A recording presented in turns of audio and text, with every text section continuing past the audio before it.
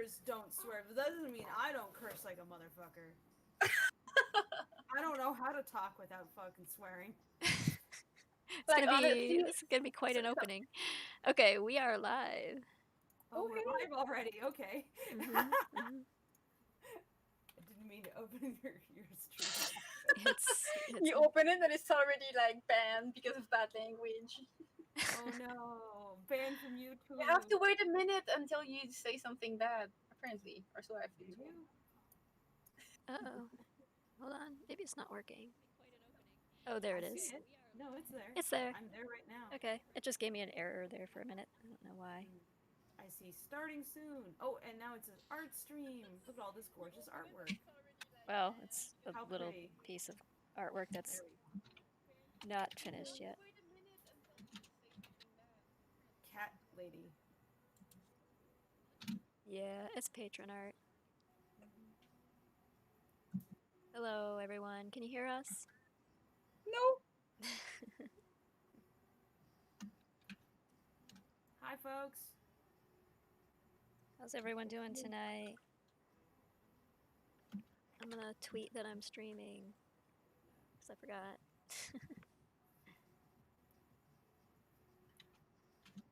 I'm just gonna be real sleepy. I'm tired, man. But I am here for you in your journey and learning clip. Yeah, I'm here too. I can judge. Or help. I mean, help, not judge. Okay, yeah. So anyway, I'm Fable. I'm the director on the short, and the other person who is in our stream chat right now is the Bird Brain, who is like the Toon Boom guru of YouTube. Cow. Thank you. I try. I also got hired to mess up on Lackadaisy, which is great. I do lots of stuff like Noodle Rocky. Oh, we love watching you work because you're so deft at it. Yeah, it's fun. I'll put it on and I'll like watch generally. Oh. Yeah. Watch the madness of Umbreon, Mordecai, and Noodle Rocky. Yeah. Like, what are you gonna draw tonight, Tracy? I'm just inking this thing that. Draw a hamburger. A hamburger? Yeah. She needs a hamburger. That would seem out of place. Where would I put it? Like on her lap. On her lap. Go. How about a cat burger? Woo! Cat burger. What, a burger with cat ears? Yeah, that's exactly what a cat burger would be. Yeah. That would actually be kind of adorable if that was a thing that existed. Like yeah, that would make for a pretty cute gimmick restaurant. They probably make those in Japan somewhere. That's what I was gonna say. I was like, I bet that exists in Japan. Well, I've never eaten it for all the times I've been in Japan, so that's great. Somebody quick, make cat buns and make a cat burger. You can go to the Owl Cafe and order a cat burger. There's a restaurant I love to go in Tokyo, and it's what is it called? It's like the Island Burger, and each burger they serve you is shaped like a freaking island, and they put a little palm tree on top of it. So like the bun is like the sand of the island. That's cute. Are they tasty or are they just cool? They're actually pretty good. Okay. Forget the name of the place, but yeah, it's like Island Burger or something. Oh, hey, Dalia. Where are you streaming, actually? YouTube. Gotta find it. She was talking about YouTube safe music. Oh, stupid me, of course.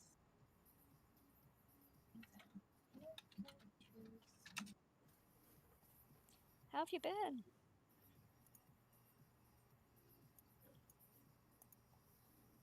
Over in Vancouver.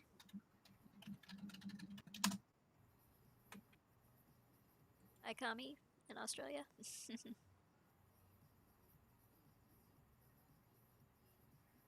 Nah, it won't raise hell. It's pretty late at night. And...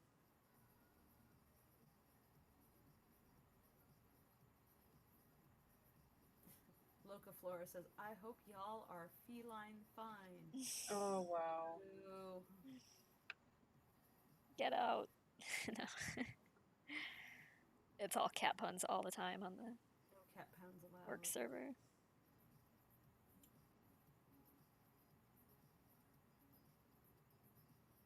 It's the only language we speak anymore. But wait, this is Photoshop. This is Photoshop. I'm gonna switch over to Clip. It's so pretty though. Wow. But I don't know how to use Clip, so I'm gonna have to have That's a why tutorial, like a live I'm tutorial. here for you. Which cat is this? This isn't one of my characters. This is a patron. Ooh. Their OC. Yeah, this. I was like, the body proportions of this look a little too close to human to be. Yeah. Well, maybe it would be like a different style Daisy or something. Different style Daisy. Damn, I love these boots. I want to go hiking with those boots. It's Hacker Daisy, I guess. It's like this character's a hacker, I guess, according to the description. You can tell by the boots. Why do they need boots? They don't even exit their house. You can always tell a hacker by their footwear. So that when they're hacking, then the electricity that emits from their fingers doesn't shock them, obviously. Oh, okay. Yeah, that's why they. So they don't static fry their motherboard. Yeah, it's all the electricity coming off of them, obviously. It's just like you're supposed to like put down a silicone mat when you're cleaning out your computer and put the pieces down so there's no shock. Yep, it's the bird brain is here. What? Who recognized me? What? Schmoopy does. Hey, Schmoopy. Hi, Schmoopy. What? I just retweeted your Wick drawings because they make me laugh. They're pretty terrible.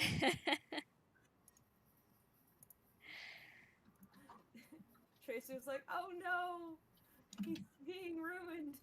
No, he's being something. I don't know what. I just no one's ever been interested in drawing him until he was suddenly like really into feet. So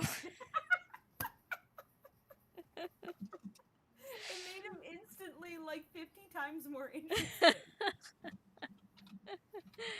Thanks, Brad.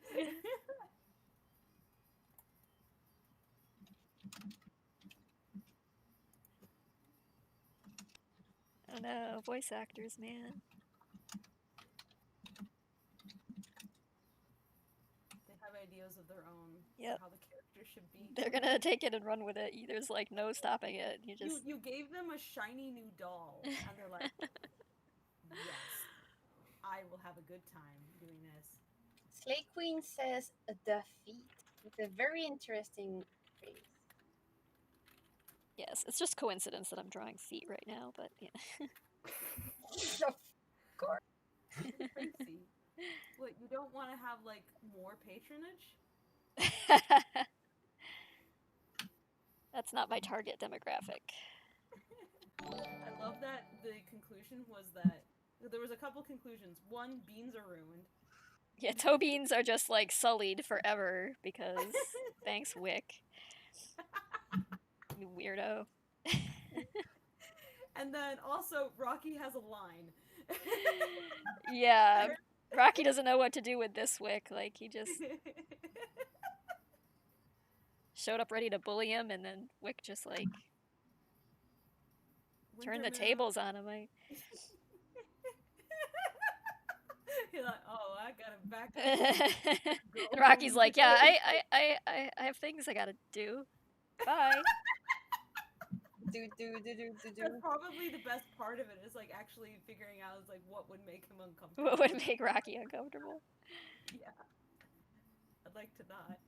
Wintermoon62 says, "Out of curiosity, are you guys planning on doing another stream/recording with Ashley?" That's up to Ashley.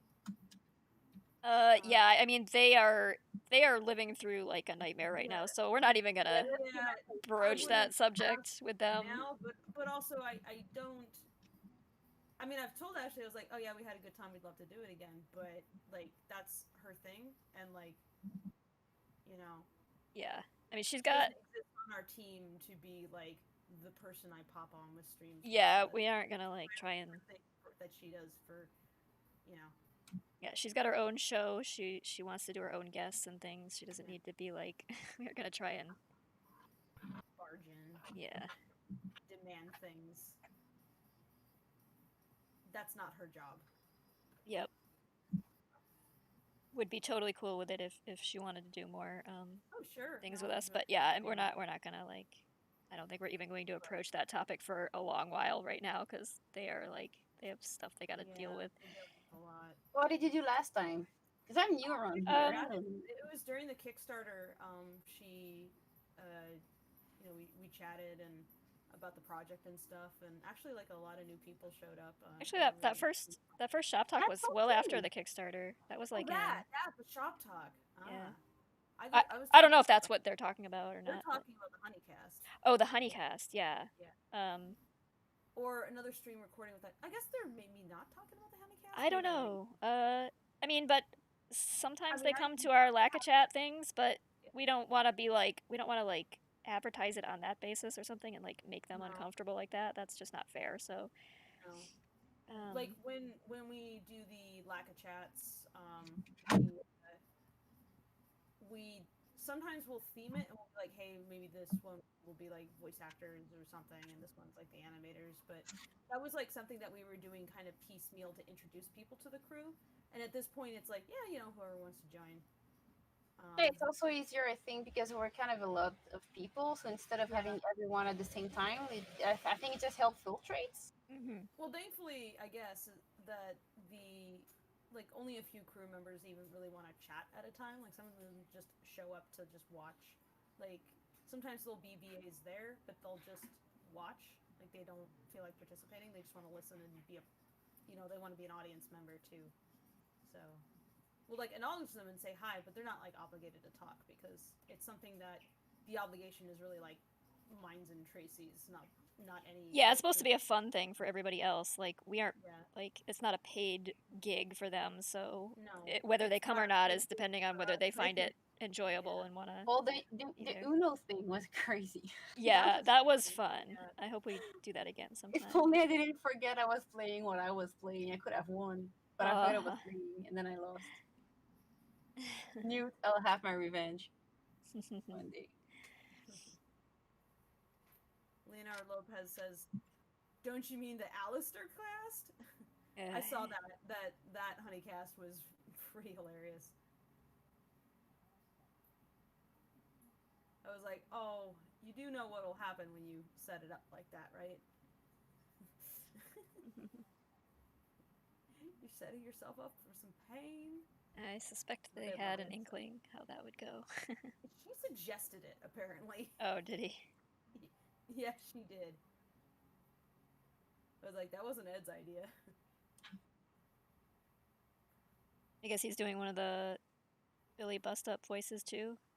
No? Is he? Yeah. Oh, Mike? No, Ed. Ed? Yeah. I don't know. Yeah, they announced it today. Oh, neat.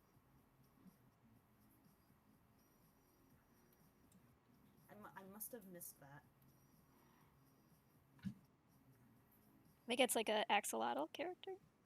Oh, that one.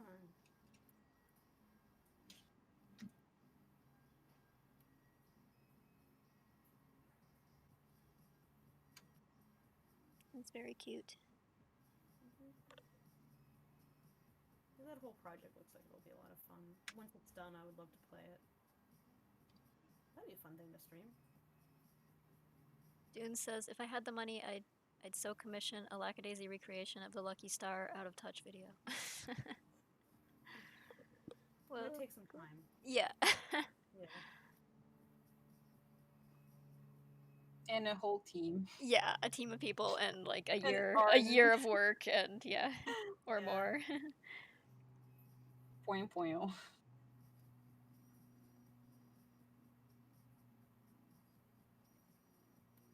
But cool idea.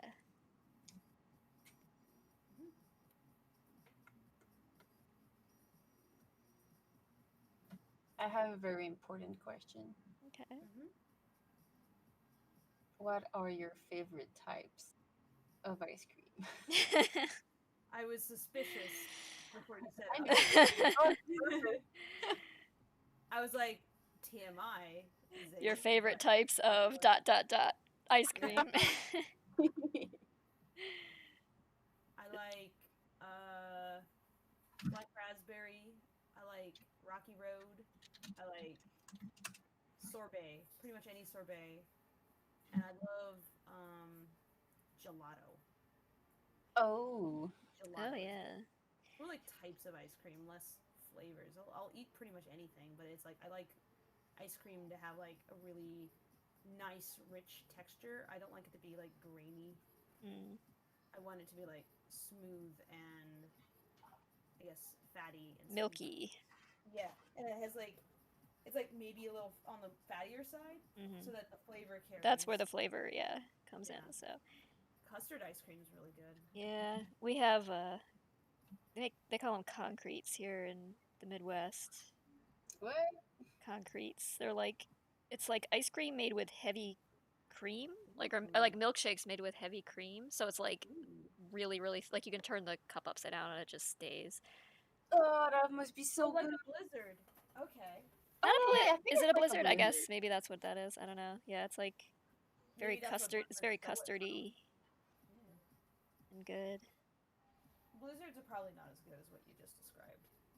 Heavy It's cream. it's much better. Like if you get it from like Ted Drew's, which is like the famous family-owned one here, it's much better than what you would get at like Dairy Queen or something. Or For sure. I Speaking so of ice hate Dairy Queen. Should I go get my some favorite flavor though is peppermint stick, but it's very hard to find. Almost no one ever has it. Is it easier to find around Christmas, I guess? Peppermint stick? Maybe. Yeah, I guess maybe like Cold Stone Creamery or something might have.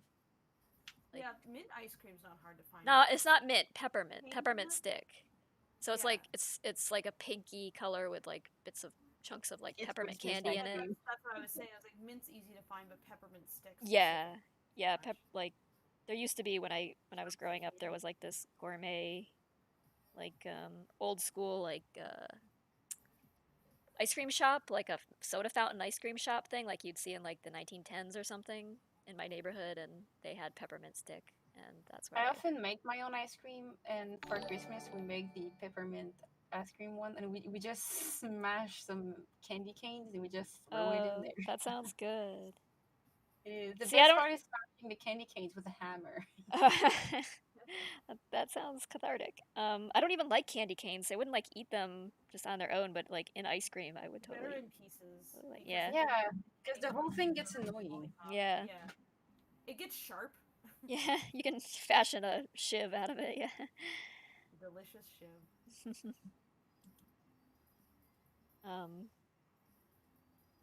For very like festive stabbings, but It'd be the holiday sequel to the murder pie. The murder pie? there's a mini comic, a Lackadaisy mini comic of I have to go read it. someone for some reason decided to task Victor and Mordecai with making some holiday food for some kind of like Christmas potluck or something. It's a very stupid premise, but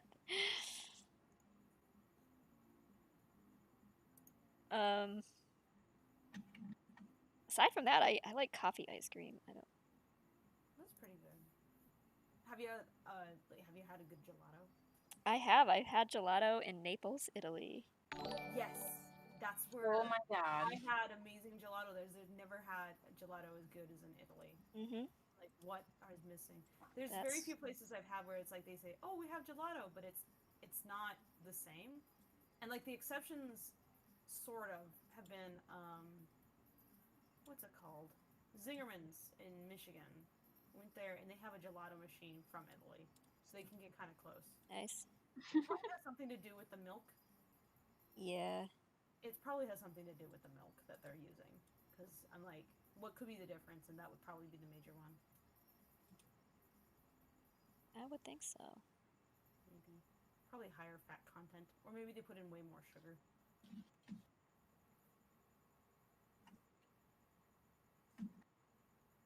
Mom Gimme Oreo says, I really want to give you a commission, Tracy?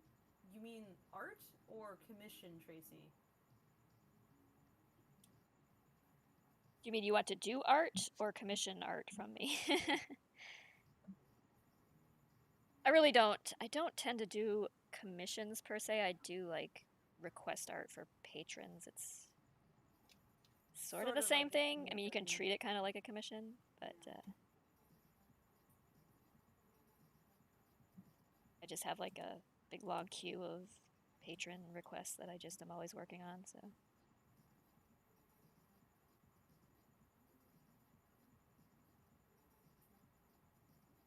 commission art from you. Yeah, if you want that, I guess go Patreon. to Tracy's Patreon, and then after a bit, that you could like make a request. But yeah, that would be the way to do it. I do private streams for them too, or I do like request drawings sometimes too. So.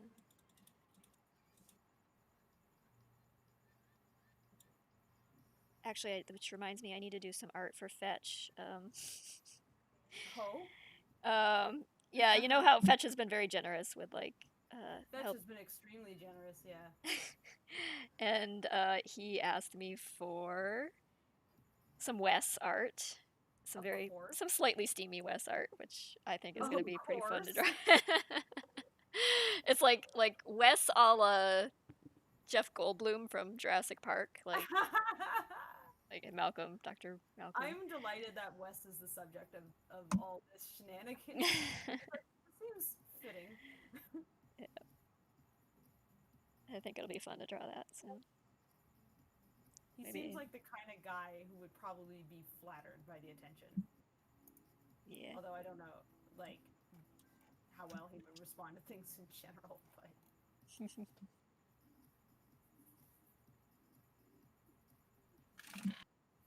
He seems like a dude who preens enough that he would be like, oh, someone's interested? Yeah. He's the kind of character who's got like something to prove, so I think, but I think like it would almost catch him off guard if someone was like complimented him. That way. Like, excuse me? What? That's not what I was going for. Well, it is. It just doesn't happen very often, so I guess.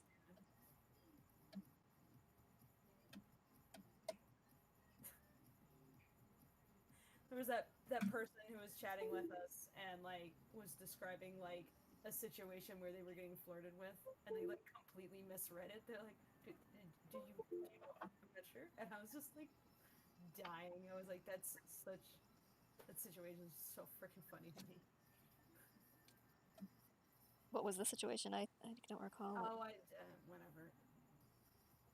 They were potentially getting flirted with, but they weren't quite sure. Oh, yeah,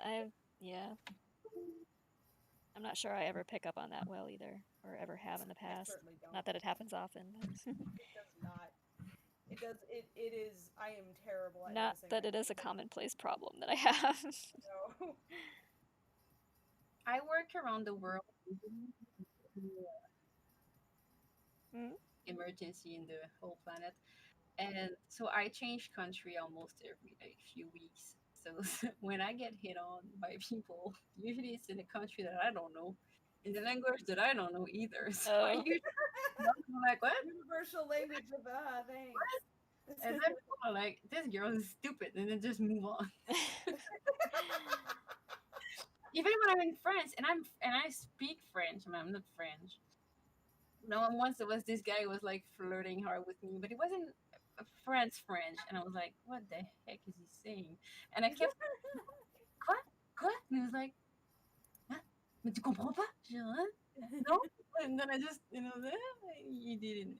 I think he wanted to invite me to drink tea, but I never got it, the message. And then when I went to my classroom, I told that to my students, and they're like, well, you're stupid. He was just inviting you to drink something. I'm like, oh well. Wasn't meant to be. The French equivalent of "let's get coffee." Well, I think it was using a really, really local terms for it. I was like, yeah. Anyway, the local equivalent of "let's get coffee." Yeah, they have weird words there.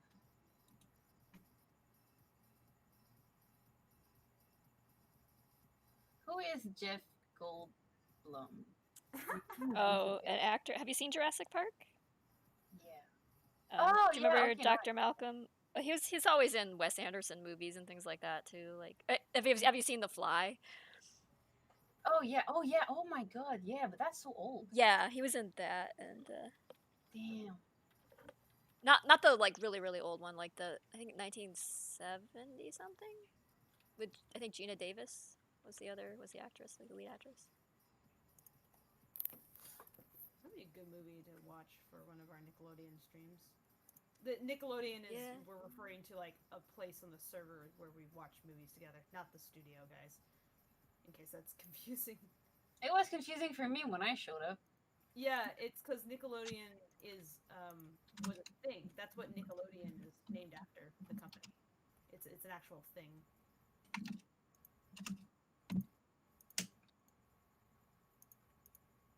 Yes, Canadian French is real, yo. No, that's a made up language. It's an imaginary language. How dare! It's definitely made up.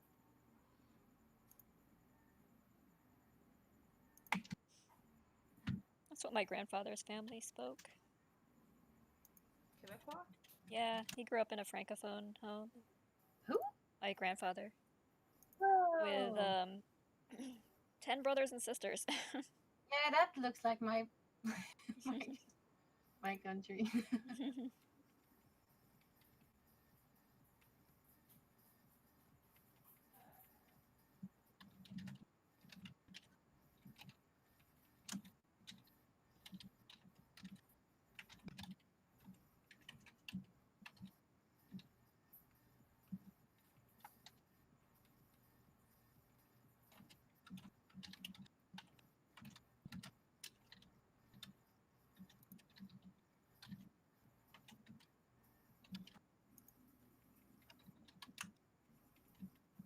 I am not accustomed to drawing shoes like this, but it's a challenge. Doing a good job. Doing better than I could. Like trying to draw all I the would be abbreviating the shit out of these the shoes. treads in like perspective is quite a thing. You got like a reference pickup? I had a reference for like the other foot, but now I'm trying to like eyeball the other one. It's not really working out, so I might need to. I think just too much of it is obscured by like the major tread form. Like you really wouldn't see that much. Either that, or you can like copy the other sole and then just skew it as like a rough reference. It I won't suppose. I think what's happening is my own pencil art is getting in the way of my. I was wondering why you stopped drawing, but I just paused the stream. Oh. You've been talking No, for a while. Still going. Oh wow. Okay, We've been yammering on. Vulcanite Claysmith says, "How do you even draw shoes? I've had so much trouble with it." I don't even know. You just do. You need to make an offering at the crossroads. That's how. Make a deal with the Papa Legba.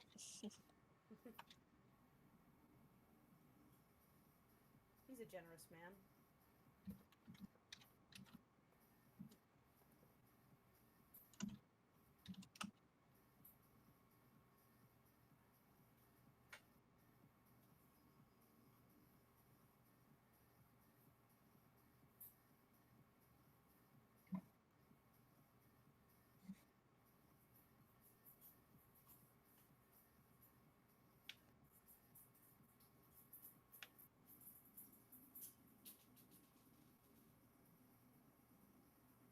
William R. asks, "Are you going to color it?" Yep, I'm gonna color it. Are those like... What are those screens around her? Is that supposed to be her social media? Not social media. I was just gonna color them like LCD displays and just light the thing with that. Like give it kind of a bunch of blue. It's just an excuse to rim light her, basically, with, with like electric blue. Yeah, rim lights. Rim light. Rim lights everywhere, all the time, even when it makes no sense. Especially when it makes no sense.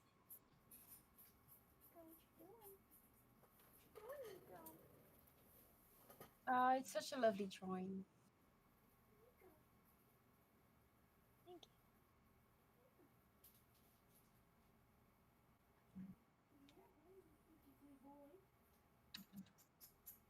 don't get a lot of requests for characters that are frequently people like want their OC done in the 1920s style, so it's kind of a nice break from something more historical.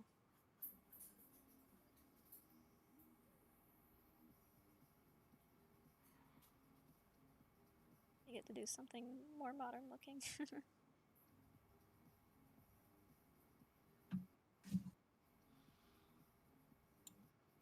Okay, so if I ever commission you, I'm not gonna ask you for the 1970 It's not that I mind doing that. It's like I enjoy it. It's just like style.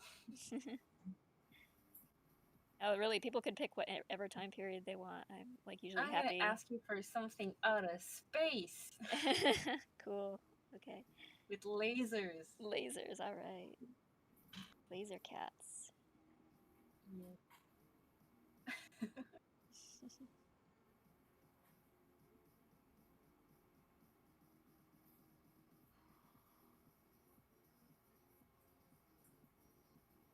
It's always I like ask you, how did you get into the 20s culture? By virtue of doing the comic, it was like I was looking for a interesting time period to set a story in, really, and I had moved into this house in this old neighborhood, this very old house, and got interested in the history of the house, and then got interested in the history of like the city at large, and found out about all the cave systems under the city that used to be used for well, for a number of things over the centuries, but largely for lagering beer and for trafficking alcohol during Prohibition. And so I was like, that's interesting. That seems like it has the makings of a story. And I was listening to like all kinds of jazz and like swing revival and stuff at the time, and all those things just kind of like coagulated into a story idea. And so from henceforth, like everything I've kind of like picked up about the 1920s and learned about the 20s has been with the interest and intent of like using that knowledge for the comic and story. So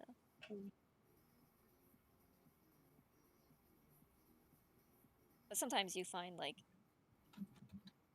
all these historical connections between things, and like everything is so much more, even like mundane things are so much more interesting than you ever thought they were, like until you have some reason to like go and look into them. It seems such a dry topic, but then you're like start looking at it from the perspective of writing a story and filling out a world with details and things, and it's suddenly very fascinating.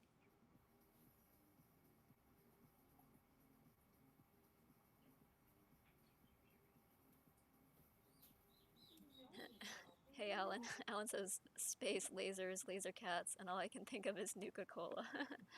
By the way, hi, it's good to be back on streams. Hey.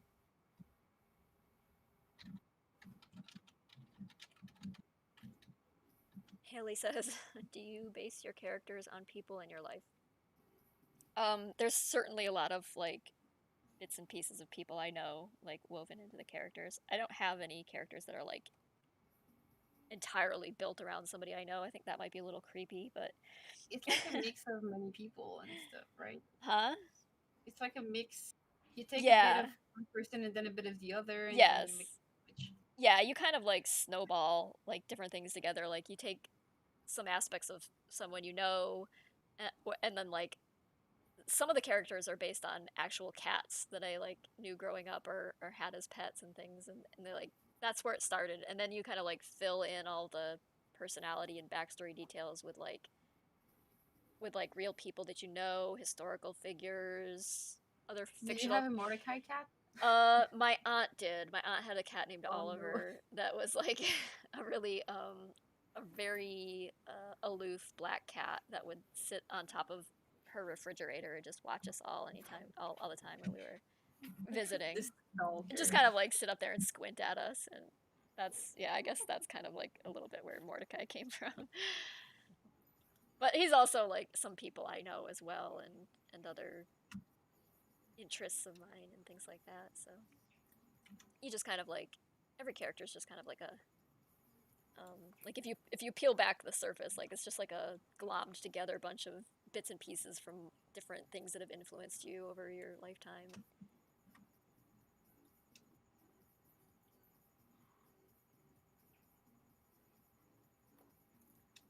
Hallie Peck says, I would love to meet Rocky in person. Actually, I I'd don't. probably be more afraid. Would you though? Not that scary. I mean, if you could spend a very limited amount of time around him, it probably would be okay, or entertaining at the least. I mean, you could convince him to jump off of a building for you pretty easily, but I appreciate how tickled you are by that. yeah, if you haven't seen Fable's comic that they posted today, check it out. Go look at their Twitter or my Twitter. It's pretty funny.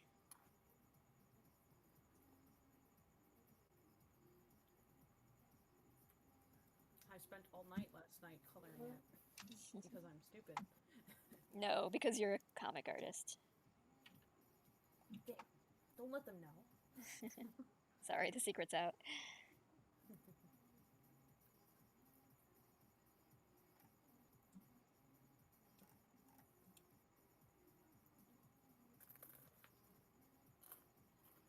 I was doing so good pacing myself on that one too.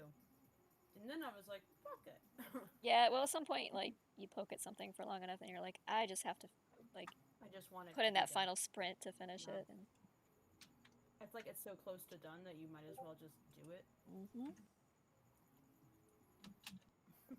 Every comic page I do is like that. There's always like this like excruciating marathon at the end to finish it, and it frequently takes me like a couple of all-nighters in a row to get there. Mom Gimme Oreo says, I'll probably teach Rocky a lesson on not being dumb, LMAO. It's gonna take more than If he hasn't learned by now, I mean, he's just got a thick skull. Where pitching himself off the building that many times might tenderize it enough. And maybe something gets through. Maybe something will get through. Man, I'm dizzy now. Wonder why.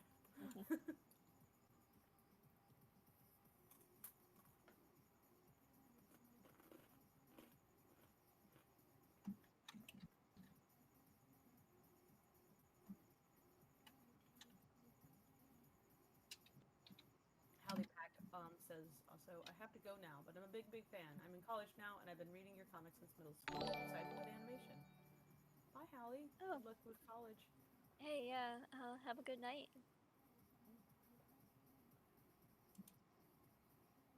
I'm really honored you've been following it that long.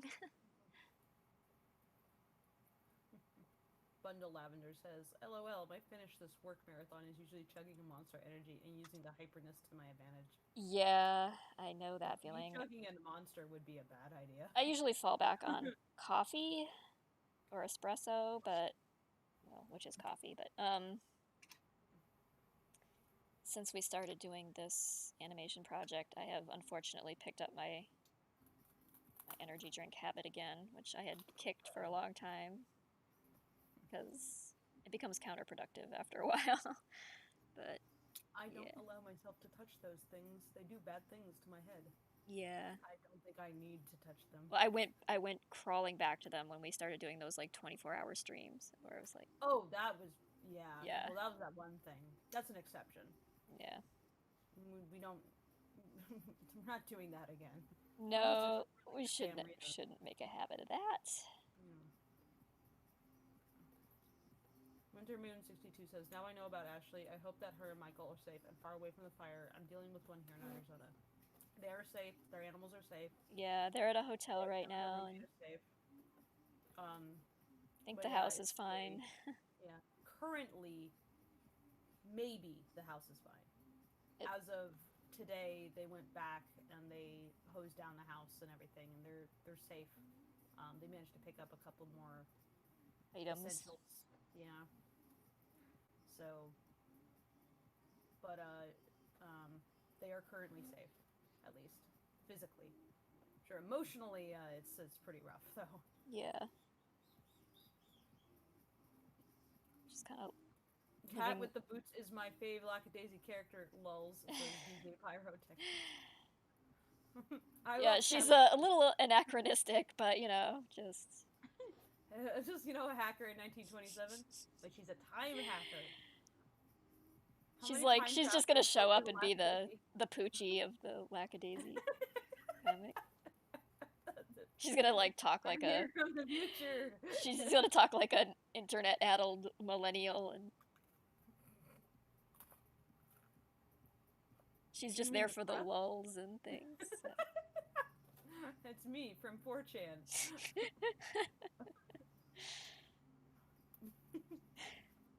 Cat with boots. Let me tell you about the corona. She's a K-pop stan. She just keeps shoving fan cams in all their faces. This is how Wick found out about trying to get them to sign up for her OnlyFans, yeah.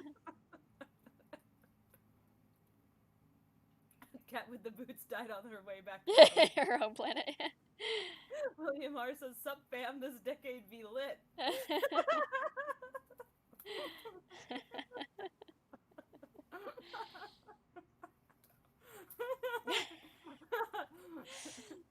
Make a pretty hilarious, no, the Lackadaisy really is. If I had time for April Fool's comics, I would do that kind of shit. Do your version of 2020 Lackadaisy. Mm-hmm. It's like I've speculated on what I imagine would be going on, but I just like the idea of Rocky walking around and flicking through a smartphone and drinking boba. I don't know why that amuses me.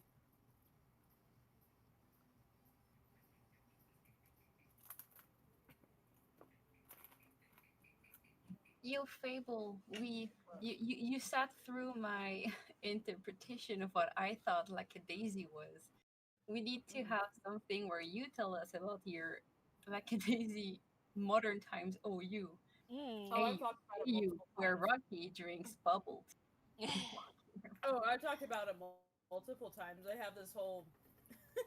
You drew him once actually during one of those streams. Yeah, I did. It was during Rocky Day during the Kickstarter. Someone was like, "Rocky, but he's in comfortable clothing," and I was like, "I don't know what comfortable clothing he would wear. It's like, what's more comfortable than him just wearing his normal shirt?"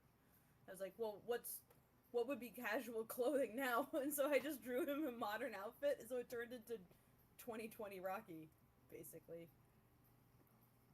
He's medicated. So just wearing, he's medicated. He vapes. He's drinking a boba. He has a backpack with all these kind of just fun tchotchkes he pulled off that he got off the internet, and I don't know, planning his next YouTube prank. And there's dynamite in his backpack.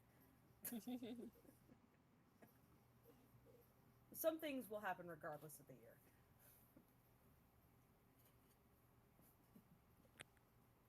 This is a Rocky who has experienced medication.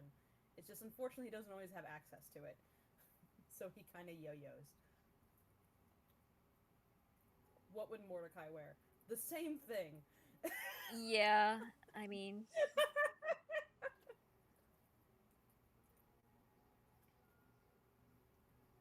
The suit might be tailored a bit differently because it'd be a modern cut, but it'd be pretty much the same thing.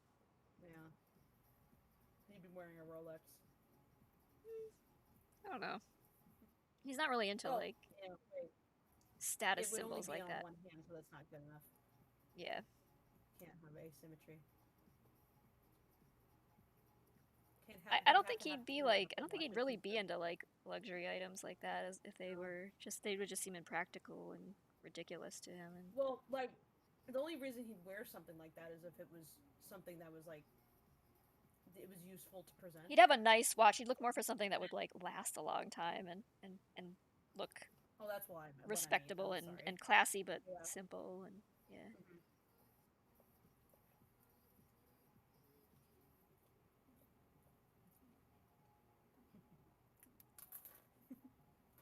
Schmoopy says still wearing garter socks in 2020. Yeah, probably. Probably. Well, I mean, it was before they really had elastic, like, waistbands and sock bands and things, so. You don't want your socks piling up around your ankles. Elijah Redden says Mordecai G-Shock. Willie Marr says Rocky would have the Supreme Crowbar that they sold. What's that? What's Supreme Crowbar?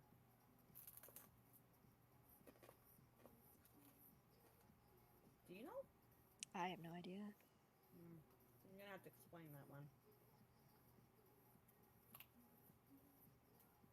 Wait, is it a crowbar but just like branded as Supreme?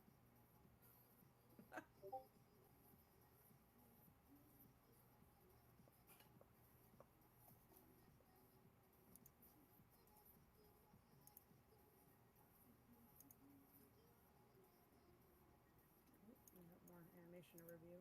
But you want There we go. to take over driving back there? No. Especially now that you're alleviated. Oh, that doesn't look right. But you want to take over driving back there? No. Especially now that you're alleviated.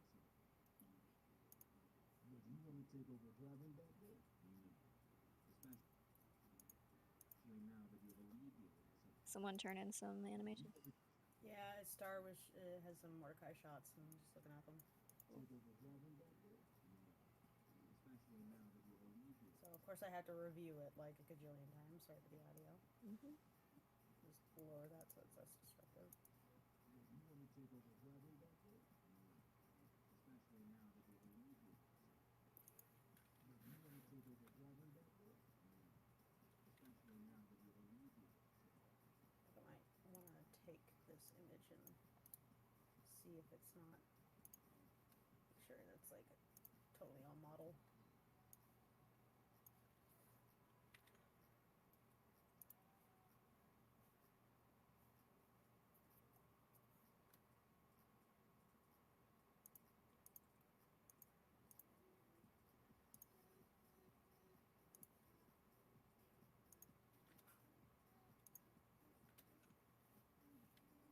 Take over.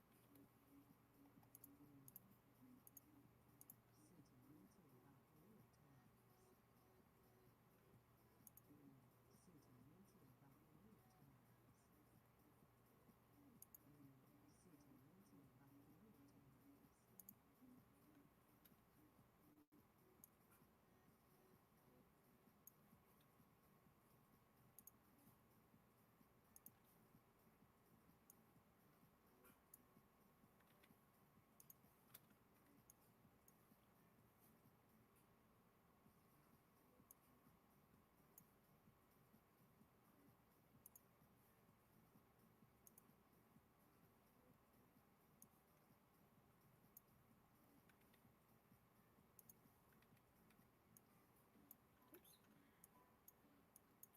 Eat the rest of this pizza and come at this with some notes.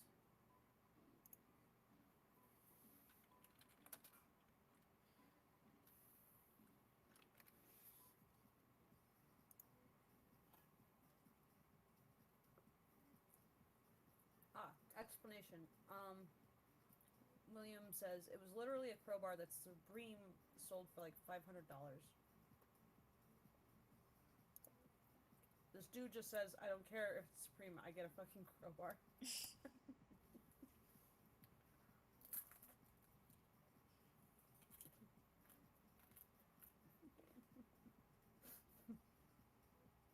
I don't know who would have handed Rocky a $500 crowbar, though.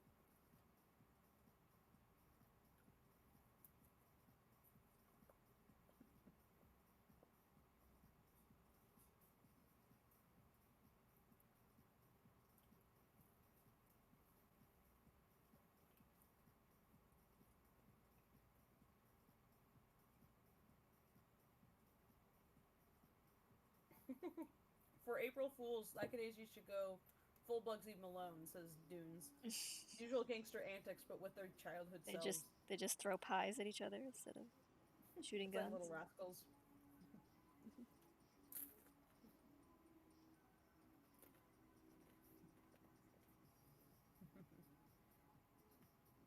Or it's Lackadaisy, but actually it's just like the Lackadaisy is just the couch. It's just a nice looking couch. And there's just all these actual. Well, that's the version where they're all just cats, like actual cats, fighting over a couch. This is what was happening the entire time. Fighting over catnip toys. It was all just a metaphor for cats. Territorial cats.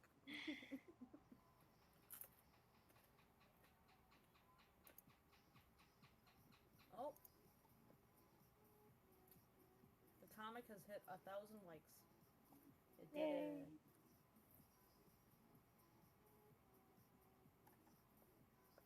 It deserves it. Oh. Deserves more than that, really, but what are you gonna do? It's Twitter. Well, internet, fix that. Yeah. Come on, YouTube. Get rid of Get that. more likes. Chop, chop. Make me famous. What's been taking you so long, audience? I want my Emmy.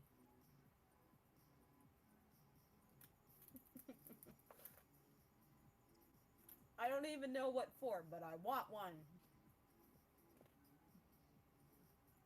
You know, you realize you have to like googly eyes. They have to like campaign for that shit, like campaign for votes for like Emmys and Oscars and things. Like tell the internet to vote for you. It's fine. It works all the time in politics. Yeah, it's a nightmare to get those. Yeah, it sounds awful. Like, and it's so it takes away any sense that it's like a merit-based thing. It's just who can send the most gift bags. Yeah, the company to I work for, they went for one once, and then we're like, oh my god, never again. Yeah.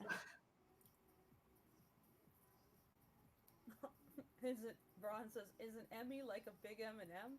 Dude, I wish. Can you imagine if you win an Emmy and you get like just a giant M&M? It's an Emmy.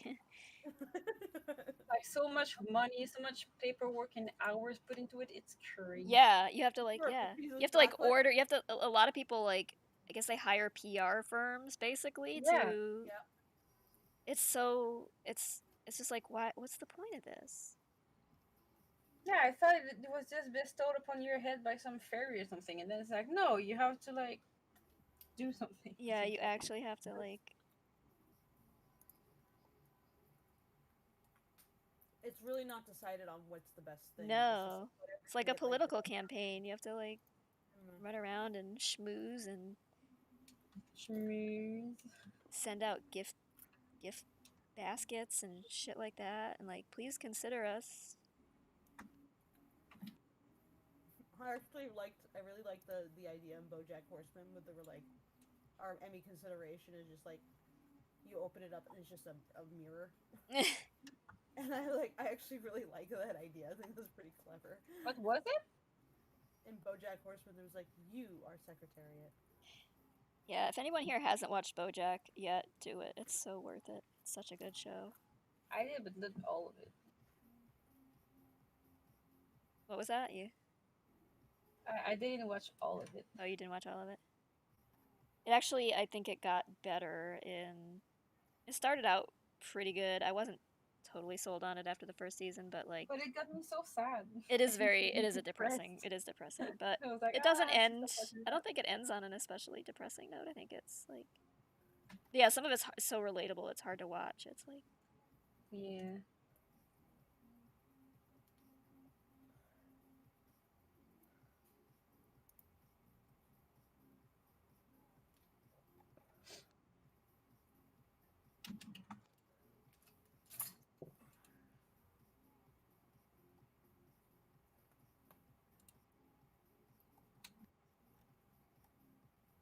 I should really be doing this part in Clip Studio. I need to get over my aversion of new software.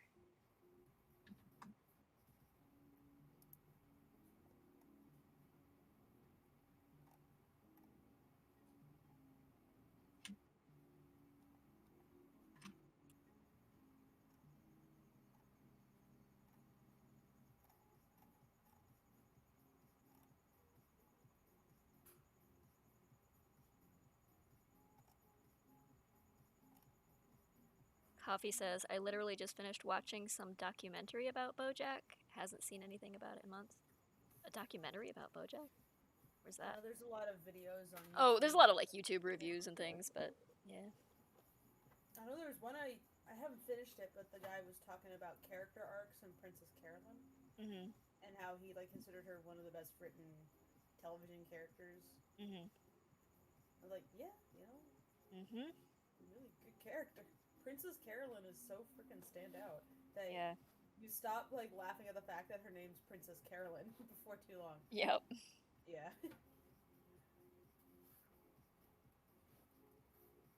Well, it just adds all that much more charm to it that Yeah. it plays that silly animal thing so straight faced. Yeah.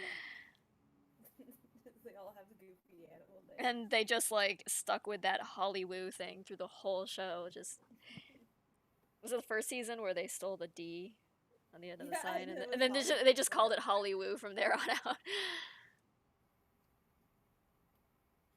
I love that because it's actually a reference to a real thing that happened, sort of. Well, I know the Hollywood Land thing. Yeah, and then people just started calling it Hollywood. Yeah. Like, just adapt to whatever. Doesn't matter. Yeah. I feel like that is what would happen, though, if someone stole the D and it was just Hollywood now. They would do that. Every so often, someone, of course, blocks out parts of the O, and so it says Hollyweed. Oh, really? Yes, and that's the lulls of the day, usually for April Fools. So clever. It's so clever. It makes me laugh because it's so stupid.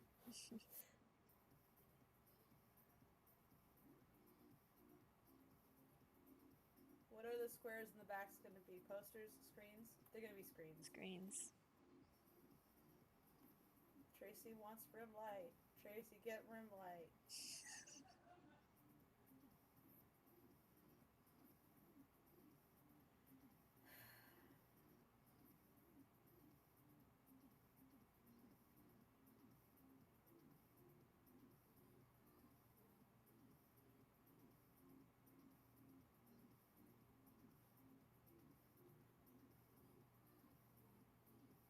Looks like it's almost done. So it's just going to get the color now? Yeah, I'm going to flat color it, and then I don't know what exactly, but we'll figure it out as I go. Throw a texture on it. Throw a texture on it. Burn and dodge, Tracy. Yeah. Shade with black. Yeah, I don't want to.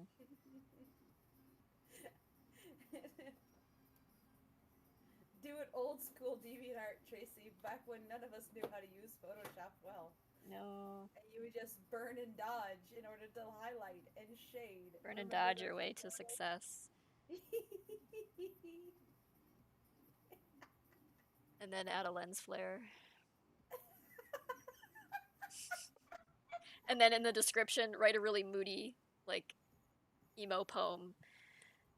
Oh yeah, it's actually lyrics pulled from your favorite. But it's actually lyrics from a song, but don't even bother crediting the song, just like write it like you wrote it. Dedicated to my girl.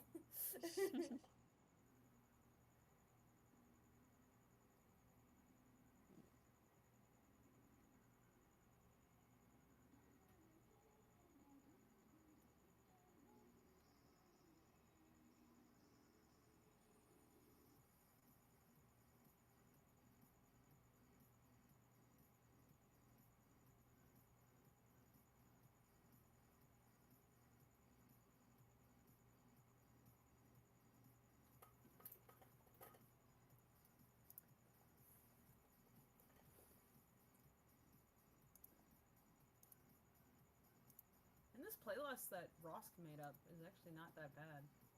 Like, this is a nice beat. Could work to this, I guess. Cool. I gotta figure out if there's more stream safe music. Like, there's gotta be more variety.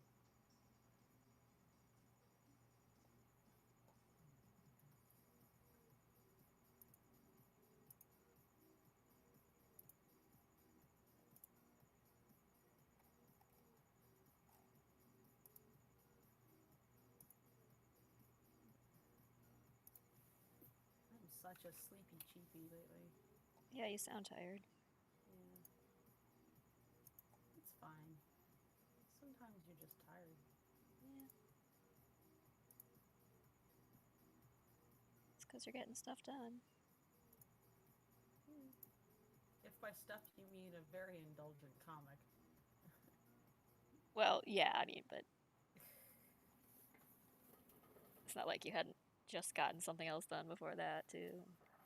Yeah, that's true. I've been very busy. I just wanted to do... I was like, I just feel like doing a comic. I haven't done a comic in a while. I just want to throw Rocky off a building. That's all. Who doesn't?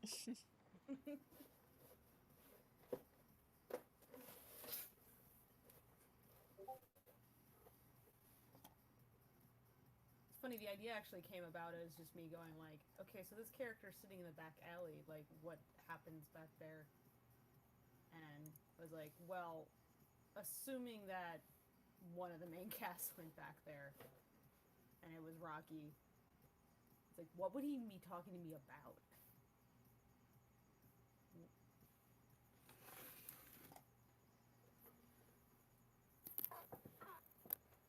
And that just spawned a whole thought, and I couldn't leave it alone. It's like, ah, fuck, I got sucked into a story of my own making. Damn it.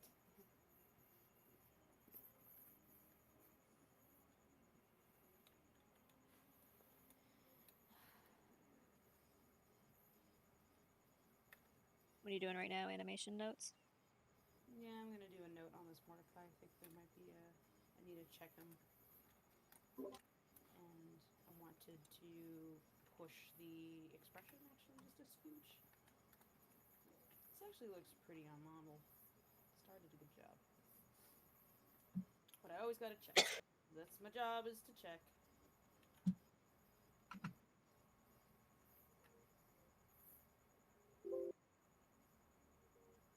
Yeah, looks like I they're need to sleep, kept pretty close. so I'll be seeing you. Okay. Good night. Bye. Enjoy your sleep. Thank Sleep you. well. Enjoy your drawing. Have a very nice night. Thanks. See you, people. Bye. Bye. Okay,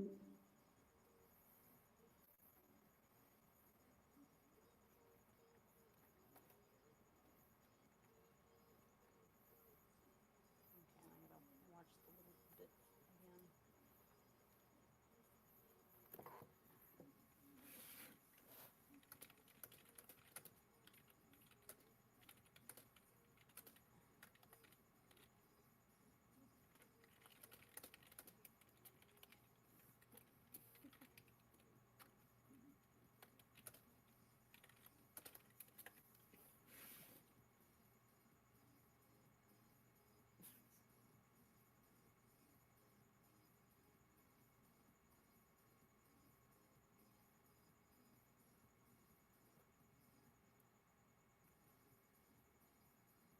Bye, Schmoopy.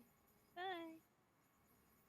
Chloe Dove asks, who's your least favorite character to draw and why? And what do you like more, line art or coloring?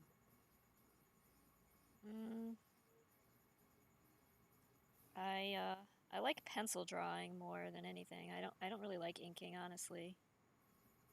Even though that's what I'm doing right now. I tend toward going more directly into the rendering and just kind of like treating any line cleanup as an afterthought. That's why I was like, I don't know, I'm going to draw sketchy, and that's going to be the line work. When it's digital, at least. When it's physical media, like, inking is fine. Like, I enjoy it plenty. I don't know what it is there. I think it's just like, I enjoy the texture of it. But there's no difference in texture when you're working digitally, so. I mean, there could be if you, like, set up the nibs a certain way, but I haven't, so. I guess I should consider it. My least favorite to draw? I don't know. I don't really have one that I don't enjoy drawing. I mean, there are days where I fucking can't draw because sometimes you just have an off day and it's just like nothing comes out right, and then you just hate drawing anything. But I tend to design them with the intent of making them fun for me to return to and draw many times, because when you're doing a comic, you know you're going to like have to draw that character from many different angles and many different poses with many different expressions over and over and over again. So you better like it.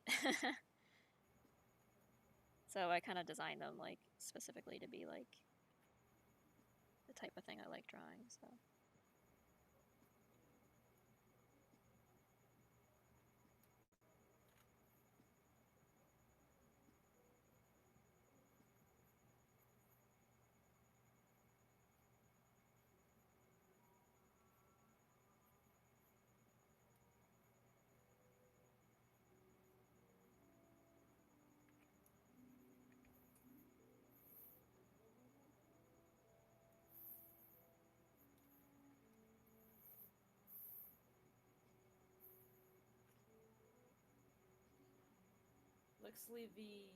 Lixd asks, I love your way of drawing human Mordecai. oh, thanks. Yeah, he's sexy. He looks good.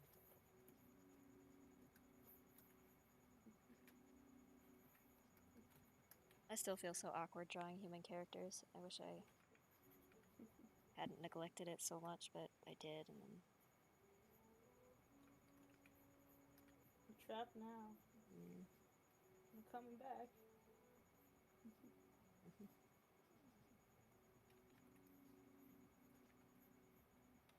It's fun. I like them more as cats. Yeah, I think I do too. They, I think if the comic had been human characters, like, the tone would have felt really weird. Like, if it was that same mix of... Oh, it would have had to be more stylized people. That's for Yeah, sure. Freckle would have been really off-putting as, like, not a cat, I think. I think Mordecai wouldn't have been as interesting a character if he wasn't a cat. Because there's so many like little things that you can add to the character like that when he's betrayed by a tail and ears. Yeah. Like as a human, you don't have that, so he would just. Yeah, he's got all this stuff that gives him away, like. Plus, also when he's chasing after the spider, and then he can't do the kitty paws. Do the kitty pose, going like pounce. That's less cute. If you actually make a guy do that, it's like weird. It's like what is he doing?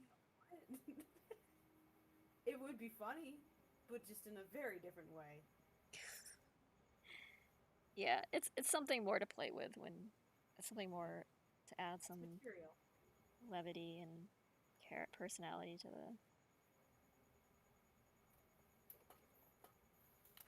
But I've had people like lament to me like, oh, if they weren't cats, I'd be into this comic. I'm like, sorry. I'm so sorry, but my interests don't coincide with yours. Yeah, sorry I didn't ring you up I'm beforehand. Cats are a huge barrier. As you know, human beings can't stand stories about animals. Yeah, like that's never been like attempted before. Animals as allegory for humans. Animals. What? Those were invented in we haven't been doing that for centuries. Yeah. Millennia. Literally the entirety of human history. Mm. Nope.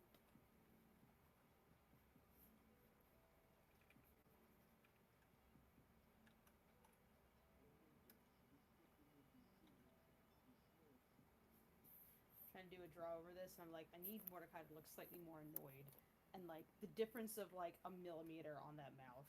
Mm.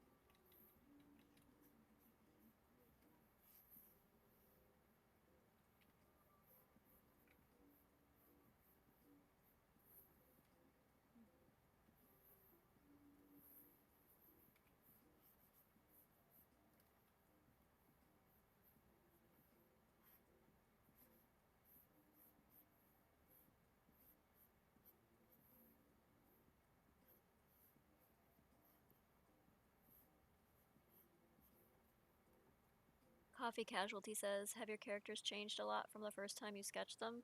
Oh yeah, like both in appearance and in personality, they've definitely like evolved over time. I used to draw old versions of Rocky and Mitzi in my like school notebooks when I was in junior high or middle school. They looked very different and they really had no context. They were just like random cat characters based on pet cats that I had. And they looked very Looney Tunes like, I guess.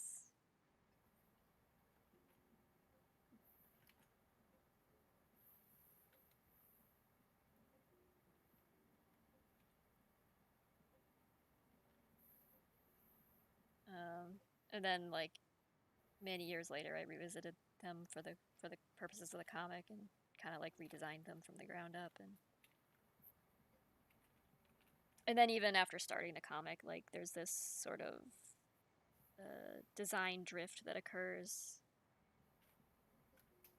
As you become more comfortable drawing them, and you get into a rhythm of drawing them, and Yeah, the early versions of them for the yeah, they comic look real awkward to me. so different. It's like Rocky's not tall or a noodle. No, all the characters are much more like their proportions changed a bit over time. Yeah, they were much more squished down.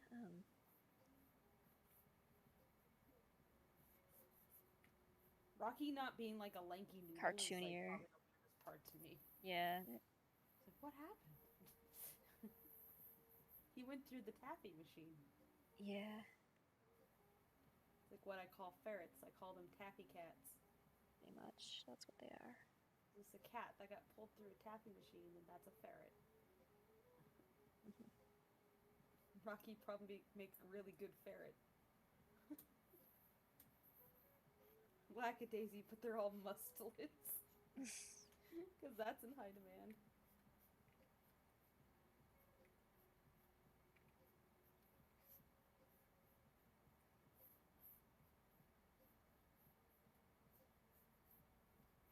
Gangsters that are all like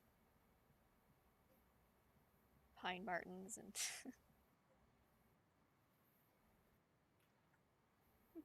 Wolverines. The freckle would be an otter.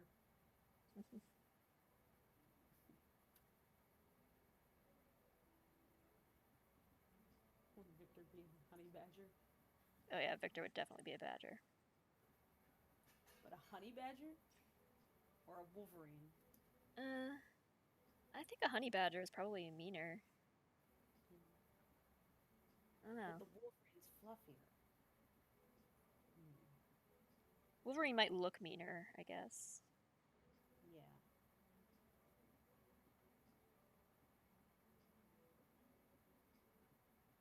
Seraphine's totally an ermine.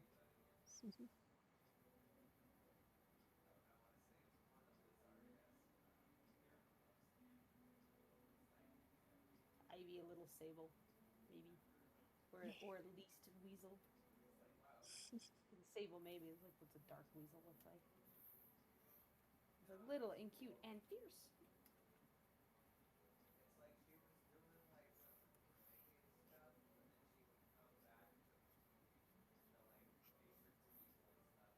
Have you ever seen a Fisher cat? They're like, Oh yeah. Those are if you grew up in New England, you must know about those, I guess. Well, yeah, I mean, I know about them. I never saw them in my backyard, though. It's not like I had a lot of porcupines. I don't think we ever saw them, but we certainly, there were always stories of them like stealing, like offing local pets, and you'd hear them screaming at night. Yeah. Like they were creepy. Because they sound like people when they... They're really cute. They are. Maybe They... Yeah, they're just like... Oh, it's adorable. Oh, it screams. Yeah, it's adorable, but it's like a ferocious chihuahua eater. Yeah. Maybe Wick would be the otter then. It's just charming throughout. There's no Yeah, I could see Wick being an otter. They're just kind of like affable.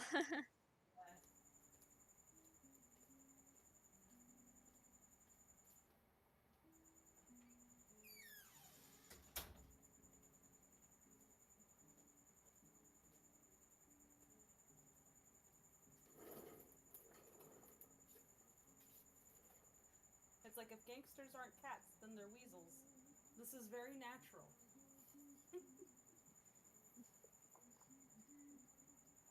It's like the only way to get a noodle ear Rocky is if he was a ferret.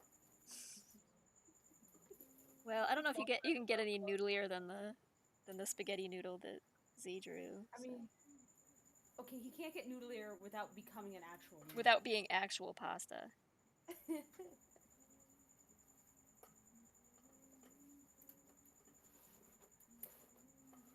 Wolverine crack bones and eat the inside. Honey badgers and eat black mamba and other snakes, says Chloe. Dope. I feel like Wolverine would be more appropriate for Victor. Maybe. Cold weather animal. Yeah, I suppose, yeah.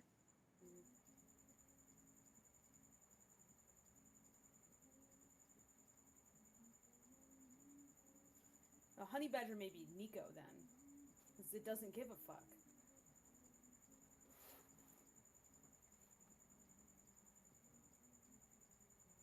Although Nico's not mean, but I'm thinking about don't give a fuck, like, I'm just casual. Whatever. It don't affect me.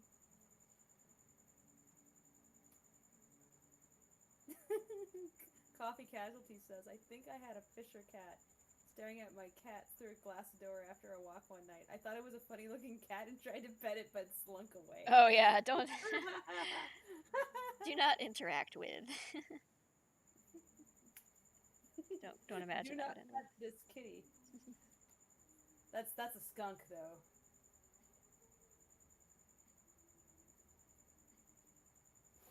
Maybe it sounds mean, but like a white skunk, maybe that would be like Mitzi. Not a white skunk, like a blonde skunk, excuse me. Yeah, big flashy tail. Yeah. All weasels smell. Skunks just happen to be known for it. Yeah. And I don't know why foxes don't have a reputation for being smelly, but they stink. Yeah. They actually are kind of up there with skunks. Yeah, pretty much just as strong a smell, I think. They just don't spray defensively. They do it territorially, right? So they don't have like a defensive, like if you get near them they'll spray you. They just mark their territory with it, but it's just as strong a smell.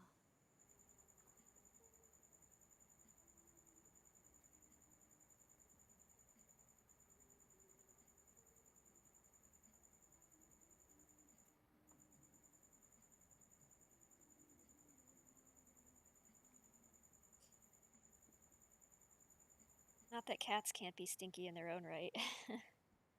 Well, what would Zib be? Because he's always something that is counter to whatever he's supposed to be. Like, what's a weasel but not a meerkat? Would he be a mongoose? A mongoose. Like, wait a second. Meerkat has stripes, but they're kind of nervous energy. A mongoose maybe instead. Raccoon would be too active, Depends on the raccoon. I suppose, but Yeah, that's not a weasel. they're too destructive. They're too like just like to show up. It's just a lizard. It's just a lizard. He's like slinky and lanky, but no one noticed he doesn't. He's just somehow no one noticed he's actually a lizard.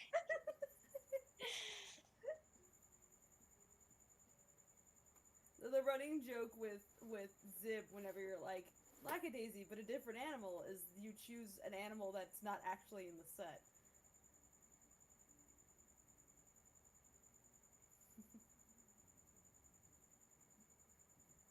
Like we were discussing Lackadaisy, but they're birds, and Zib was a bat.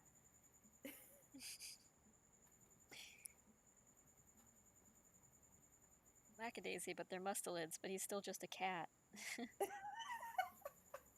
He's no different whatsoever. We determined that his persona is just as an actual cat.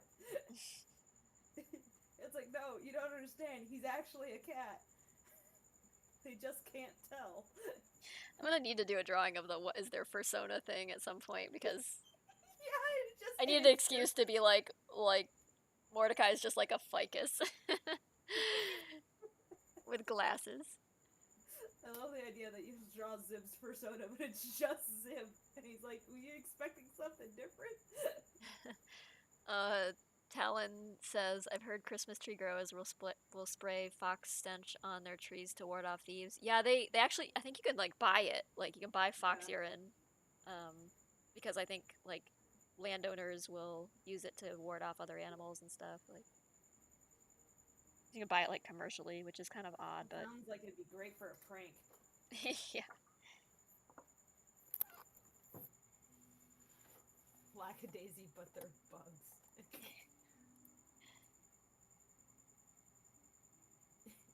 Stick bug. Stick bug, I hate stick bug. Why is that funny? Get stick bug. Why is it funny? I don't know. Because we've all been shut indoors for too long. We're losing it.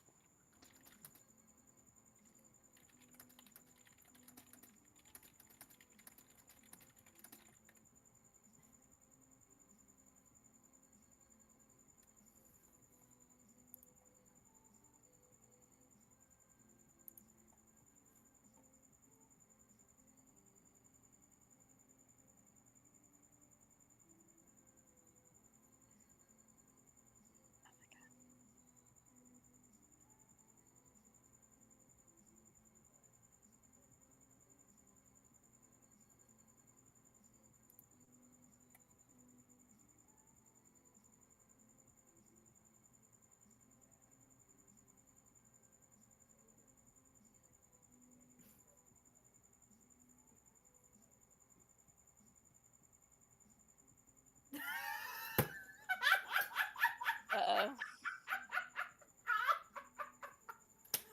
Oh my, good to know your sense of humor hasn't burnt up too. In dumb beams. Uh-huh.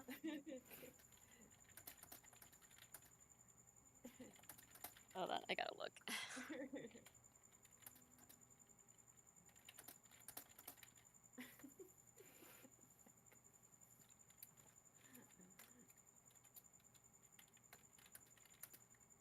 Oh no.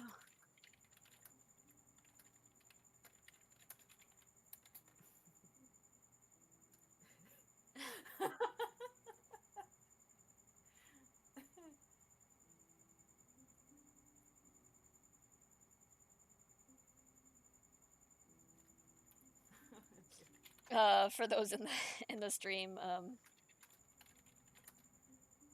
Mike just showed up and posted this in our project server. He's like, "This is my life right now." Old Rocky art.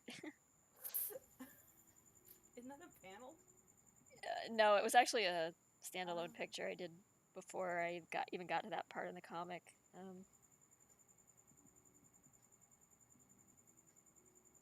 guess it was kind of a spoiler. Long just time became ago. Permanently associated with fire after that. Mm-hmm. Well, I mean, yeah.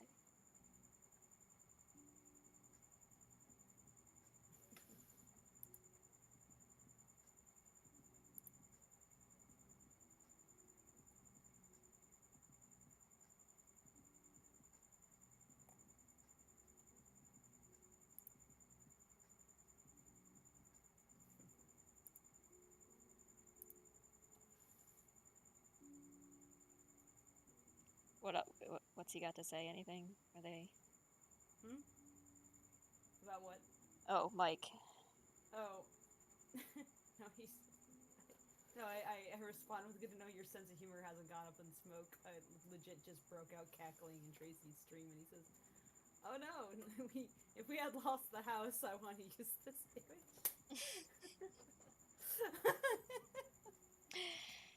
Oh.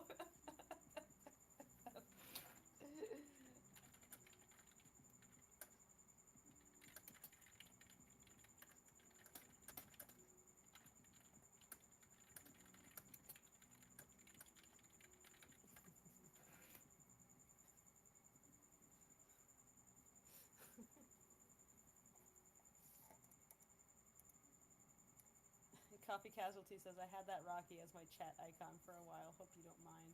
No, of course not. I'm honored. Sometimes it's cool if you can spot your art out in the wild. In a good way. Not in a, hey, we stole your artwork and put it on some fireworks. Oh, yeah, that. I saw that in a shop. I was like, huh?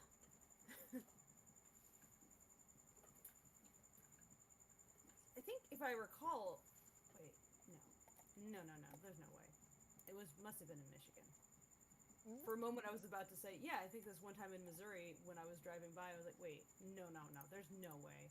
Oh, well, I mean, that company distributed all over the place, so it could have been Missouri. I was just thinking of, it's like, I think I saw them out in the wild at a dollar store when I was visiting Ash back when she lived in Missouri. Different Ash guys. Mitzi Ash, not the Ashley, Honeycast Ashley. Just too many Ashleys. Yeah, and I recall, I think, if I can recall the memory correctly, I think I recalled spotting those fireworks out in the wild. I was like, somehow, I don't think this is legit. No. Yeah, I know people were from all over were sending me photos like, is this for real? Or like, oh, hey, it's so cool that your artwork is on fireworks. I'm like, no, it's not. It's very on brand, but you didn't make anything Yeah, off of it. no, they just stole my art.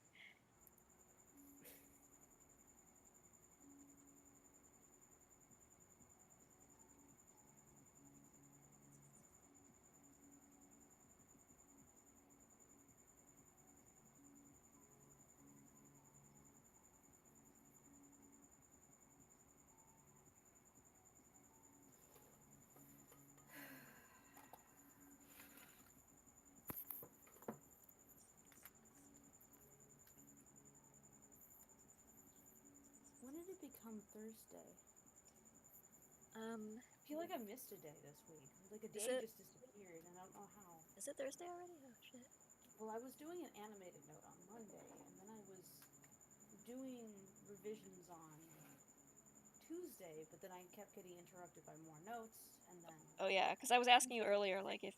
And then I managed to get through most of my revision notes. I only really have, like, one more thing technically 2 more things I had left to address, but for some reason, like, just drawing just felt like I was sitting there and I was like, I want to draw a stick figure cat. My brain was like, no, I'm tired. It takes effort to open your eyes. We have a design meeting tomorrow then, right? Do we? It's Friday, right? So. Yeah.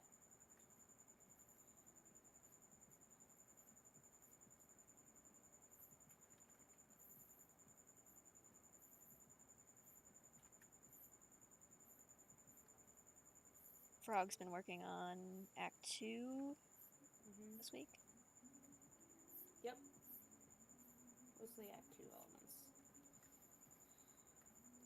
Came up with a good kind of looping textured background for Shaw. Yeah, I saw the thing with Freckle on the door. That looked great. Yeah, that was really cool. I was like, perfect. Super blurry. Barely can tell what's going on. Exactly what I wanted. I'm not being disingenuous. I mean, I'm being serious. Like, I really didn't want the backgrounds for Act 2 to be that predominant. Yeah. There's so much action that you have to... Yeah, the like, action needs to dominate. It shouldn't distract from it. Yeah.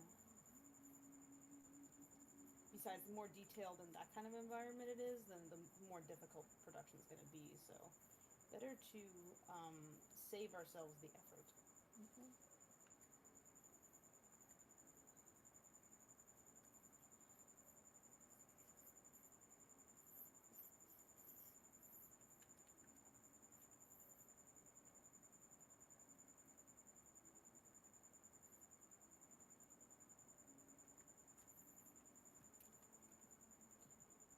Man, that mouse is really bold.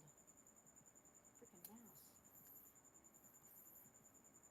Tracy, can I borrow Mordecai? I need to have a mouse problem.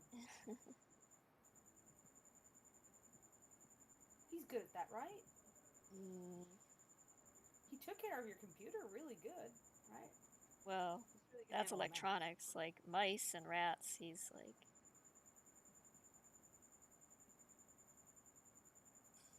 Might just climb up on the table and be like, no. I'm not. It's fine, he has a gun. He can take care of it that way. And just stand there and like shoot up your studio. And... Just aim away from the computer, please. This one is not out of commission.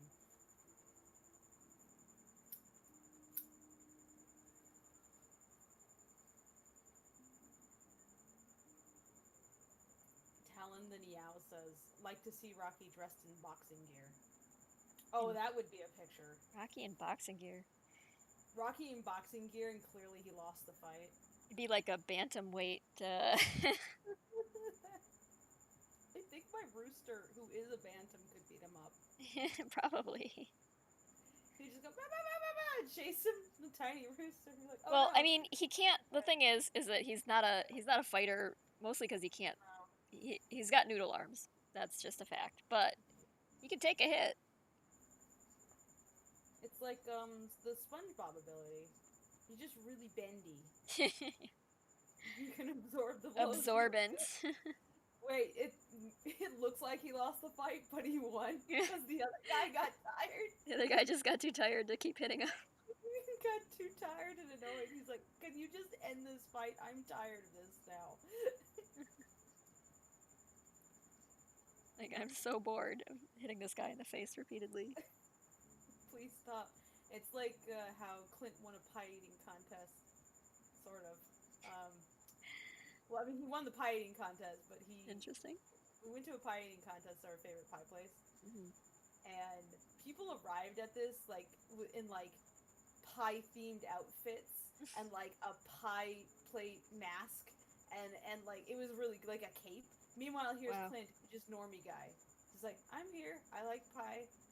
Everybody sits down to consume the pie. They're all given, like, a cream pie and told whoever eats it all first wins. Clint just started chowing down on the pie, and everybody started, like, eating it. But, you know, very quickly, it's a cream custard pie, so you get kind of full of it really fast. Mm-hmm. They get sick of it. Mm-hmm. And over time, like, the audience goes from not paying any attention to Clint to starting to cheer him on because he's the only guy left eating. Like, all the other contestants stopped eating and just watched him eat instead because they could not stand to eat more pie. So they started rooting for him to win just to save him from this manufactured hell. He won. He ate all the pie. Wow. He didn't even throw up immediately. Good for him. The entire pie. They called him the Beard. Because of his beard. It was covered in pie.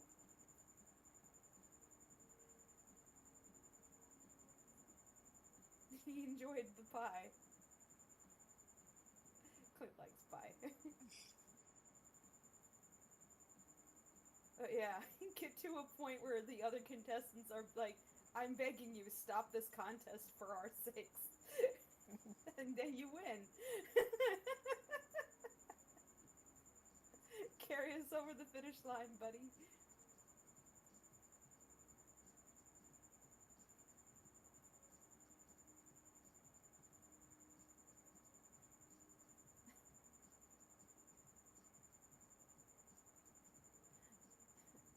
Kirasu Maria says, oh no, my poor baby kitty is getting punched several times.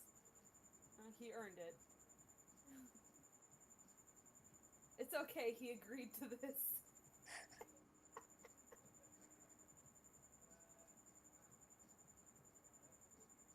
I mean, he didn't know what he was getting into, but he agreed to it.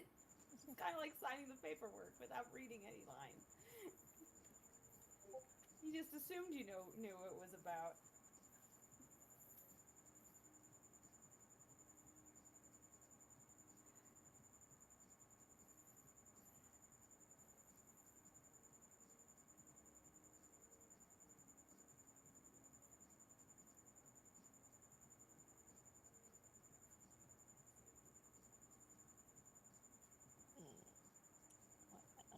should be. Dorian says Rocky probably wanted a friendly spar with Victor. That immediately and obviously went very south.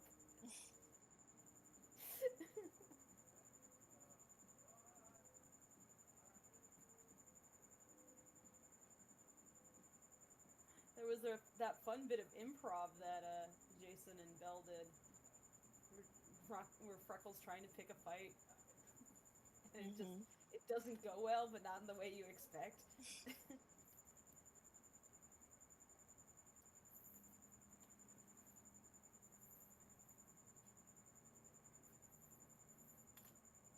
Mostly because Victor won't take the bait. I have no reason to punch you.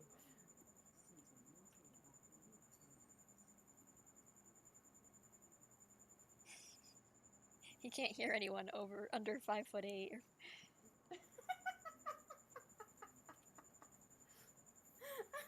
They're too far away. Is that the line he uses on Ivy too?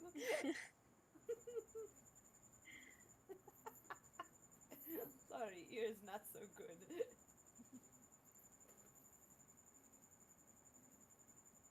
It's just a squeaky noise that doesn't really mean It's too high pitched. Distant. For him to hear. He can't hear in those frequencies. It's a distant squeaking.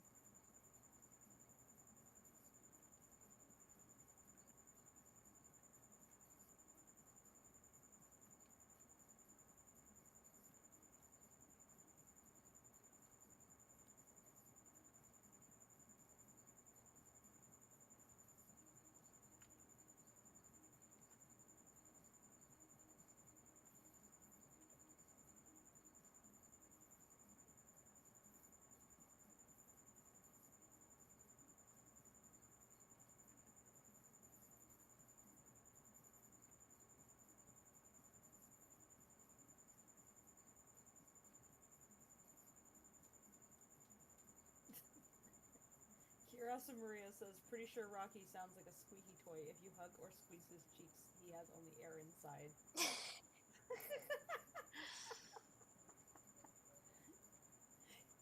Victor tries to crush him, he just goes,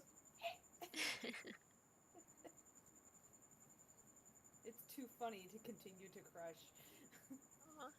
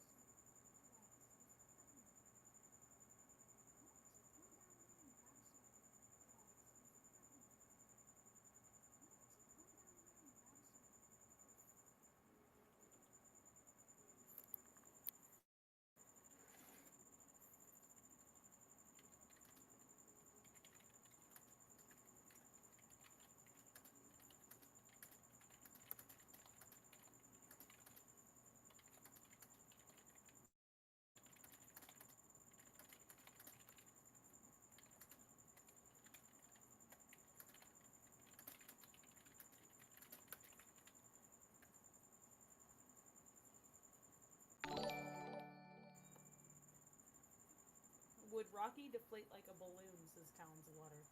Well, he is full of hot air.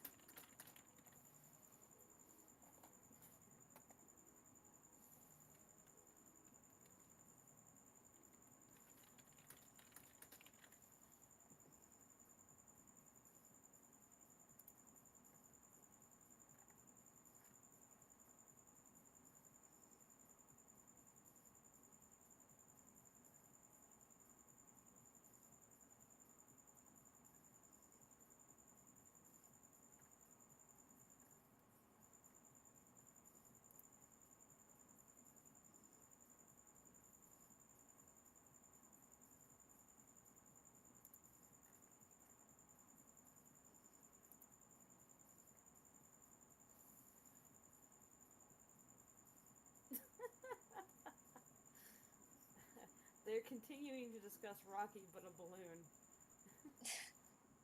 Clayflex says, instead of excessively beaming when Mitzi gives him a compliment, he'd just pop. There'd be syrup everywhere. Why is it full of syrup? Or did someone drizzle it with syrup? Someone drizzle it with syrup. Why is there syrup involved in the balloon? Because it's Or Rocky. I hope it's syrup. If it's not, maybe it should be more concerning.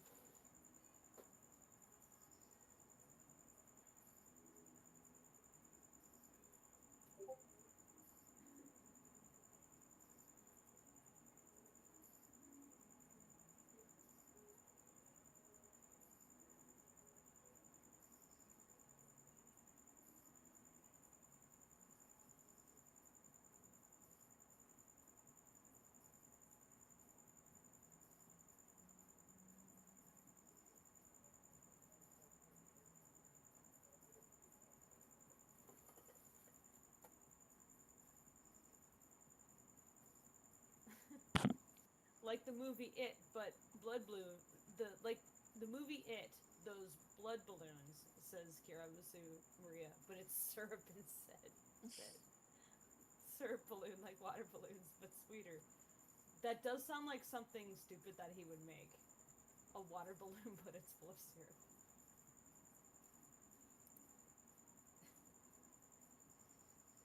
It's a great invention for when you need to sweeten some breakfast items, but from a distance. How do you do that? So we'll just throw a syrup balloon at it. I don't think they had. Did they have balloons back then? Like latex balloon that people just. No, don't think so. Like, yeah. I mean, they had balloons. They did have, like, hot air balloon. yeah, they had balloons. I don't think they had latex balloons. No. Like, rubber balloons, maybe, if that was even a thing. I don't.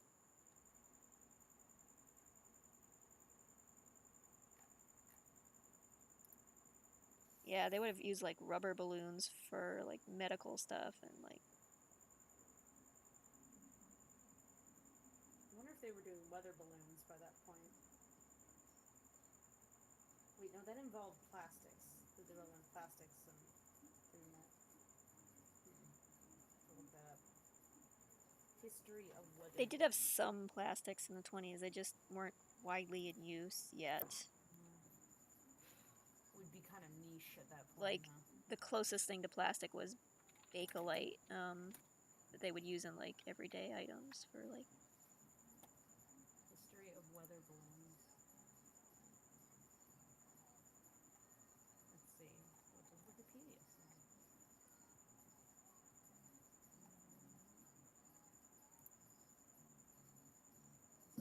Whoa! What the? I'm sorry. It's okay. Clicked on a website and it had like automatic.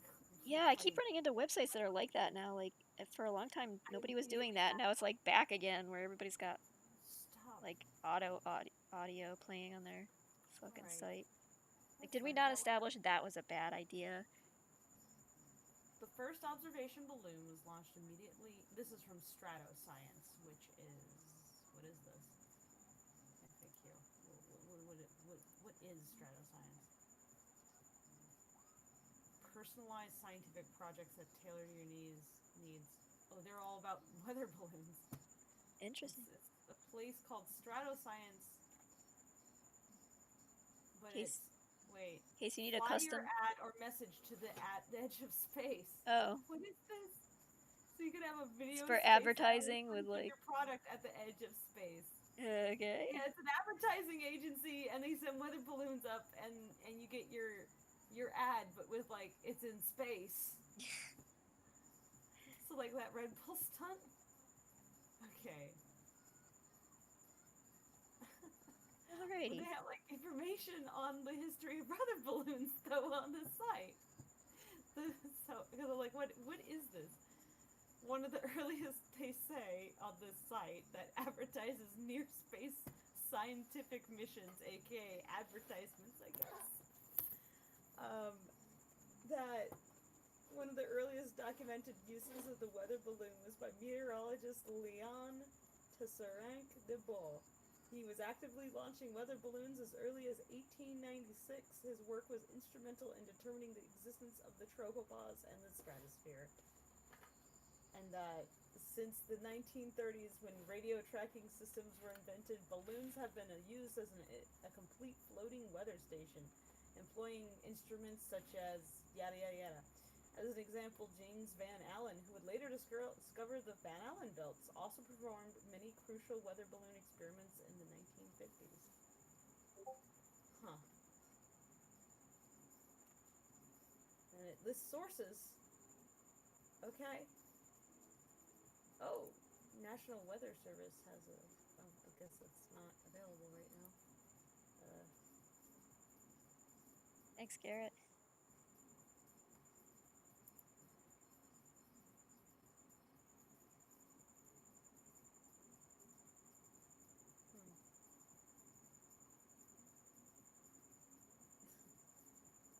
Kiara Maria says, oh, so can we greenlit fan art of Rocky with syrup balloons?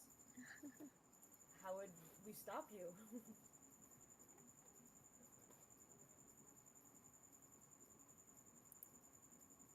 We're gonna send our high-powered lawyers after you and their balloons. Excuse me, this isn't very accurate. Don't you know in 1927, children's party balloons were not invented yet? This couldn't possibly exist.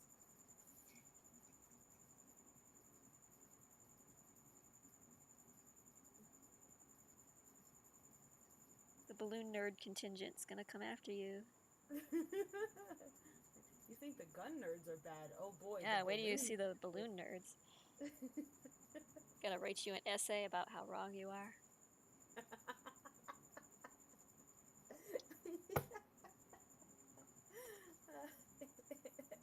There's this furious balloon nerd just goes like, just fuming. They are incensed by your misrepresentation of balloon history. In fact, one might say that they're as red and puffy as a red balloon while they're writing it. So reminiscent of the thing that they love.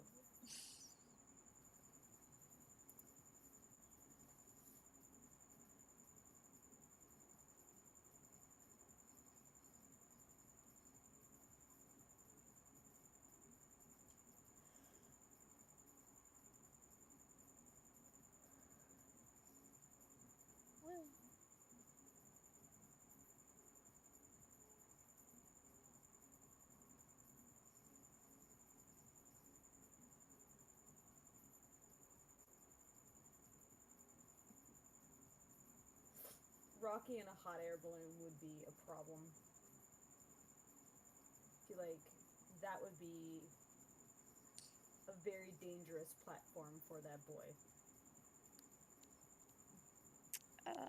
Clearly, yeah. It involves fire, heights, and a giant balloon. These are bad things to have in combination.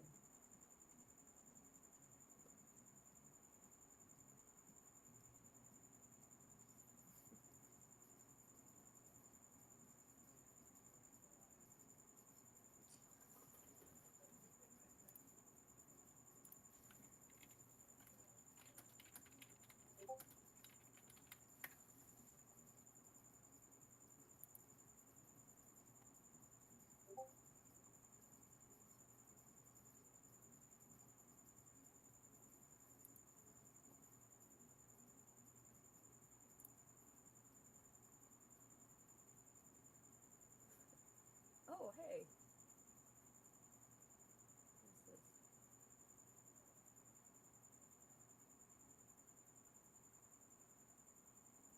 Oops. This is where?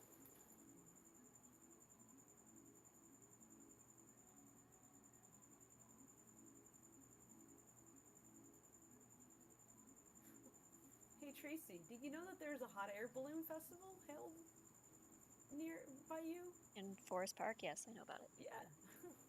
I went and watched part of it last year.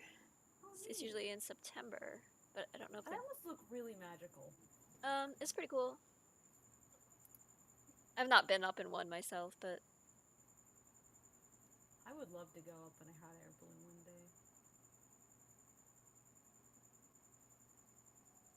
I've only been next to one like once.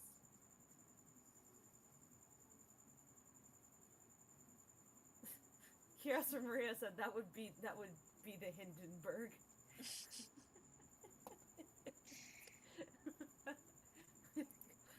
It probably would be.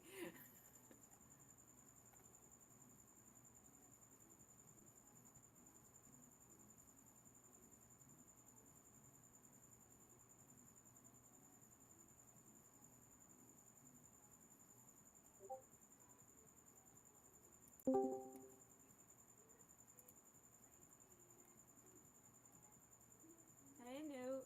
hey, How we- Newt, what's up? how you doing? Hello? Hello? We heard like one syllable and then you vanished. What? Yes? Oh, there you Okay. are. There you are. Sorry about that. It's okay.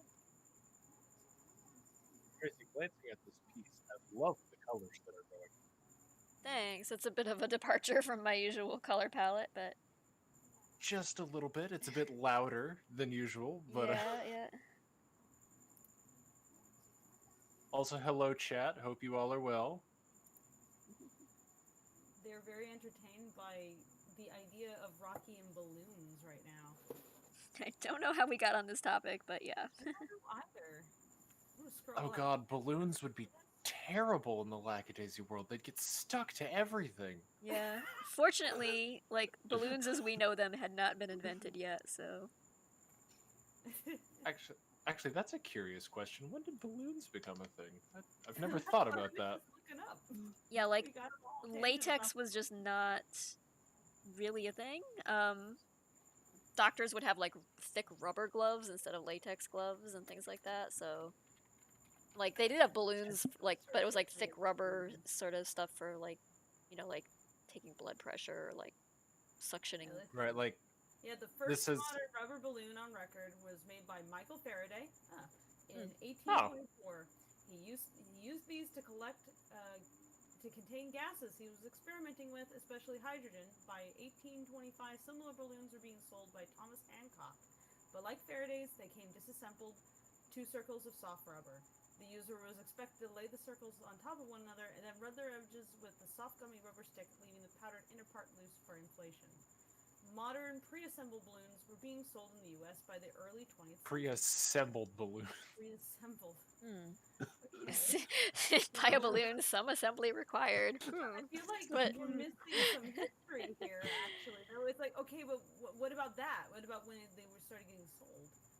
So it's like, sure, Michael Faraday kind of invented the balloon, but then was this selling the balloon? When did this happen? What were those balloons like? Early 20th century is a really broad area. Surely we can narrow this down. Okay. Toy balloon. Here we go. History. Michael Faraday. Latex rubber, again this is Wikipedia, so it's all abbreviated.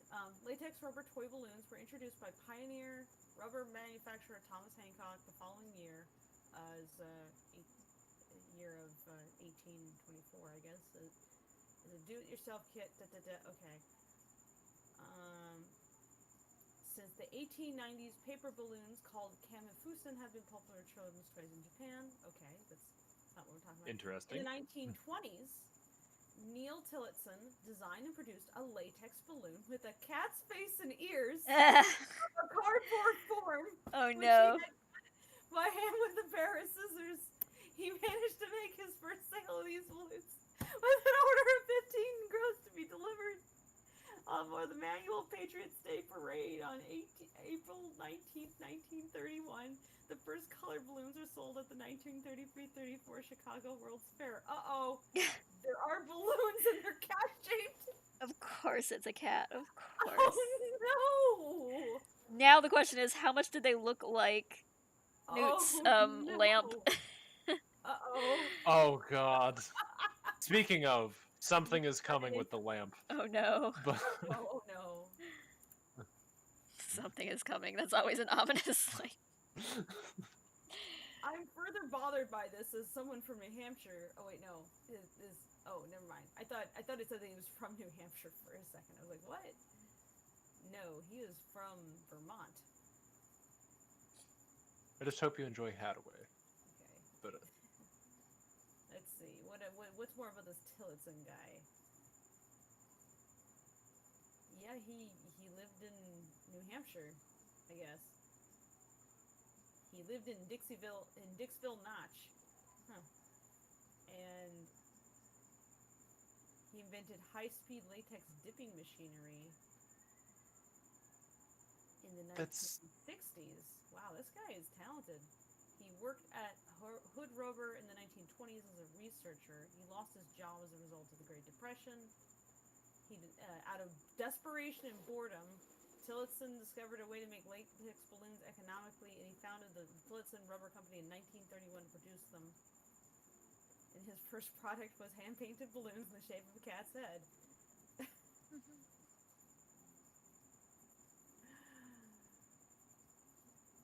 Okay. I am concerned.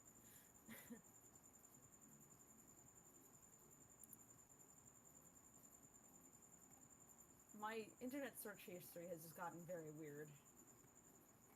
The FBI is looking at what I'm looking up and they're like, this person's really into balloons today. Wow.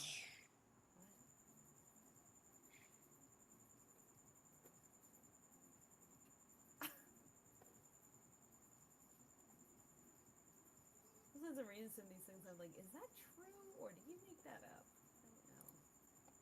Like, it sounds too cute to be real.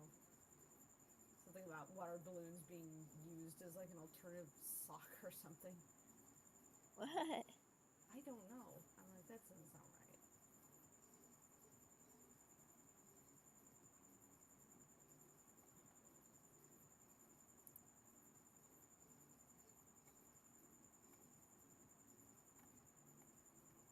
Oh, holy crap. There's a site called Party Safe that has a whole, like, detailed rainbow timeline of balloon use throughout history. Yeah, apparently, again, the first modern latex balloon, 1931, Tilly Cat, a hand-painted balloon in the shape of a cat's head, sold by Neil Tillotson at the Patriots Day Parade in Massachusetts, and then it was mass-produced. Oh, this is funny. 1922, New York City banned hydrogen-filled toy balloons by official ordinance due to the dangers of hydrogen explosions. I will say, just for anyone who is of a responsible age and has the means to do so, you can buy bulk sale tanks of hydrogen for $80 to $100, and you can legally fill them with balloons on your own. Fill them into balloons on your own property, and light some, like small branches on fire and throw. If you want a fun time. There's more on balloons and cats, apparently. I guess take this with a grain of salt, because this is probably not terribly accurate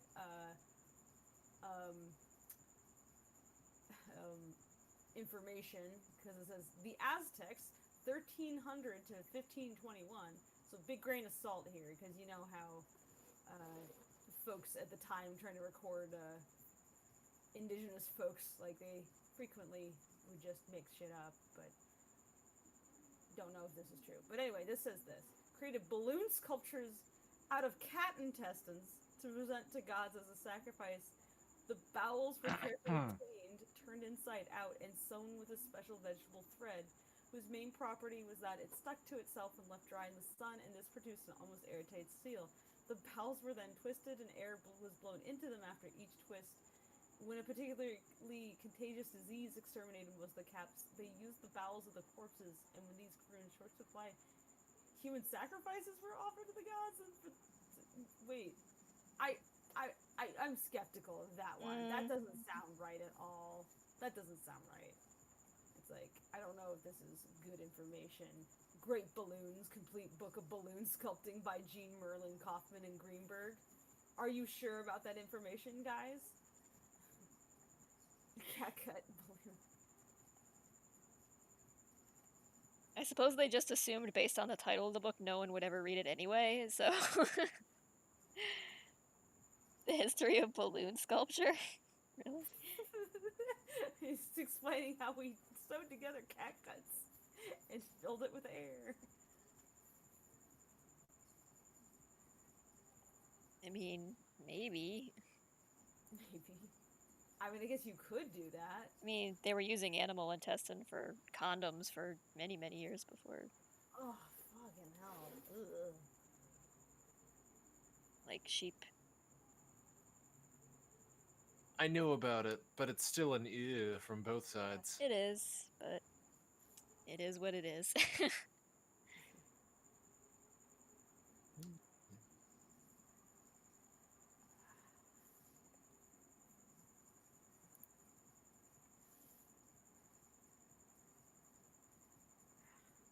So what was the prompt for this piece? This is Patron OC. They wanted a hacker cat, and they provided me with some vague reference images of like Boot. and they said put boots on her. So I was like, okay. I was about to say I'm getting like, what was it, the 98, 97 film Hackers? Oh yeah, it's almost a documentary. It's so true to life, like what hackers are really like. Or that movie The Net. Oh god.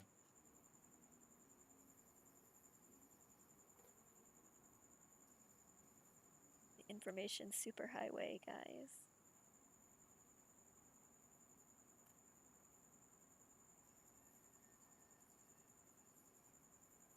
Yeah, I guess it's got kind of a 90s feel to it, doesn't it?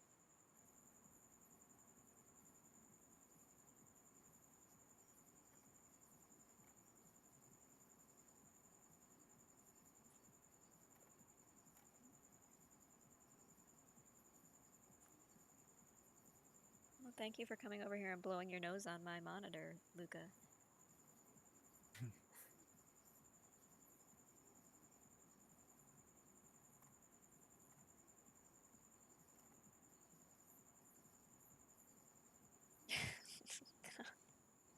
Made a mess.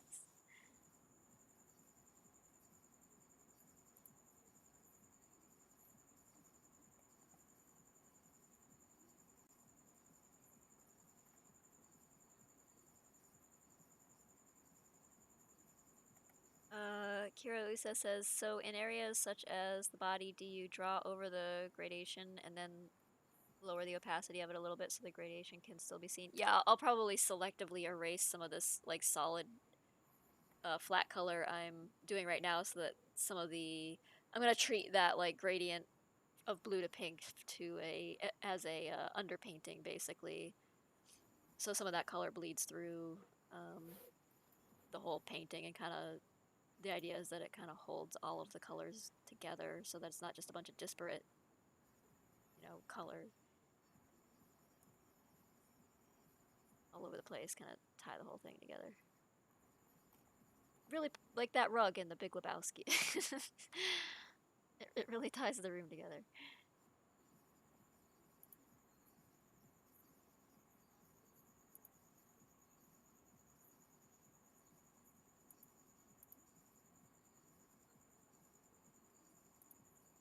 Talons of War says, I used animal intestine for sausage lining. Yeah, I mean, it's something people eat too, so as much as you're grossed out by it. Not involved. Isn't that one pretty traditional? Yeah. Is using Yeah. on broths. I mean, and if it's still made like the old-fashioned way or like the traditional way, it's I'm fine with eating it. It's just something about the it just sounds gross. It just sounds gross because it's involving junk. It's like it's Just not look that at the composition of a modern hot dog. I know. We're very like selective about what we're grossed out by and what we just accept. Just what you know. It's just all very cultural. Like if you I know I rationally would. Yeah, I know. Understand. But I getcha, and I totally get the disgust too. It's kind of like, yeah.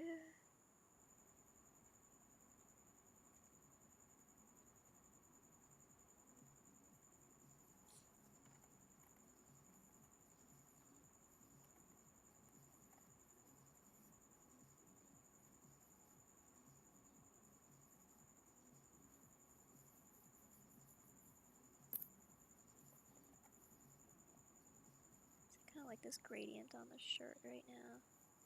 Just gonna...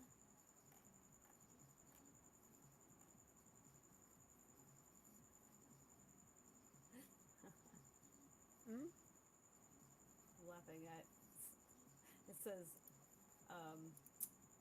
this one person I follow says like trending topics where they're at. It says Stalin, Naruto, and Jesus Christ, and their response is the Holy Trinity.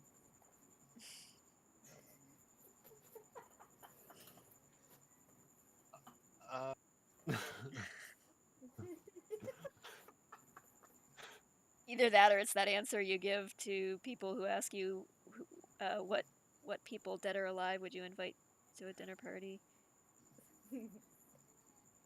Stalin, Naruto, and Jesus Christ.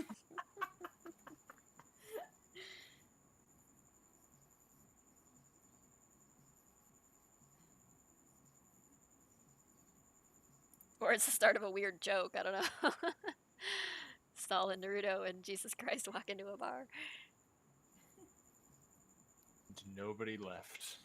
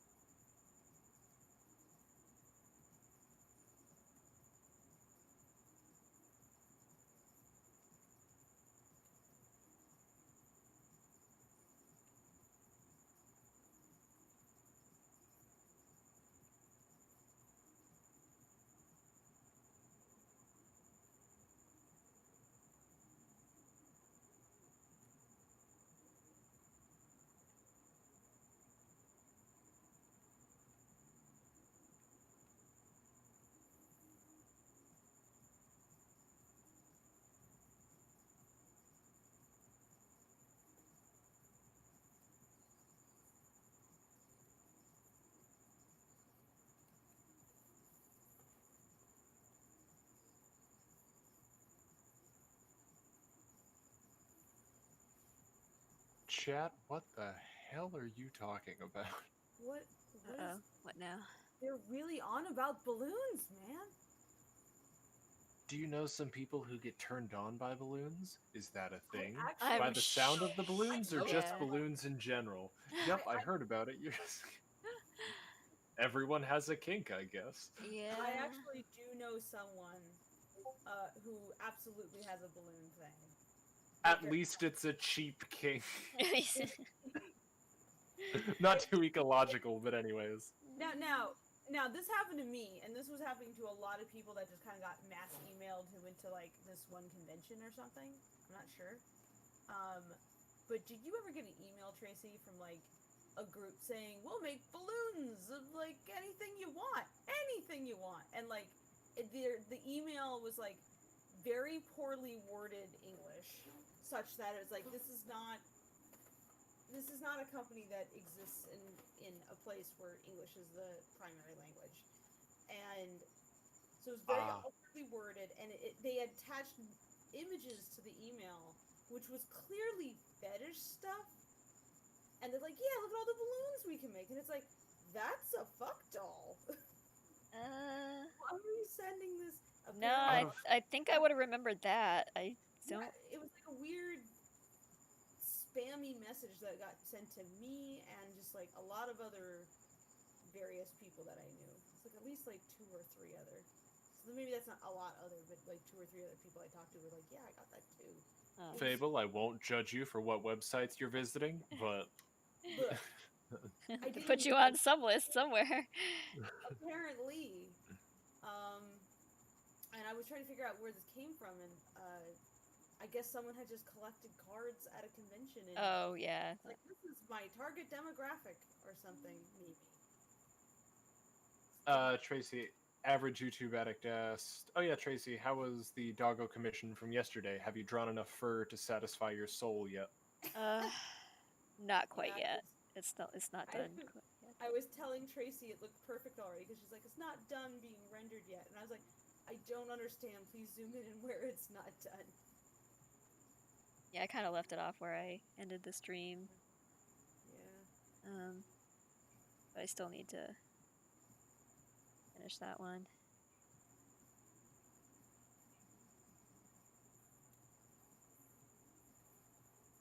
It's mostly just the implied texture of fur that it needs, I think. It's just... yeah. I think I'm actually going to delete or erase the lines here.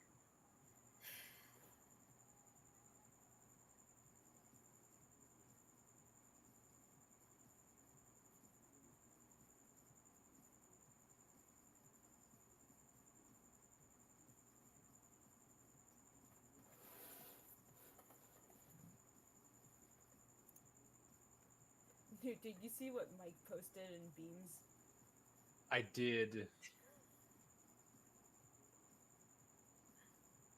Oh wait, is that what we're calling it now? Beams. Beams.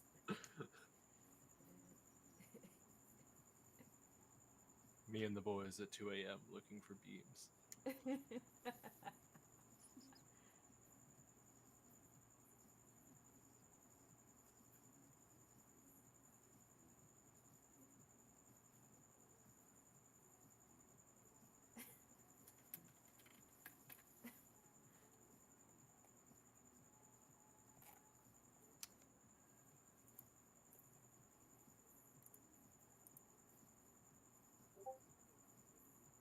Found this on a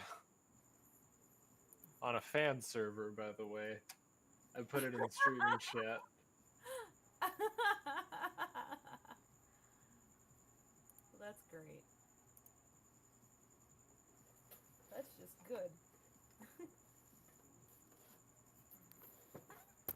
I feel like the eyes should slightly pulse with rage.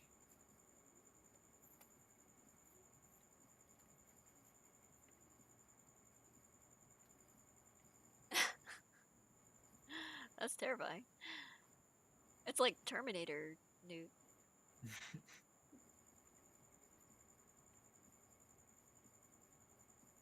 You have like a robotic exoskeleton. endoskeleton rather.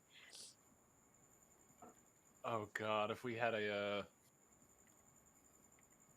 I can't remember the little in-movie model number of the Terminator. I haven't seen it in so long.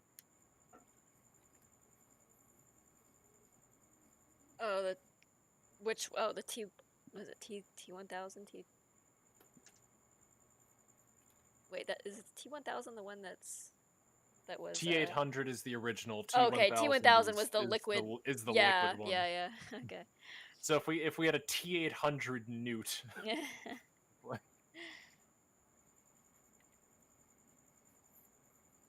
my god, I forgot how many Terminator movies there are. Jesus. There's a lot. There are like 5 or 6 of them now, right? Plus there was that show about Sarah Connor.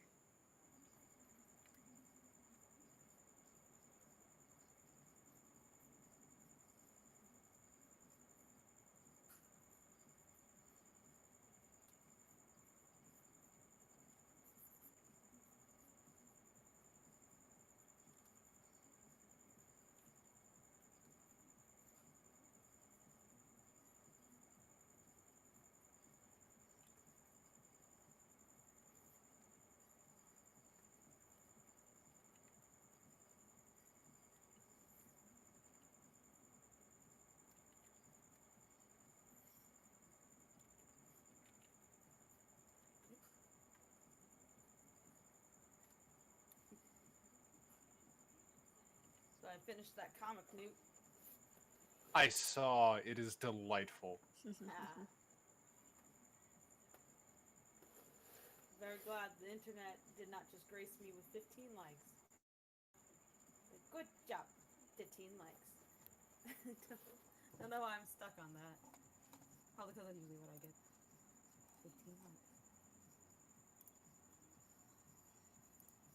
It's easy to be baffled by what the internet will react to and what it won't. Like, maybe it's because it's cats. Although I guess by now, probably a decent chunk of my audience is specifically looking for this thing, so... quite possibly. It might be.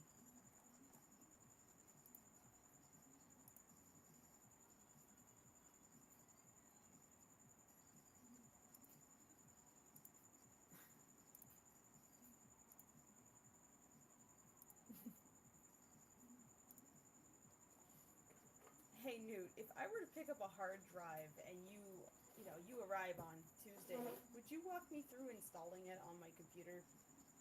Potentially. I would be happy to. I would be happy to. Probably do it on my own, but I always like knowing that there's someone there who like can go, no, not that one. And when I touch something that I inevitably should not. We can get you a hard drive installed. That wouldn't be a problem at all. Yeah. So I was looking up like what's available at the local Best Buy. Because it's like that's the quickest I could get something, and there's like 5-6 terabyte drives by WD. Western Digital. Yes. And they're reliable, right? Like, Western Digital is pretty solid. My NAS is Western Digital drives. I've had a lot of Seagate drives. Those are usually okay. At least have been. Seagate's good. Seagate is pretty good. Seagate and Western Digital are, the cream of the crop as far as mass storage goes. Samsung, their SSDs are decent, bit overpriced for what you're getting, but good hardware nonetheless. Sabrent, I like. They make good NVMe drives.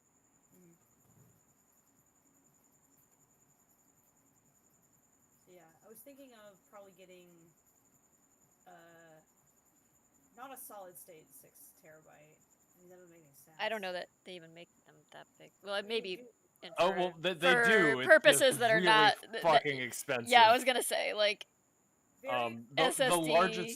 The largest consumer SSD right, you for can consumer... get for under $1,000 is probably 4 terabytes. Yeah. I have a 1 terabyte NVMe PCI 4.0 from Sabrent in my computer, and it was $200. Oh.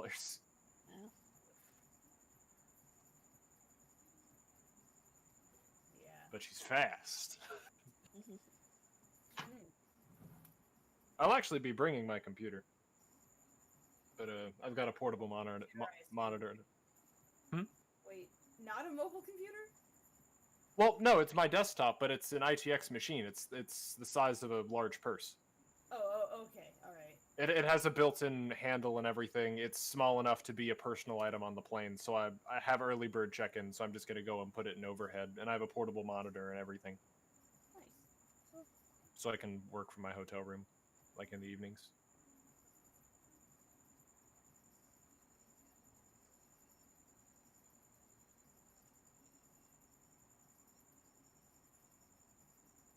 Neon 1920s cat with the boots. This is definitely not 1920s cat. Unless it's a time travel. I think we've established it's more like 1990s cat. Yeah. It's a cool cat.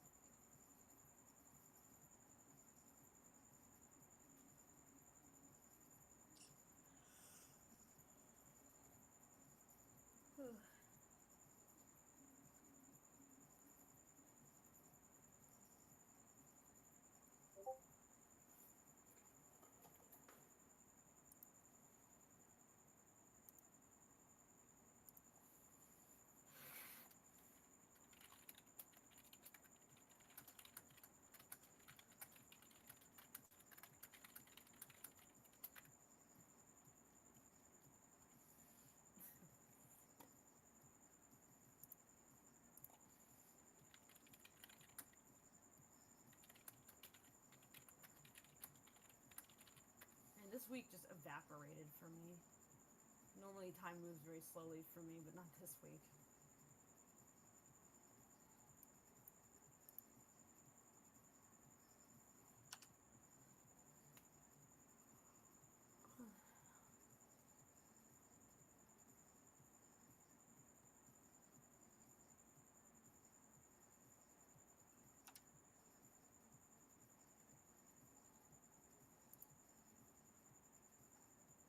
Ooh, what do we put in these reflections?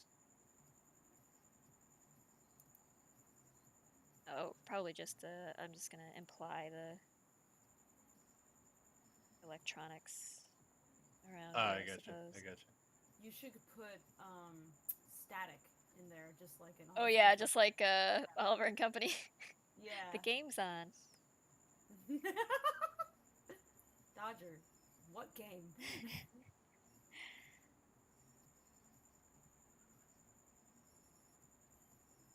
Look, Dodger's not all there, okay?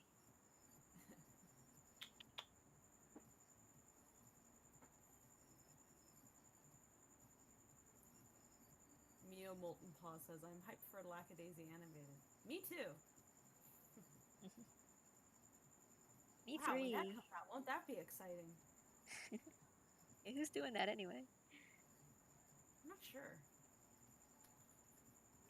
Some obscure nobody. Never heard of him.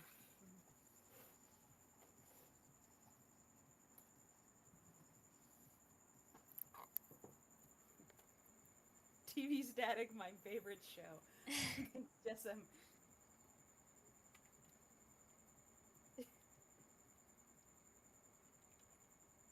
Oliver and Company, but it's like a animated cartoon show like 101 Dalmatian Street would be awesome. Disney, please give me my show about cool 90s dogs, please. Dodger's so cool. He stole a hot dog and sang a song while dancing on a cement mixer, and also he's Billy Joel.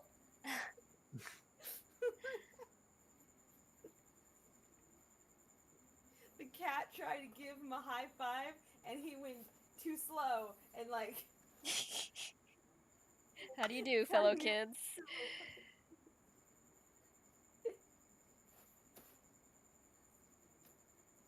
Yeah, I was trying really hard to relate to, like, 80s kids there. Yeah. It was cute. The girl had no personality. No. She was just a, like... At least the girl dogs had plenty of personality. A plot prop. The dogs Yeah. all had a lot of personality. Yeah, the dogs were obviously the point. So I guess it's forgivable that she didn't really... It would have been nice, though, if there was some, like, some pull there that... Yeah. I just appreciate that there is, you know, dirty hobo character. Disney's favorite dirty hobo, Fagin. Be the dirty hobo you want to see in the world. How come Fagin's not more popular, guys? Yeah, how come they never made like plush dolls of him? And Where now I plush doll Fagin? I would love that, probably. Gotta be honest.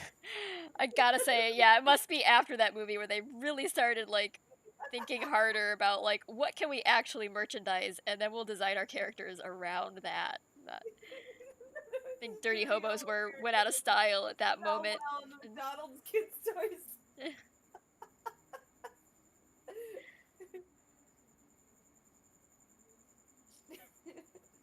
Fagin's great. It's a shame people don't appreciate this ridiculous character. He's animated so fun too. Yeah, the animation He's, is like, great. lost in his coat. Completely swamped by his coat.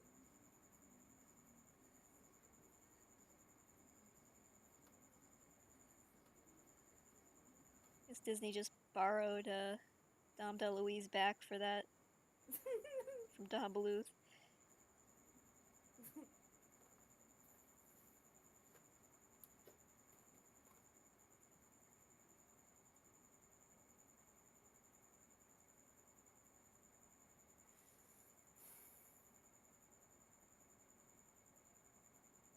We were fascinated by how freaking brutal that movie is. Two dogs get like murdered on screen. Fucking electrocuted. Electrocuted those dogs. They don't appear again. They're dead. And then the guy gets smashed gets by a train. Yeah. Fiery explosion. It's like holy shit. There wouldn't even be a body left after that. He's just gone. He's just a red mist. Yeah. Meat crayon. So we were talking about sausage. We had the lining, now we have the filling. Oh, God. Is that how the sausage is made? I've been afraid to ask. Shark who kidnaps children. We're talking about Oliver and Company, the sweet and totally fine children's movie About talking dogs. about talking dogs. It's G-rated. Is it? I don't know. It might be PG or PG-13. I don't know. It's probably PG. But the PG rating is probably all because the villain smokes a cigar and nothing to do with like Oh yeah, we played the movie and the massacre by subway train that and the movie warns you ahead of time depictions of smoking. Yeah, Like, watch out for that. But don't. Yeah, they didn't say anything about the dog electrocution, like or the animal violence, or yeah, or the animals like tearing each other's throats out and shit. the weird thing where Georgia like notices like these dogs marked in, and like she thinks something's gonna happen, and then when Dodger says, "Oh no, we're not here for her," she's like, "And why not?" And like, okay, Georgette's into some things. Okay. She must get bored.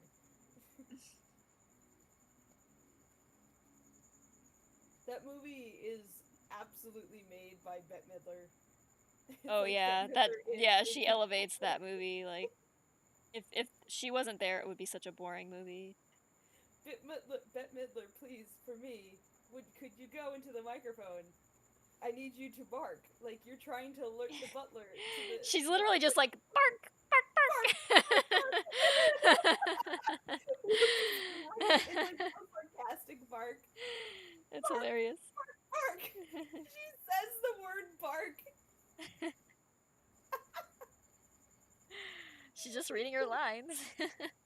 It's perfect though. He's like, would you want her to do it any other way? No, it's perfect for the character. Bark No. is perfect.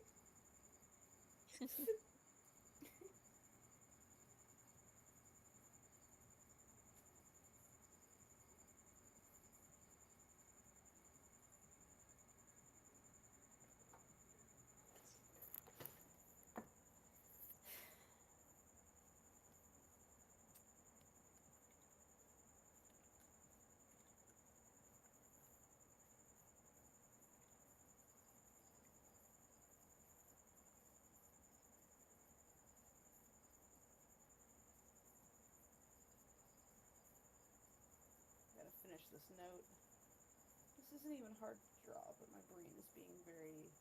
No, I'm tired.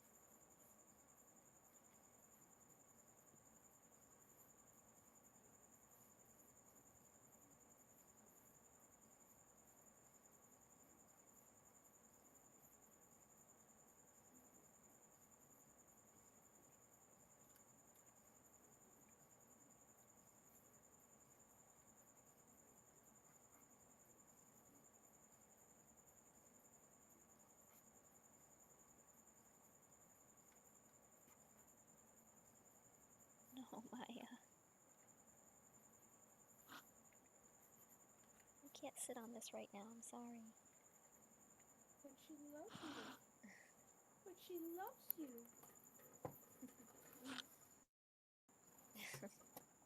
I love it when animals are like, it's time for me now. That was my rooster this morning. He walked in, he was like, I picked your toe. Pick me up now. Baby.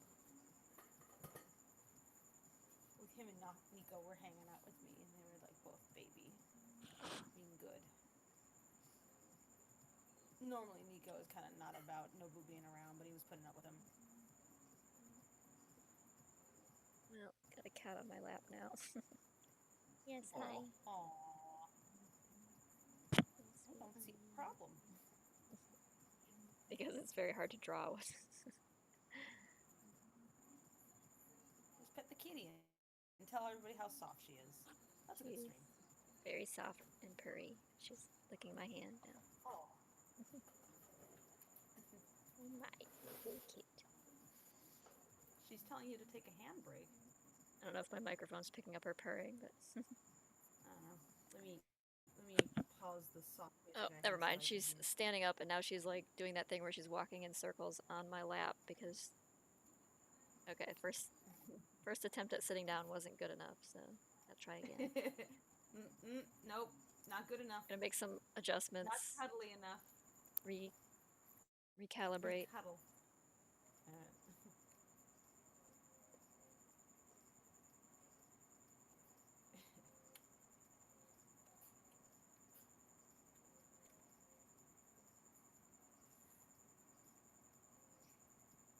This is my cat Maya, who I ended up with her when she was about 2 or 3 days old. She was a bottle baby. I had to raise her from itty bitty jelly bean size. Aww. My neighbors like found her Aww. and brought her to me. They're like, "You're a cat person, right? Here, have this." I'm like, Have a jelly bean. yeah. Oh my god, I did not know the amount of work I was in for. The kitten that young, like, you have to bottle feed them every 2 hours at that age. So, and that includes like all through the night. So it's just like, well, you're not gonna sleep for the next while. So, good luck.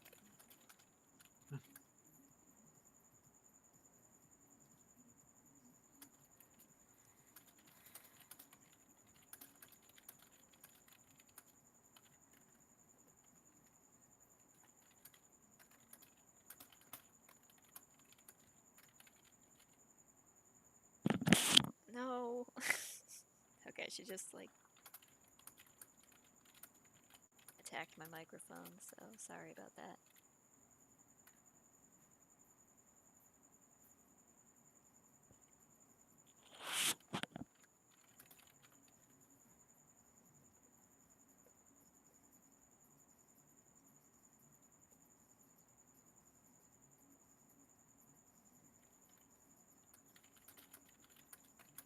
No! Sorry.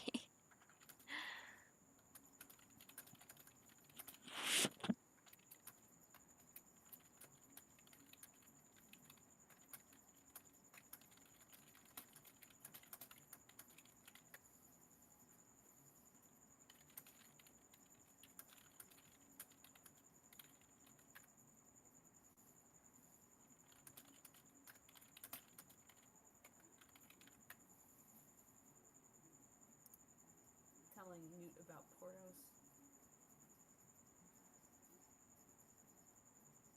But what? Portos, it's this Cuban bakery down the street from me, which is famous. Oh. For just being delicious, and like you can get like potato balls there for like really cheap, and each one is like a meal in of itself, and they're each like $1 or less. Nice. And they're so tasty. They're like mashed potato croquette filled with hamburger. Really tasty. I am really hungry right now. That's making it worse. There is no shame in taking 5 to get a treat. Yeah, it seems like the cat was trying to tell you something. You should probably get a snack. Yeah, I might take a quick break and shove a cracker in my mouth or something. At least put some peanut butter on. Maybe I'll put some cheddar on it. Because I've been thinking about cheese for the past while. I came back home from the grocery store and I was like, oh no, I didn't get crackers, and I was upset. Uh-oh. No. But cheese and crackers is so good. Did you end up ordering the pemmican? Yeah, I got the pack of 6 bars. I figured I was like, Cool. it's cheaper, and I think that'll do me for a bit.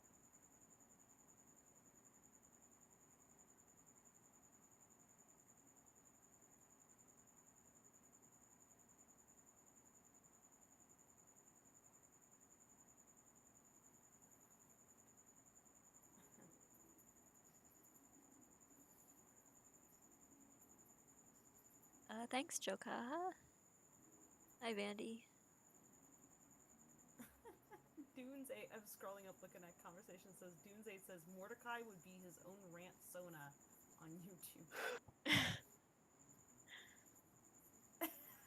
I mean, yeah.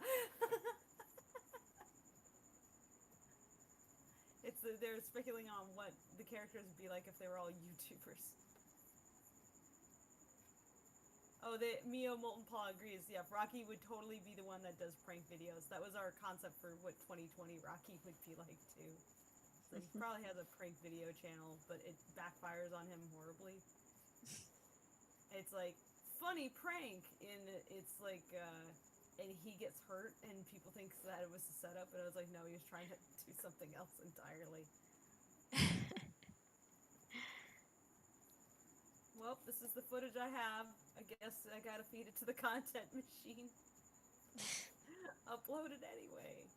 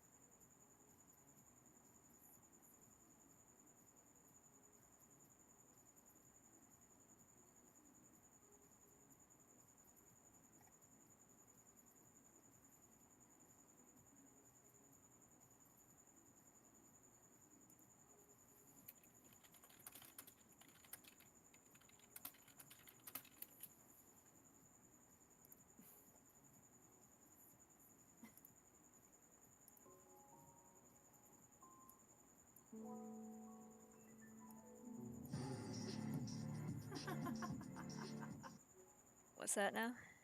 Oh, I'll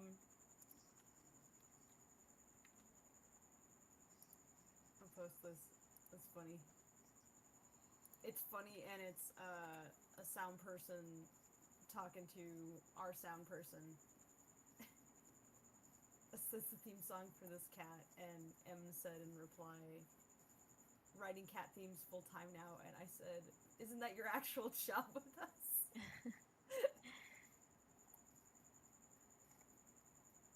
I mean, yeah. Yeah.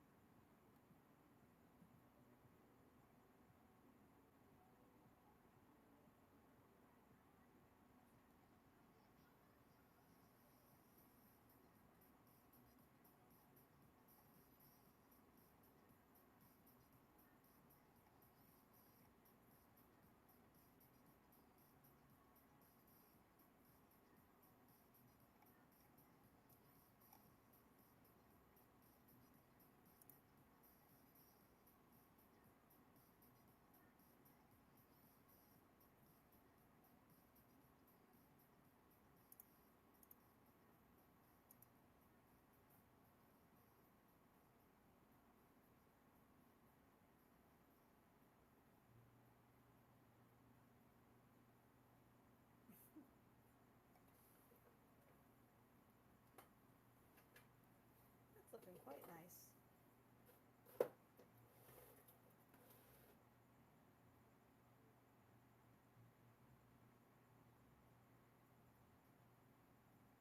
I like the red bounce light on the tail is nice. Yeah, I figure I'll pull the image more toward red toward that end.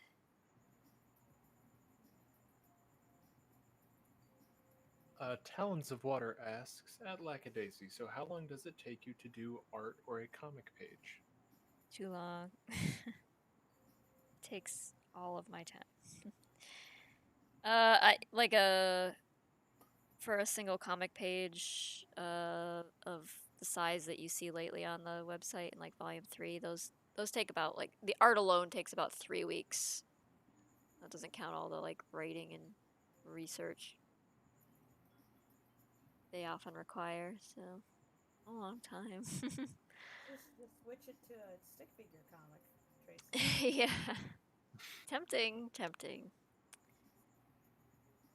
I think people might notice if I tank the quality like that. Nah. Put enough rim light on there, they'll never figure it out. Stick figures with rim light.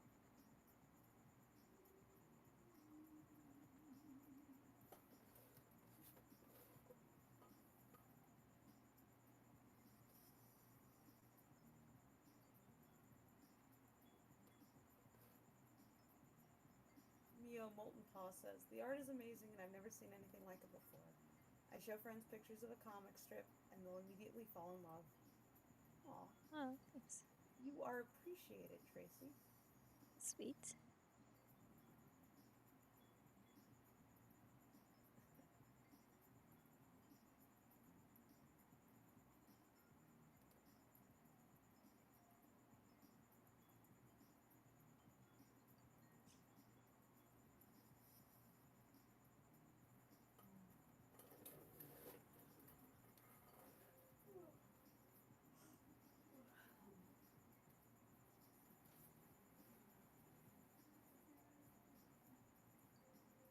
I hope you're not waiting for me, by the way, if you want to like go to bed or something and you're... No, I'm chilling. I have a bed here. That's true.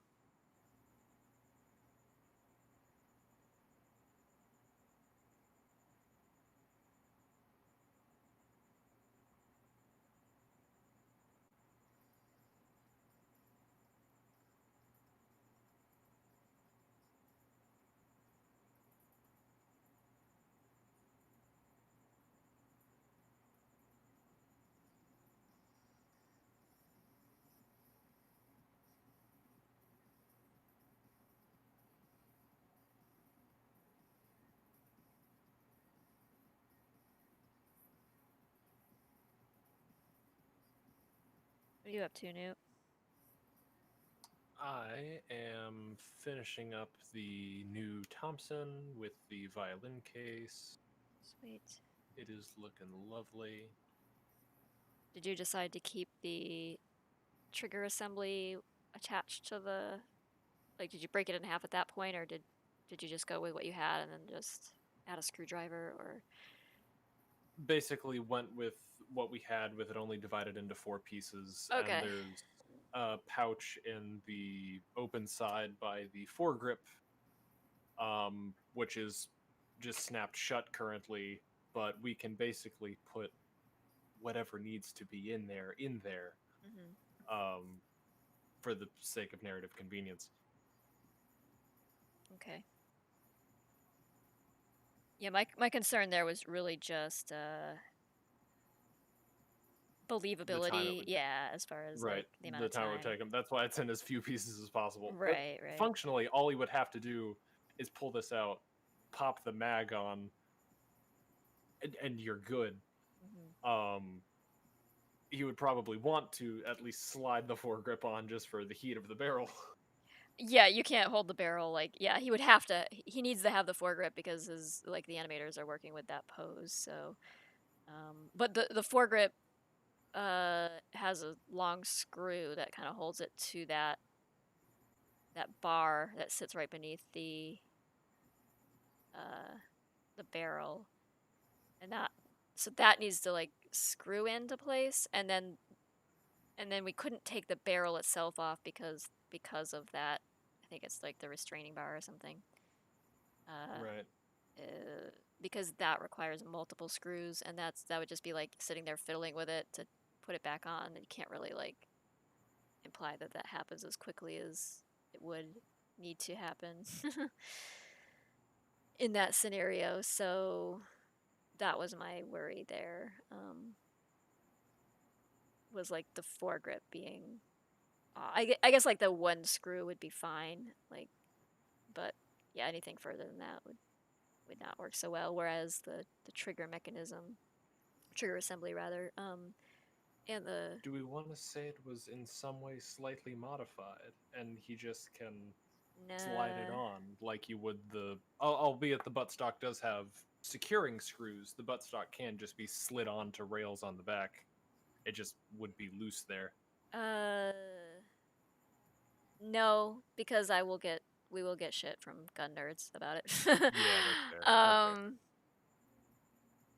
Yeah, I think it's as long as the barrel is attached to like the gun itself is not unscrewed, and that bar is in place, and he would only need to, and the only implication is that he needs to screw the foregrip to its to the bar, then I think that's fine. It's just Okay. yeah, all right, it should be fine. I just don't want to end up like you having to do a bunch of extra work because I failed at communicating what I was trying to say before.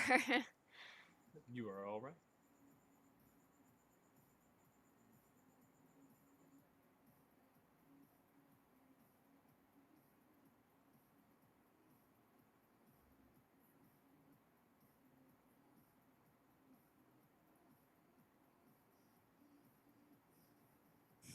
Talons of Water says, Gundam nerds? No, gun nerds. Gundam nerds.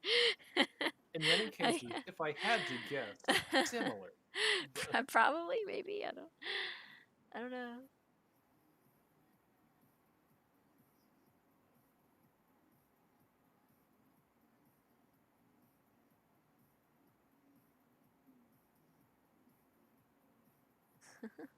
Gundam nerds.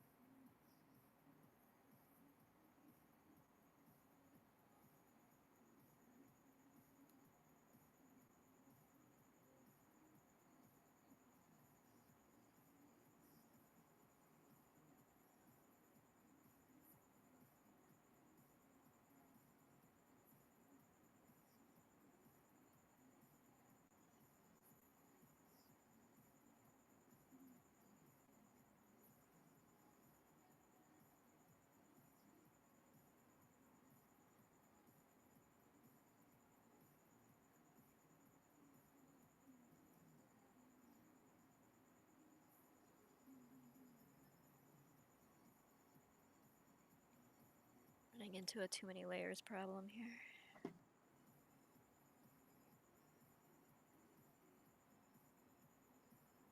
Can you ever truly have too many layers? Oh, you can, and Photoshop will let you know by crashing or Just slowly chugging. dying inside Yeah, as it right. Yeah, seethes with seeds. chugging until it runs out of memory to work with, and then when you try to save it, it's like I can't do that. We don't have enough resources to Oh, you save wanted this to file. what now? Oh, Yeah. sorry. No, that's not gonna happen.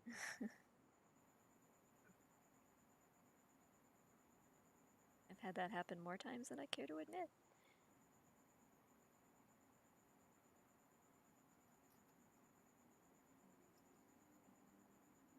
Although the more frequent thing is that it just crashes. Okay, the cat standing on the tablet doesn't help matters. Maya, what are you doing? Hi. I'm here to attack my microphone again, I just know it.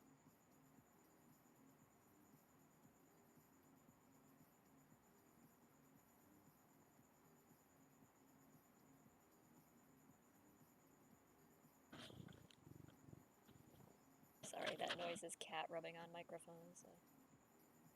You are absolutely fine.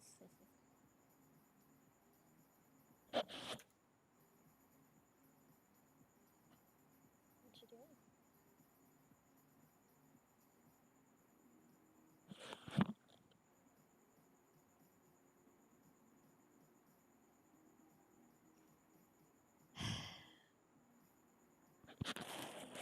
Now that you're...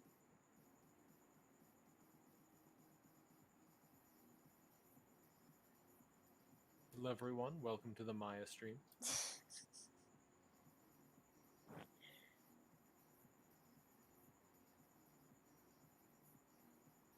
Yes, and she now has her butt planted right on my digital canvas here, so... Alright, we're flying blind.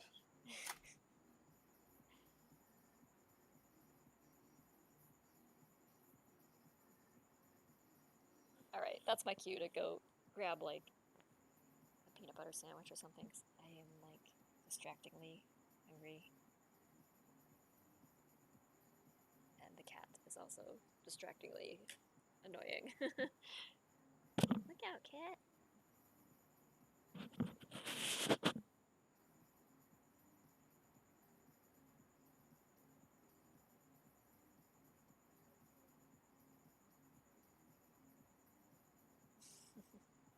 Alright, I'll be right back. See you in a sec. Let me put up my BRB thing.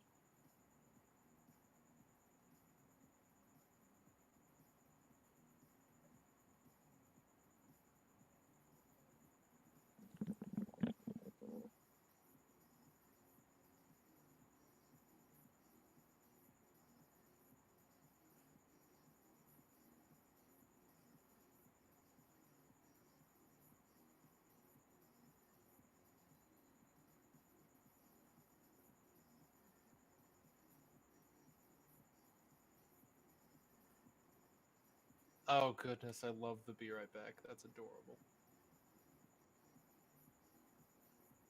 I don't think I've actually seen that yet.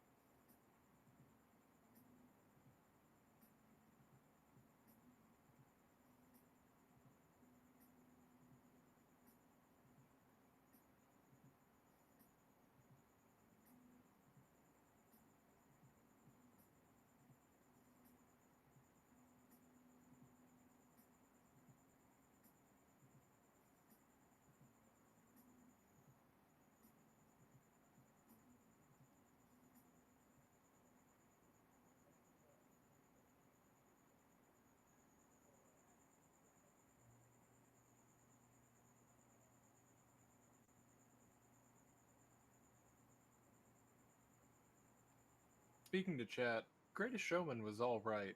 Gorgeous soundtrack.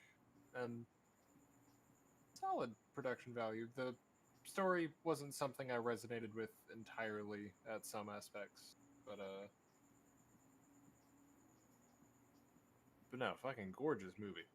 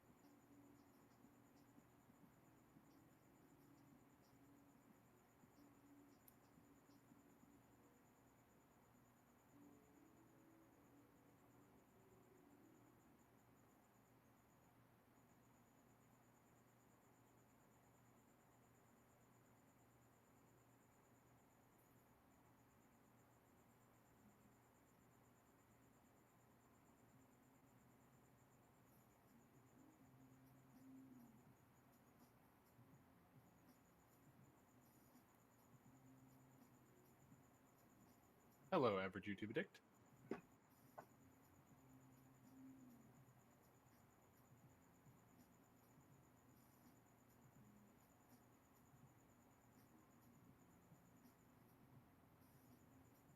A Lackadaisy version of Moulin Rouge. Ooh. I'd back that.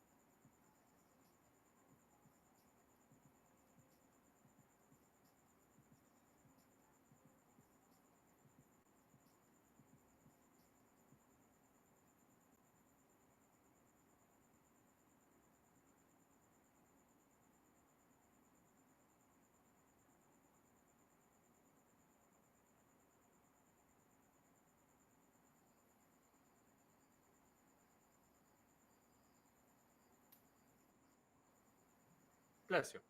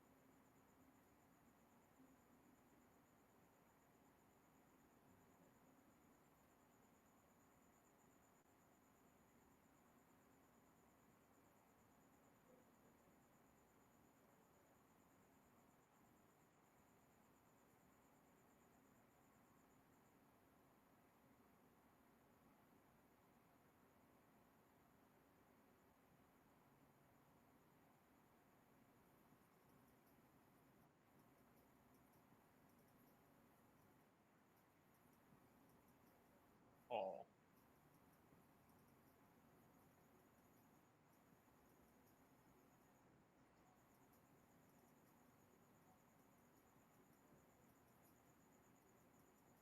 Okay, back. Sorry about that. You are all good. I didn't mute Discord, so you could probably hear the cat nonsense going on here. I figured if I fed them and then tried to eat, that would prevent them from walking on me while I ate, but it didn't pan out.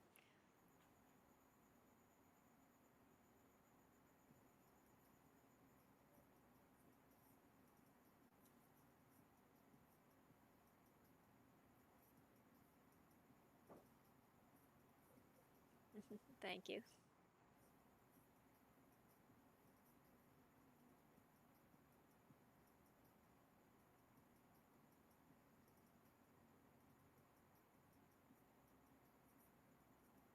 I know some folks in chat were asking,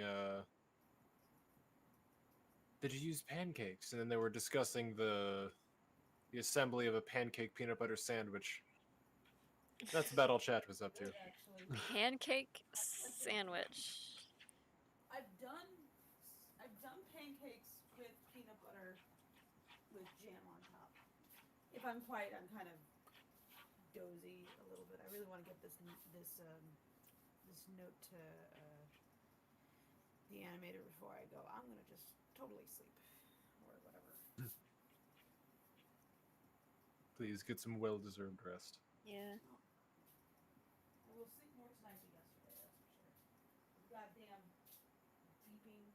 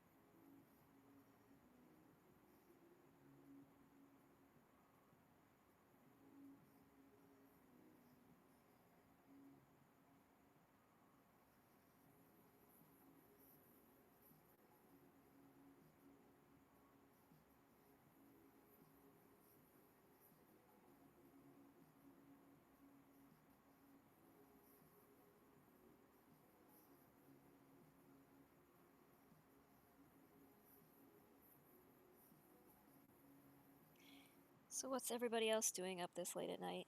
Assuming you aren't in Australia.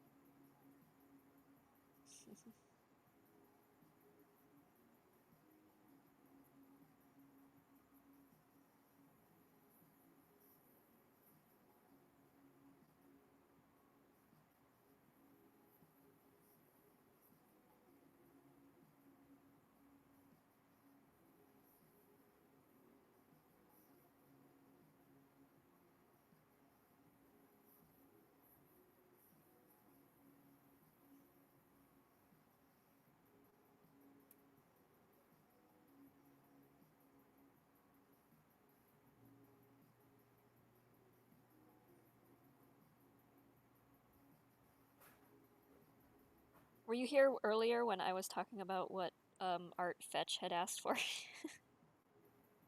Are you asking me or Fable? You. I know Fable was Oh, here. I know. He asked me for the picture. Oh, okay. Cool.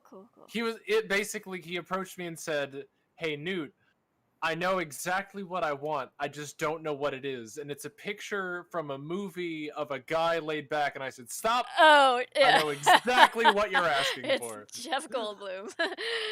Yeah, I was pretty tickled by that suggestion, so I'll have fun drawing that.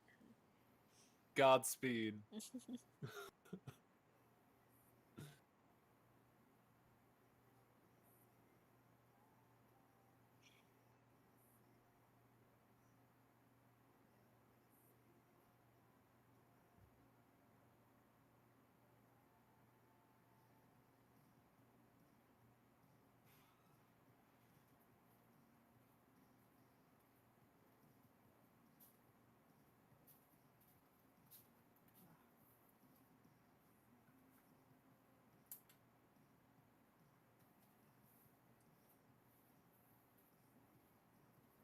We'll do clip studio thing some other time, Fable, I guess, if you're there. It's all good. Don't worry about it. Okay. Sorry about that. I'm just sitting here taking. I'm actually right now. Major reason I got up. I was like, I'm thirsty. I want something to drink. I want a snack. I'm good. Don't worry about it. Cool. If you crack it open, I will give you all the tips I got. And then fall asleep. Alright, maybe I'll switch over to something else for a little bit then. But now that I'm painting rim light, I can't stop. How am I gonna stop myself?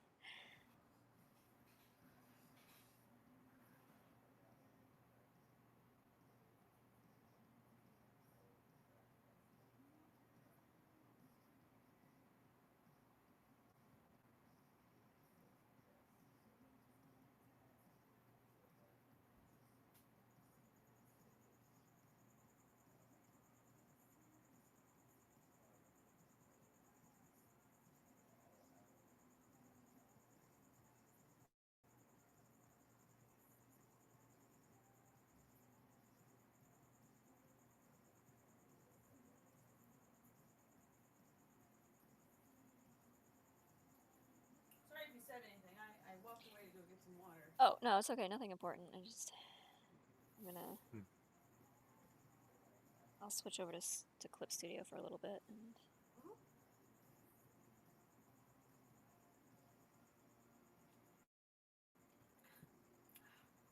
Liquid. Yum.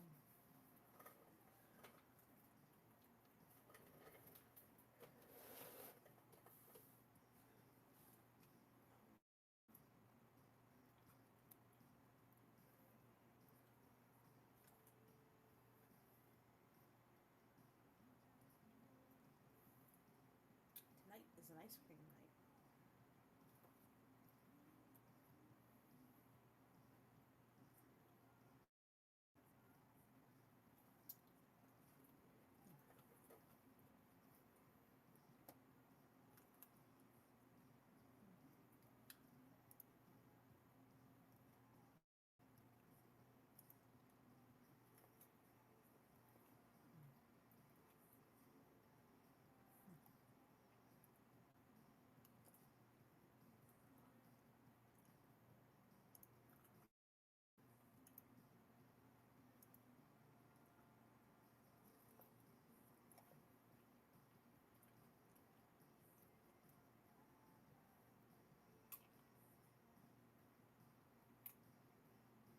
From the Pharaoh's Purse, random question: where in a character drawing do you usually start? I usually... I guess I usually start with the head.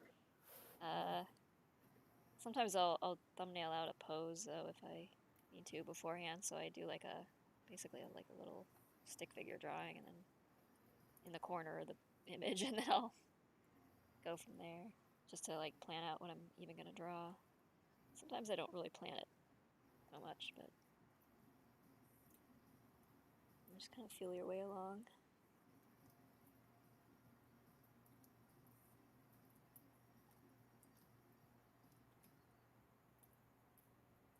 But yeah, generally the head is where I begin.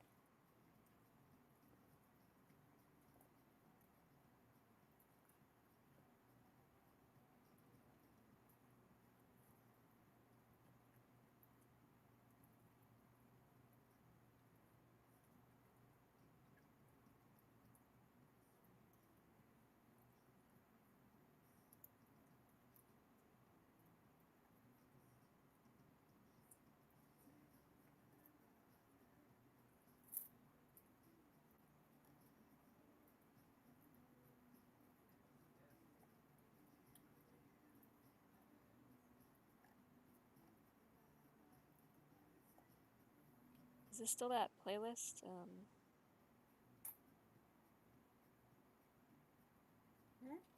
Yeah. That Ross playlist? Let me see. I'm just a little worried about like copyrighted music ending up in the stream. It's Oh yeah. sex party right now. Because I'm gonna end up with this video getting canceled like the last one.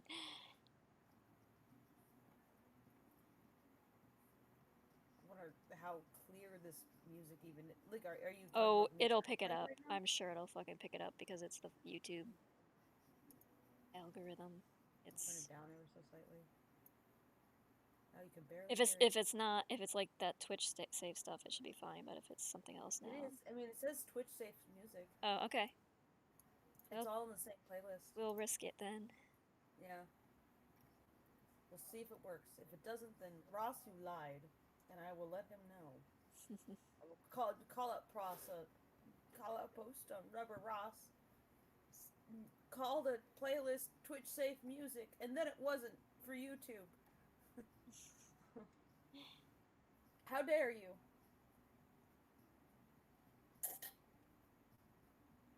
It was sabotage. I'm sure he'll be extremely hurt.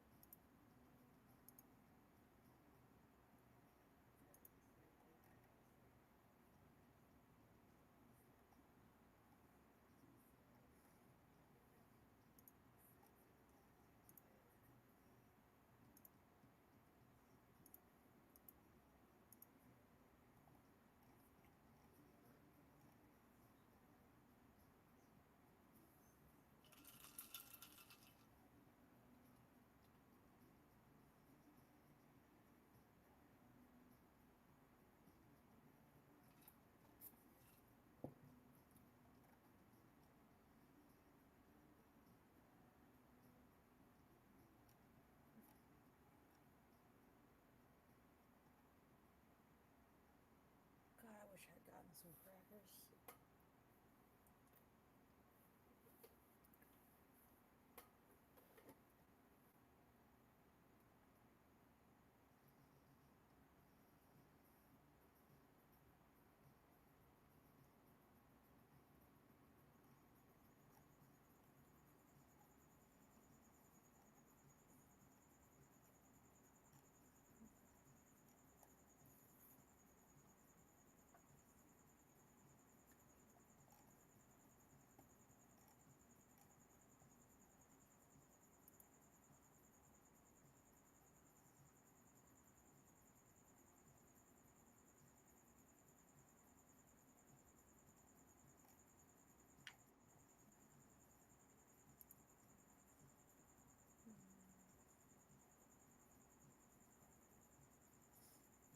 Aha Productions says I'm going to be headed to St. Louis soon with my parents. We're going to take a day trip before I move across the country. Oh, cool. Oh. Huh. Have you been here before, or are you?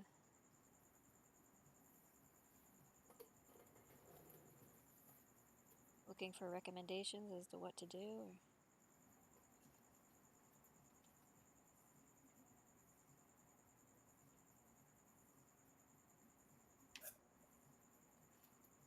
How about that balloon race? I feel like a balloon race is safe during Corona. Yeah, right? I'm not sure I mean, that I'm like, not. By the nature, you are distancing from each other. I'm during not the race. sure the balloon race. I'm not sure if they canceled it or not.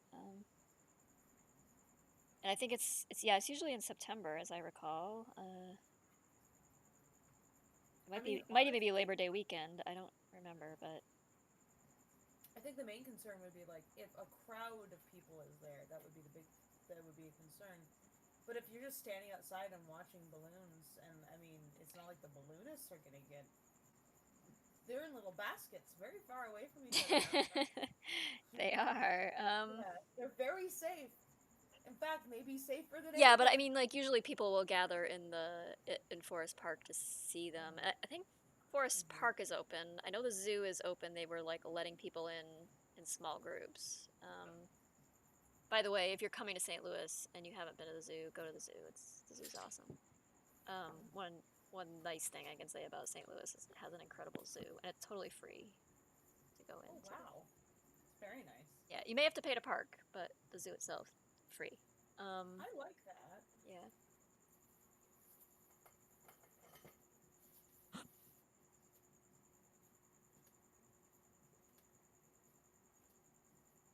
The bridge Rocky was on was called Eads Bridge, which is still there and still very cool. Was built by a guy who was a he came down the river with his family. I don't know where he was moving in from, but the boat sank as it neared St. no. Louis, and he and his family lost everything they owned, and so they started out with nothing in St. Louis in early 1800s.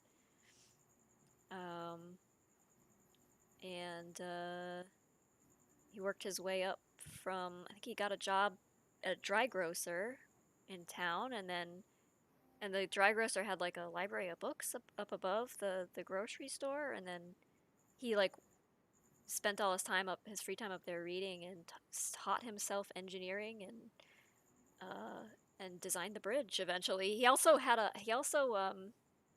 would dig. He also invented some like diving gear. Like he kind of perfected the diving bell, so that, I mean, in as much as the diving bell was ever perfected per se, I mean, people still died using it, but like he would dredge up sunken cargo from the river, like barges and boats would sink all the time and drop valuable things they were carrying to the river bottom, and then it'd just be irretrievable at that point, and he would just like he made himself wealthy basically by figuring out how to go down there and get it.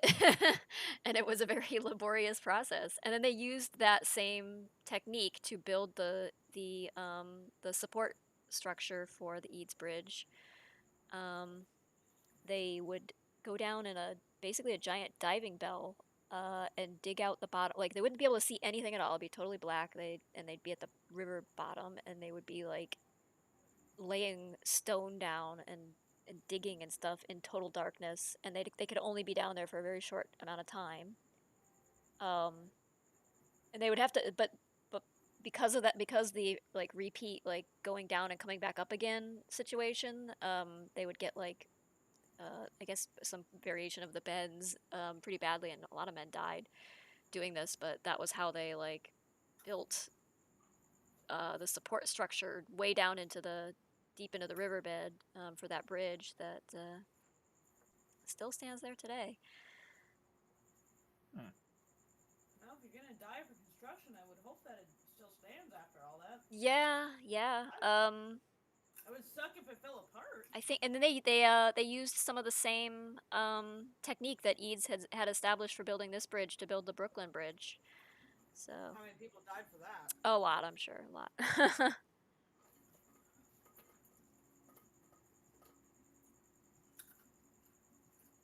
Was that a job that people did or a product of necessity? Do you mean dredging the river for lost cargo? I mean, it wasn't a necessity. It was just it was a business venture. I mean, he was like, well, this is a way to retrieve things and make money, so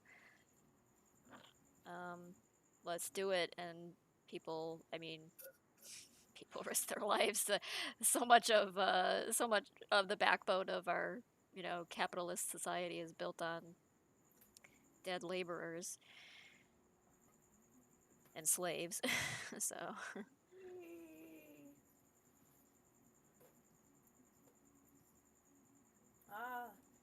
yeah, I'm sure it was terrifying. I'm sure yeah, like laying stone foundation for a bridge in the deep dark down at the bottom of the river, which I'm not sure how many feet deep. I think it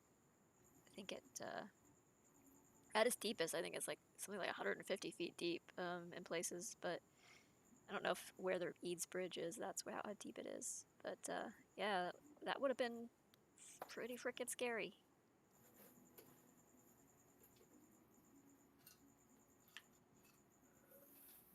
Yay, society. Yeah, we do live in one of those, as they say. Yeah, they don't anymore, I guess. Sorry, bridge guys. Thanks for the bridge.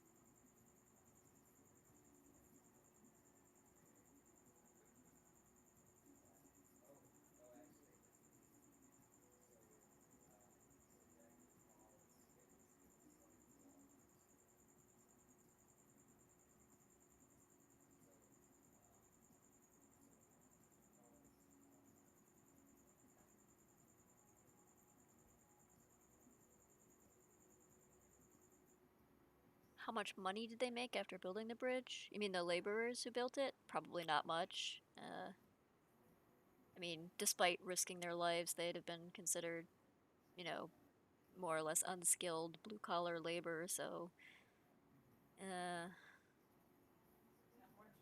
I don't think like compensation like scaled proportionately to the amount of risk that you undertook. It never does, no.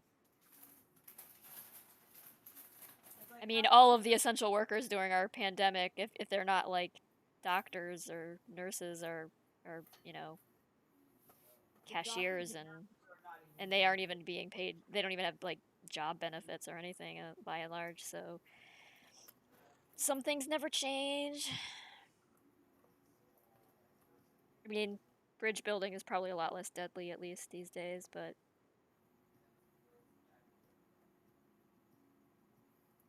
One would hope. yeah. That They have improve machines that the do cost. most of that stuff now. They don't even send people down there. They just pay a duck to do it. They pay. Did you say they pay a duck to do it? At the time, they didn't know like how to hire ducks, but now they know. Now they know they can just hire ducks. Yes. Duck-based engineering has really progressed. Duck technology has come so far.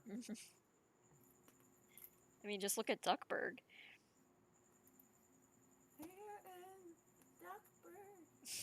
Have you seen the most recent version of DuckTales? I've only seen bits and pieces of it on the internet, like clips. It's delightful. I'm sure it is. It's completely absurd. That's, Totally absurd, that show. I approve of that. Yeah. Yeah, it's just like, because the original show was kind of goofy. It was like a travel log, but it was all these like, you know, stereotype versions of places, basically. Yeah. And to get the same sense of fun, but avoid the problems. Yeah, the problematic depictions. They're like, yeah, we're hanging out on an island. And there's like Greek gods. They kind of pissed at us for breaking a thing. And the one Hercules or Ducules or whatever is like obsessed with Donald. He's like, you're my boyfriend. Okay. He's so fucking upset. He's like, we are best friends, and I'm gonna move in with you and everything. And it's like, and Donald's like, please don't.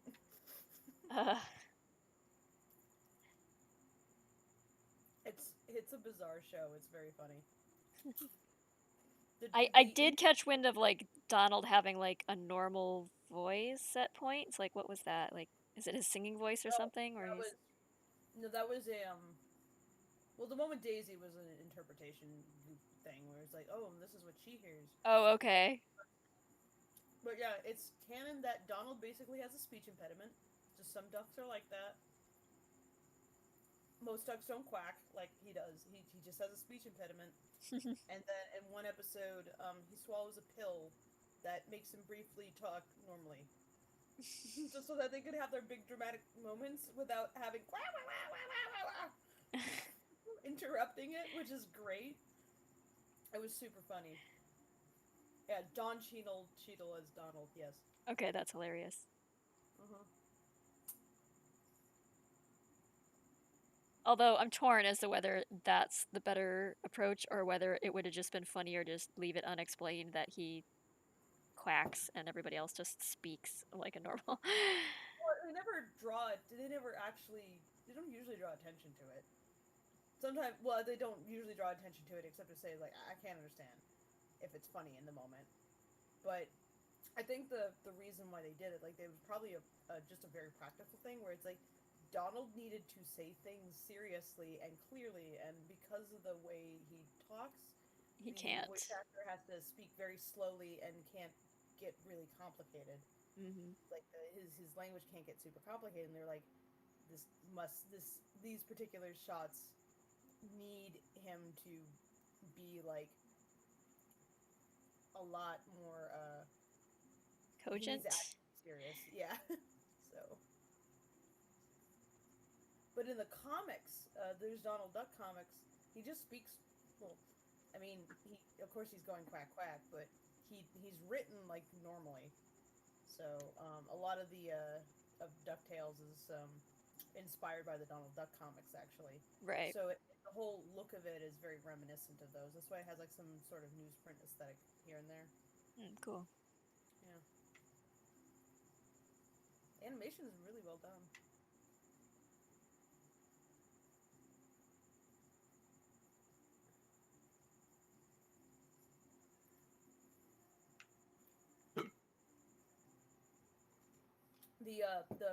The brothers, Huey, Dewey, and Louie, actually have individual personalities. Wow, they're distinguishable from each other, huh? They are. Impressive. Yeah. One's the schemer, and one's the idiot, and one's the Boy Scout.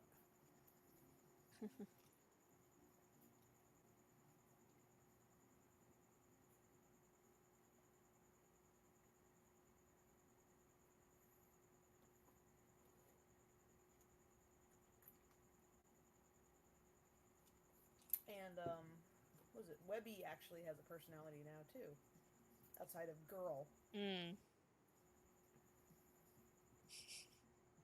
Outside of has a bow on her. Like, she doesn't just exist to get captured now.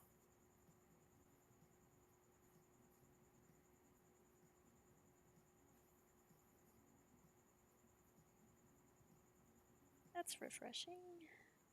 No, not a steamer, a schemer. One of the brothers is like, his ambition is to be as rich as Scrooge. Basically, he wants to be wealthy, but he's also kind of very lazy. So he's always trying to like scheme his way into like some sort of success, basically. And I guess the lesson of Scrooge McDuck is that, oh no, I worked for my money. So I mean, he is a billionaire though, and So he's like a it's like an MLM victim waiting to happen. I'm sorry, I talked over you. Oh, it's okay. I was just saying, is he an MLM victim waiting to happen? The brother, the young duck. Yeah. Is he gonna get like sucked into a multi-tier, multi-level marketing He's scheme? technically a little smarter than that. Oh, One of the okay. other brothers is a little bit more dense. He might, but that one's like more relaxed in general. And then the other one is like a total Boy Scout. Where like he's literally part of like what's called, I think, it's like some Boy Scout equivalent in the world, and he always likes to Junior Woodchuck, I think it's called. Mm-hmm. And he's really focused on like earning all his merit badges and stuff, and he's kind of a nerd.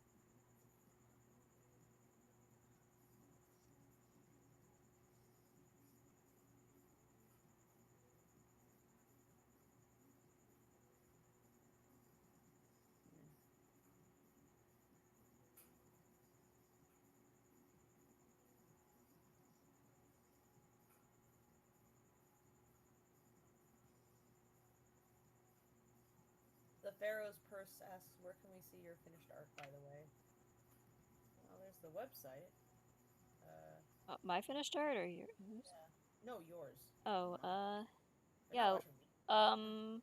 You should see a link to Lackadaisy.com in the description of the video.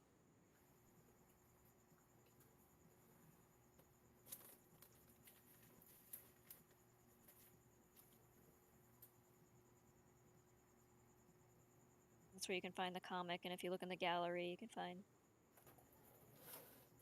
art. Or something that aspires to be art, I guess.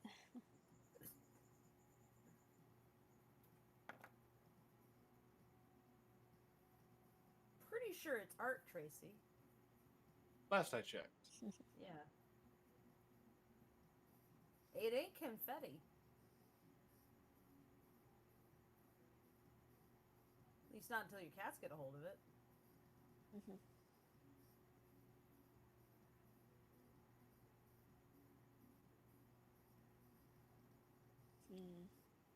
If I wanna...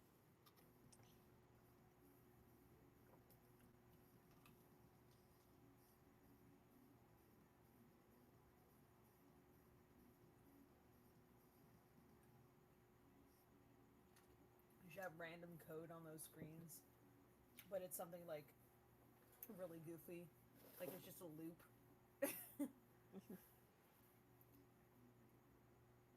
It's just a bunch of compiling errors. Code from Minecraft.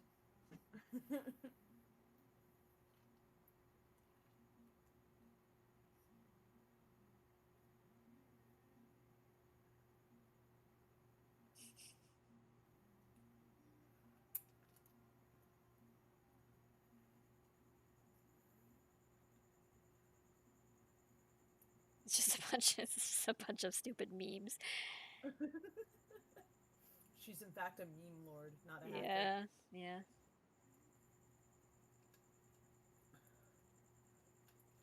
She's just a script kitty.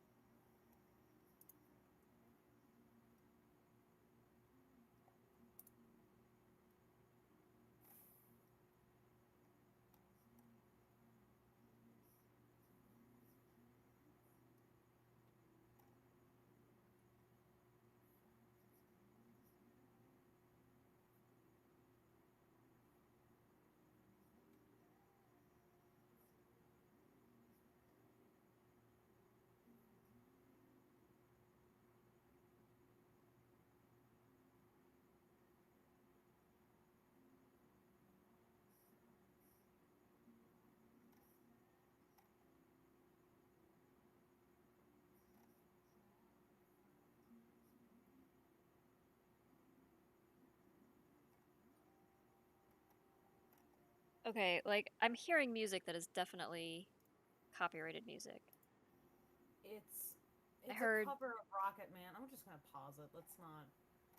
We'll just turn it off. Fuck it. Just in case. In case the soft, obscured sounds of Dan Avidan are too much for YouTube. Yeah. Sorry, Dan. I'm not sure covers count as copyright free. Yeah, I'll just stop it. Let's see. Sorry, I mean, what happens. like, I prefer having music, but I'm, like, paranoid now because... Yeah.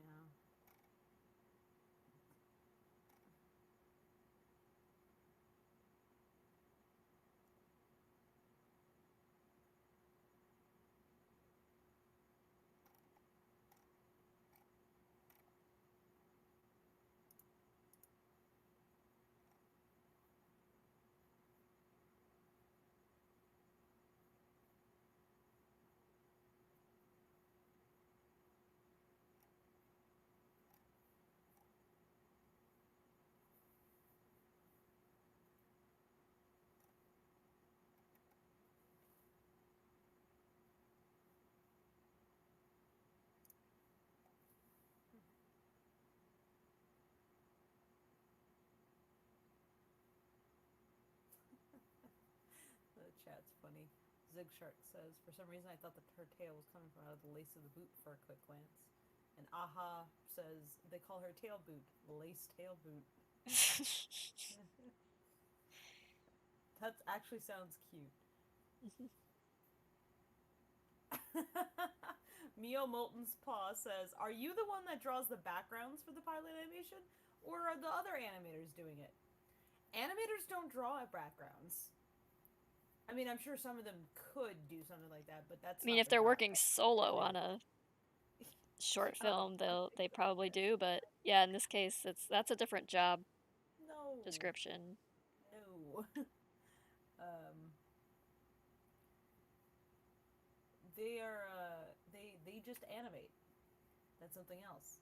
And no, Tracy's not doing the backgrounds. I may end up doing some of them if we run into some crunch, then if we have to maybe. crunch, yeah. But no, I am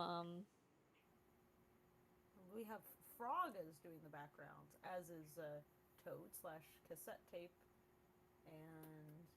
and Wing doing models for backgrounds. And yeah, Newt's working on it, and Wing is working on some phys dev art. yeah, we have a whole little swamp.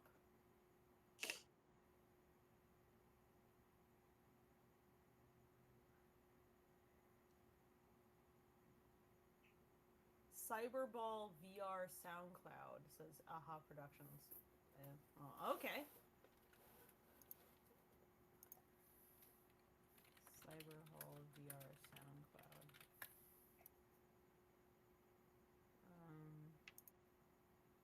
Cyberball? Hall.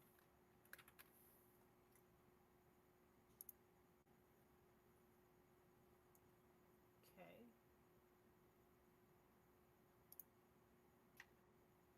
Ooh, is it all vaporwave? Oh, shit, that's loud. Sorry. Let me turn that down a bit. That was like too much. No.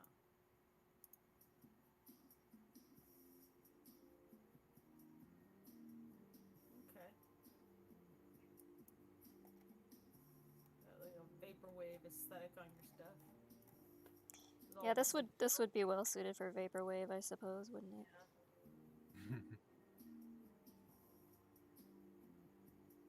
Public domain or royalty-free music. You'd think that would be safe, but You'd think so, but frequently it's like just mislabeled UMP likes or to people claim- misunderstand. Like royalty free doesn't mean copyright free necessarily, so it's easy to conflate. What's more is that there's sometimes an issue with on YouTube where people will take music from public domain stuff and then make copyright claims on things that use that. Oh. It's really weird because the system is so sensitive. Well, there's so many different ways it can go wrong. The algorithms can be mistaken, for one thing, and they're not 100% accurate or correct, and then like there can be copyright-free sheet music, but then the recording itself has a copyright on it. So, like, you might look up a song and go, "Oh, it's in the public domain," so you can go find a copy of, find a recording of it and add it to your playlist. But no, because the recording is separate from the sheet music. So, yeah, it's just very fraught. Like, the copyright law is not caught up to the age of the internet at all. And the bots are not particularly smart either. No. They are designed to be hypersensitive in the extreme, so that YouTube doesn't have to deal with any kind of liability. Yeah, YouTube doesn't want to have to deal with any legal repercussions, so screw you. Yeah.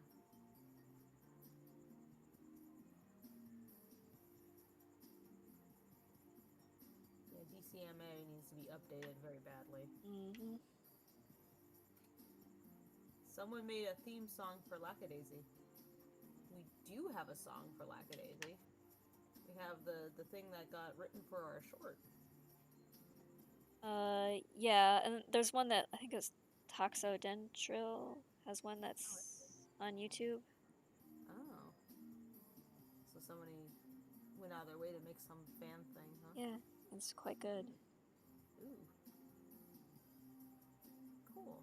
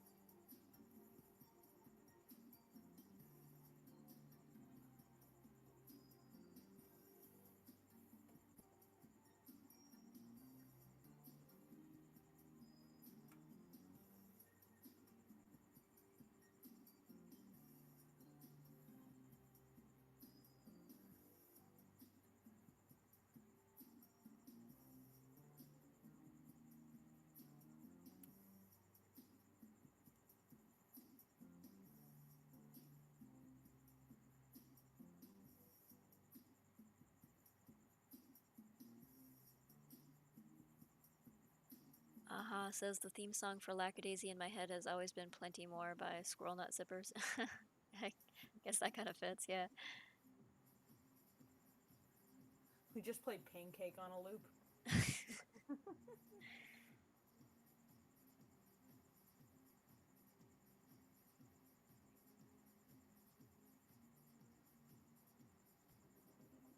I haven't heard Plenty More. Really? You probably have. Maybe? If you've heard any of Squirrel Nut Zippers. I don't know. Really? Oh, I mean, well, maybe I've heard of it, but it's like Squirrel Nut Zippers doesn't ring a bell as a band name. But I could have heard of it and just not known the name. oh,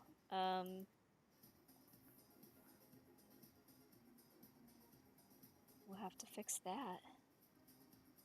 Apparently. It's very much a Lackadaisy-ish sort of feel to the music.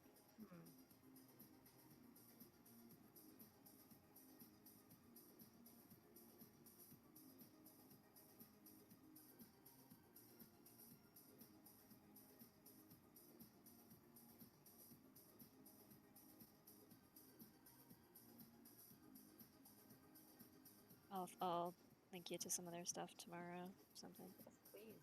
Always love more music.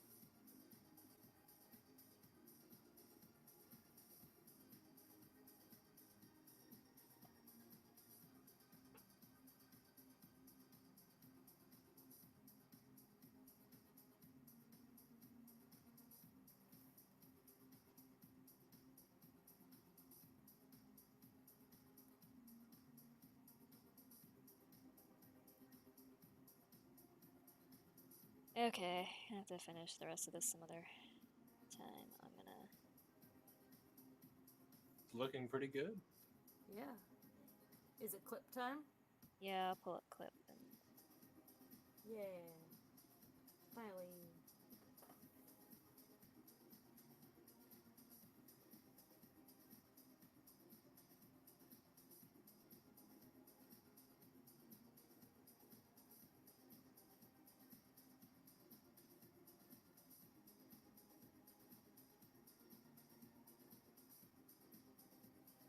So sweaty, I've been breaking out. My skin's so rough lately. Ugh. I don't like it. It's hot.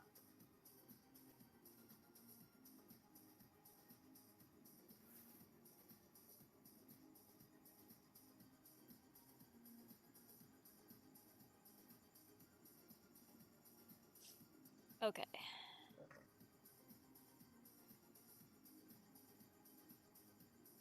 So you guys will have to kind of bear with me a little bit here, because I don't know what I'm doing in clip. I'm new to it. Had Manga Studio way back and used it a little, but didn't really get a feel That's what I'm for it. here for. I'm here to help. Okay. Yeah.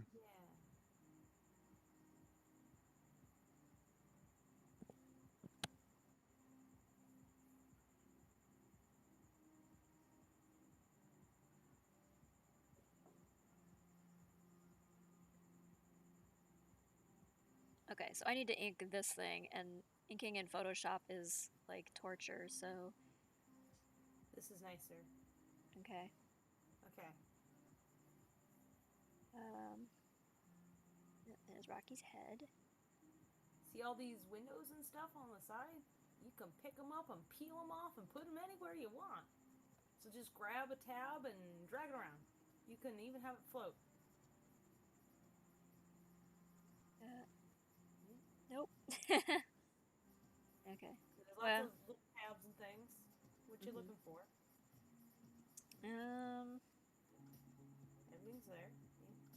Yeah, there's my layers. Yeah. YouTube, why did you censor Rocky Stupid? What a dumb stinky cat. I love him. Why is YouTube, why did you catch that? I don't know. Yeah, I pretty frequently have to go YouTube in is and very concerned about bullying Rocky. It's like, oh no, we can't have that. Anything but that. Mhm. So what's good? What's inking tool here? Okay, so pen tool, They're all okay. So that whole paintbrush. section of like below the eyedropper, what's obviously the eyedropper. So you see like there's a magic wand. There's like an eyedropper, and then there's like this separation line, and then there's a bunch of tools there. Yeah. Those are all brushes, effectively, and there's Okay. tabs within them. So like click into those in the toolbar. And you see how there's like a tab there where it's like pen marker. Oh, okay. So like click marker. Uh-huh. Wait. Or just like if you look up. Like. Oh, I'm looking. I think you're. Yeah, it's. Hold on. Let me stream in Discord as well so that Yeah, that's gonna be better. you can. Because I'm for like. our purposes. Otherwise, I'm telling you to do things and like. Yeah, it's lagging too much behind. Yeah. Okay. The magic of the internet. Where's history? So I can undo all the dumb garbage I just did. History, okay. That's what I want there.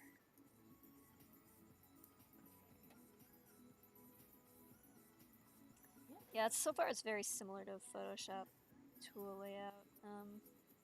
Yep. I mean, what's the difference with markers? It just has no pressure sensitivity, or what?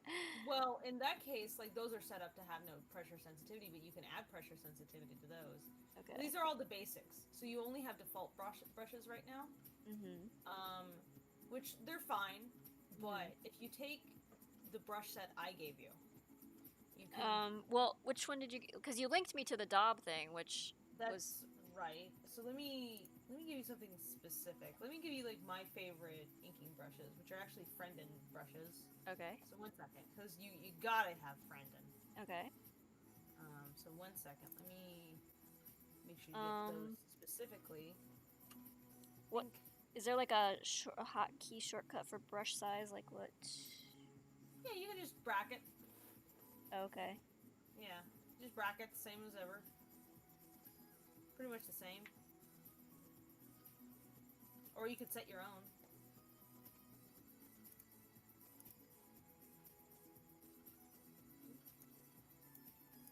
Alright, we'll link you to this. So this is within that brush pack. Thank you. So I gave you Friendin full 15. Oh wait, you did send me actual brushes. Okay, I missed that part. Sorry. So, download.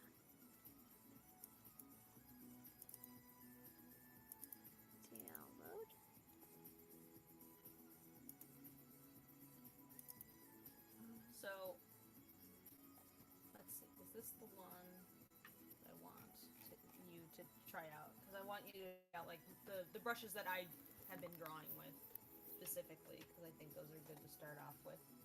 Nice and tight. Which thing should I be downloading? The inkers or? Yes. So all you gotta do is, so you have like your folder open. You know, so you have like a folder open. You have like hovering over the UI basically. If you take a brush and you drop it right into the space where it says like, you know, the pens, or just where it says like G pen, real G pen, mapping pen. Drop that suit file into there directly from your file explorer. Okay. Hold on. They're still downloading. Okay, once they're downloaded anyway. I'm just looking through them myself to see which ones I'm gonna advise you start with to make things easier, because there's so many. Oh my god, computer, please. Oh, holy shit! You have like one that's like 3.6 gigabytes. Whoa. I have a lot of brushes. That's a lot of brushes. I thought I had a lot of brushes. I do not compared to that. No, and Clip actually makes it really easy to collect a gajillion brushes and use them. So it's kind of nice. I like do not even have room on my hard drive for that many brushes. I need to cancel that one out. So I'm gonna find find specific brushes. One second. Which one is this? This says version 15 Friendin. Okay. Is this the one I want? Analog. Alan Furman. Where's that? Does this have the ones I want? I feel like no, that's not it. Friendin sets. Is that it? Computer! Come on! There we go. Is this it? Come on.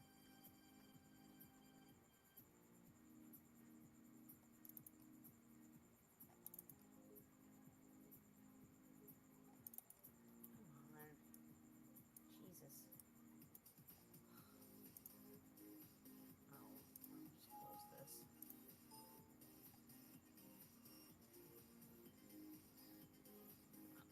Okay, maybe that'll free up attention.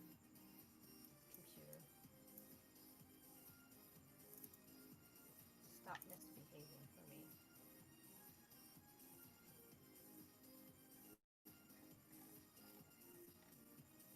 This one might be it.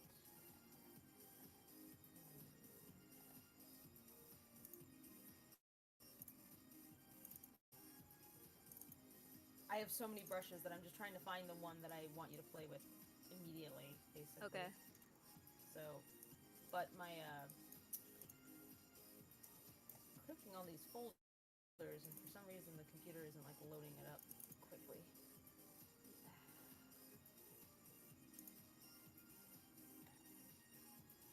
Although I think all of these might be, yeah, this might be good.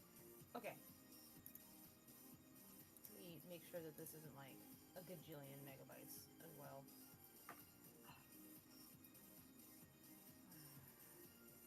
Properties. Why did you do that? I didn't click that, stupid mouse. Okay, here we go. Is 250 megabytes fine? Yeah. Okay. Then I think this might be less than that. So I can take that whole folder of inkers you said and drop it. I would do what I would do for sanity's sake is you're gonna want to create a new tab for all these new brushes. So you take one, you drop it in. Take then, one brush or one folder? brush, drop it in, and then what you're gonna do is drop it into a new tab, so that you have all these new brushes in one new spot. Okay, so how do I? You drop it like here, or here? Like where? Drop where... it. Okay, so where it says pen, and there's G pen, real G pen, etc., etc. So it's Yeah. clearly that's where all the brushes are. Drop it where all the brushes are. It should load. Like this. Here. Right into pen. Yes, right there. But yeah, well, Oh. not there. Into. Oh, where the it won't let me brushes do are. that without registering a There it license. is. There it is. Oh, wait. It's right there. It says Action Hank. See, now you have it in there. Okay, so what you want to do is now take that brush, Action Hank, grab that brush inside of Clip. What? Okay, you know what? I'm going to open up Clip myself. I have Clip open. I'm going to stream, and you can just see what I do. Okay, I have the brush, so what do I do? Okay. I'm going to share my screen so you can see me. I will demonstrate for you, and that way I'm not sitting here going like, no, not that. Okay, so if you look at my screen, and like I'm hovering over something called Brush Simpson, right? You see that? Hold on, I'm gonna stop streaming to here because my computer's gonna. Uh-oh. No, I'm here. I'm just. Tracy? Can you hear me? Can you hear me? I can hear you.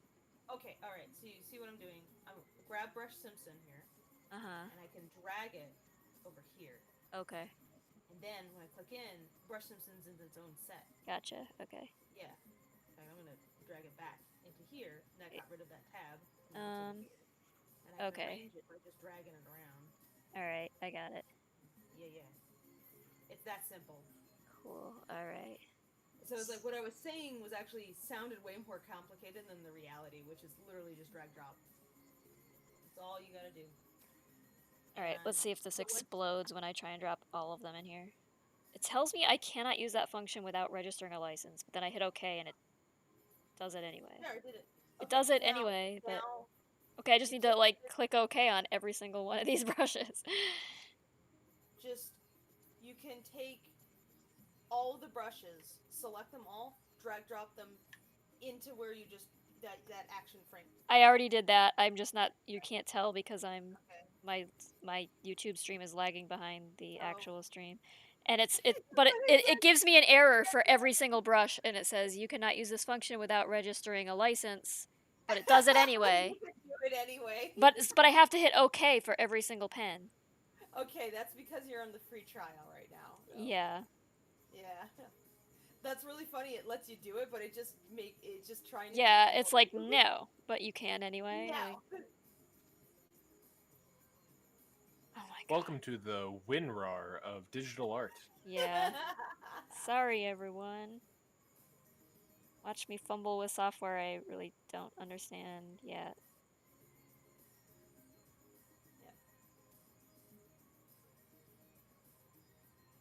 If you want to remove any bits of that UI, also where you're like, oh, there's just a lot of UI everywhere. Oh god, I'm you can only also on F. drag the UI into tabs of itself to hide it, or even just close it, of course.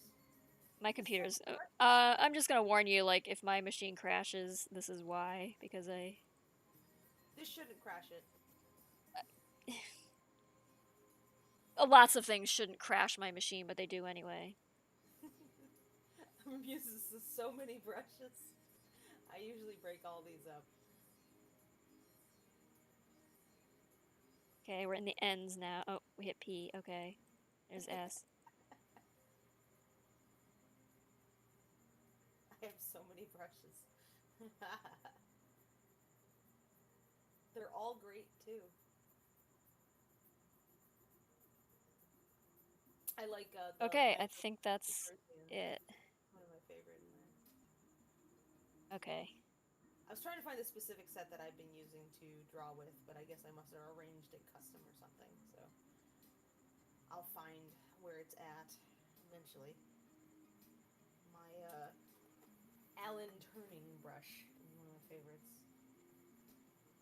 And Brush Simpson Dry was what I was using to ink that one funky comic.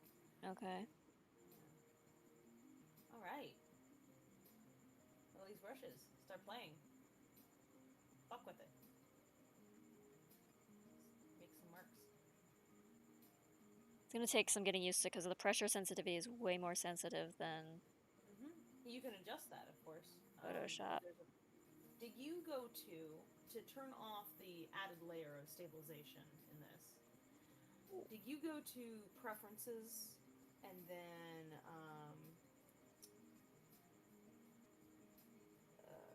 where is it? I'm trying to find the specific setting that you got to turn off. Oh yes. Did you go to preferences and then click cursor and make sure that display position of cursor is set to no delay?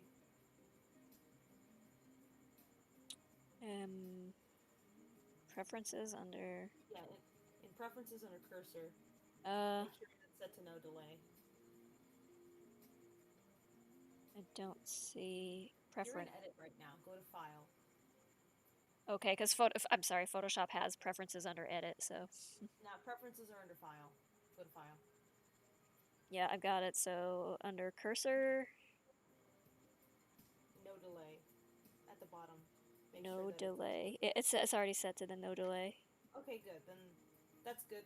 I just wanted to check on that because sometimes if that's on, then it adds this layer of stabilization even if you turn off stabilization. So I don't like to have that there. I like full control of what I'm doing. Okay. Wow, YouTube does lag every so little. It's like, oh, only now are you in preferences from what I'm seeing. Oh, wow. Yeah, no. So.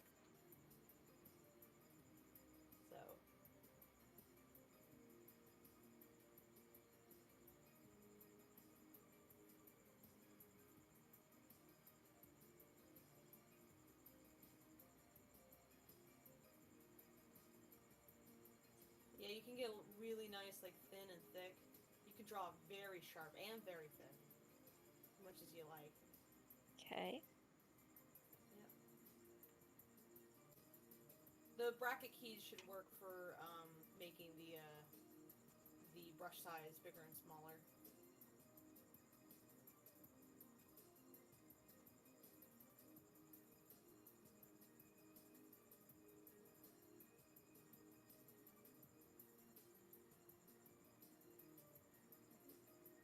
Undo is just Control Z. Same as anything. Mm-hmm. The eraser does not seem to have... Oh, maybe it does. It does. You just need to choose a good eraser. So it's like you have it set to hard eraser right now from what I see in YouTube. But there's soft, there's a multi-layer eraser where it will erase everything visible. That's pretty cool. Yeah. There is, let me look at it myself. Comparison. Yeah, there's a vector eraser where if you use that and you're using vector lines, it'll like erase the entire line. Nice. Yeah. There is, I've made an eraser called a hard soft where it has like, it's almost like a low flow, slightly soft eraser. And, you know, it's easy to go into the brush engine. You just like click the little gear of the tool property panel. Mm-hmm. And that will bring up like the full extent of the brush engine. And then you can like adjust everything there. And it's very similar to like building a brush in Photoshop, but more powerful in a lot of ways. There's more options. And if you let your brush hover over something, it will show a tooltip, which will actually tell you what that thing does. Okay. So it's not a mystery. Plus, any feature in the brush engine, like when you open it up, if you click the visibility, where it's like the little eyeball that you see on the left, it will make that property always visible in the tool property area, so that you don't have to open up the entire brush engine just to fuss with the brush. You can have anything visible or invisible and fuss with it on the fly if that's how you prefer to work.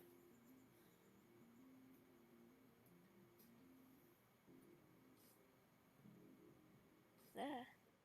I will also note that some of these brushes that you will use probably have their stabilization turned on by default. You might want to turn that off if you are like me and you're like, it feels like it drags. So if you look in the tool property, and of course you can rescale all these windows, by the way, by just, you know, dragging the bottom of the screen, dragging the bottom of the window. If you were to hover there, and you would get like the little arrow thingy that shows that you can like resize the window. Mm-hmm.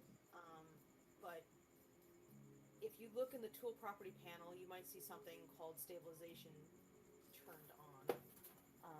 Looks like your default is set to 5 usually. If you crank that to 0, then the brush will behave a little bit differently. If you crank it all the way up, then it'll give you like that very delayed, very smooth line that people seem to love. But Oh, no, I don't like the delay. Yeah, so you want stabilization turned down. Make sure that on any brush that you're messing with, like, turn the stabilization off. Just make sure that that feature is cranked down. Mm-hmm.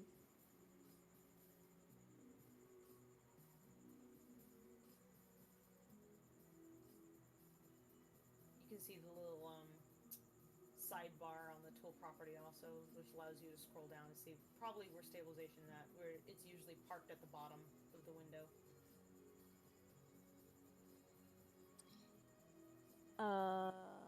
Sorry, where are you saying? I was...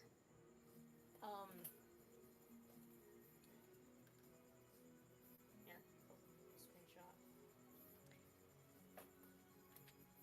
1 second. Hold on, I see your screen, so you can just show me. Oh, right, I forgot. Okay, it is right here. So, like, I can crank this up and down. Oh, So, like, it's down here. Yeah. So it's like, this is it with it off, and this is it with it on. You know? Like, you can, there's like a lot of refining you can do. I like to have it off, so I can do this. Yeah. This doesn't lag nearly as badly as Photoshop does with smoothing. Oh, no. It's quite good. I actually like to use a feature that it has called post correction, which is kind of like stabilization, but after you let go, it stabilizes it. So I can draw as quick as I want, but the correction is like after. So I don't feel like I'm drawing through molasses. It's a useful feature. Like, sometimes I will turn it on in order to get a long, smooth line. But I have a pretty steady hand, so I don't need it as badly as some people do. Yeah, I don't. But I don't know if it's my hand or if it's just that Photoshop, like, is so wobbly. Photoshop is very wobbly. It doesn't track things. It's infuriating. Very well. Yeah, this program just feels a lot tighter. Yeah, I notice it's already way more easy to get like a calligraphy style, like line weight variation. And that's definitely complemented by how Brendan set up these brushes, which are very good. Like, I didn't used to pay for brushes until I got Clip, because the brushes that Brendan and Dom make, I was like, these are worth money.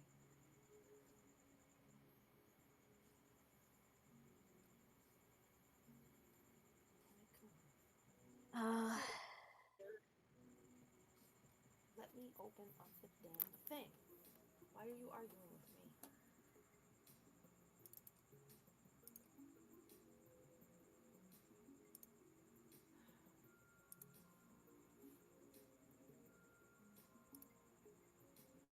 Stop my screen in case it's making it fuss.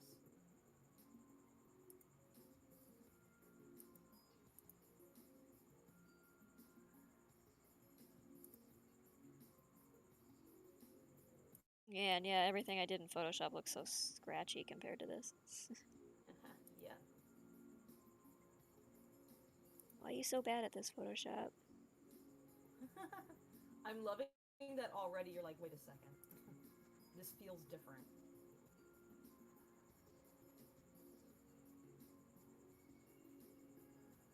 Yeah, I mean, it's still gonna take getting used to because... Yeah, it's a different draw feel, and the UI is a little bit different, but it's not as difficult to get used to as you might fear. It just, like, can do pretty much all the same things as Photoshop, except for, like, the funky filters that Photoshop does. Yeah. And often better. The text tool, the paneling tool.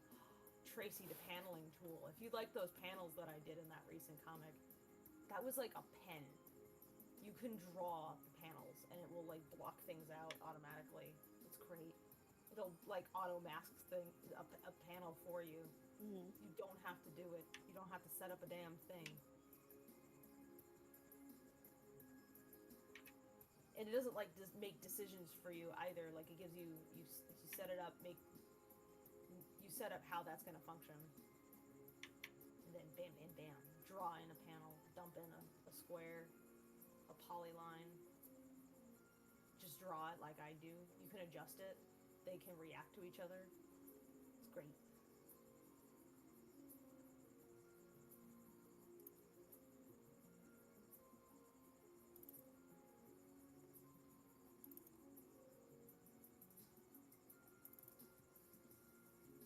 There we go. Why is it being so fussy?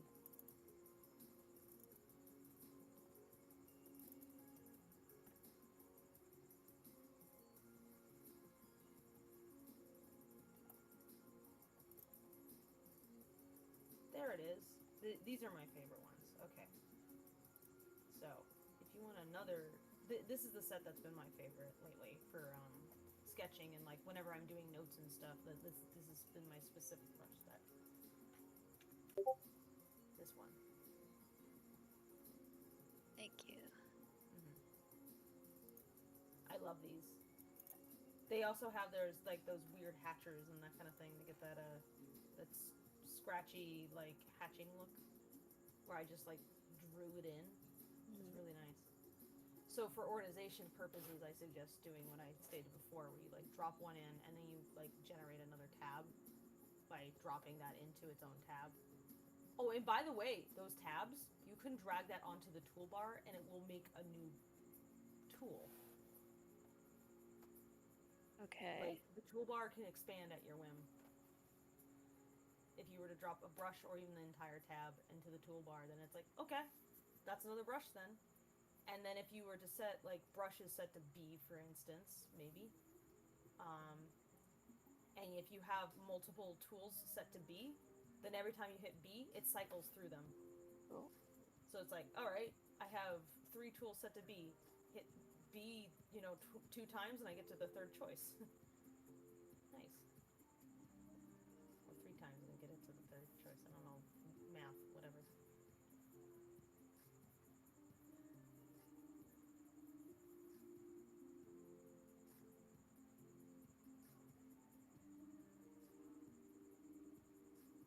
All this time I just thought I was like really bad at inking.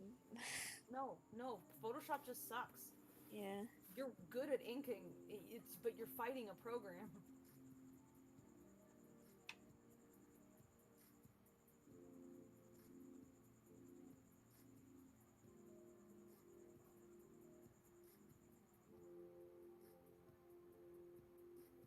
This program is Clip Studio Kamikage, and Tracy is actually learning it right now.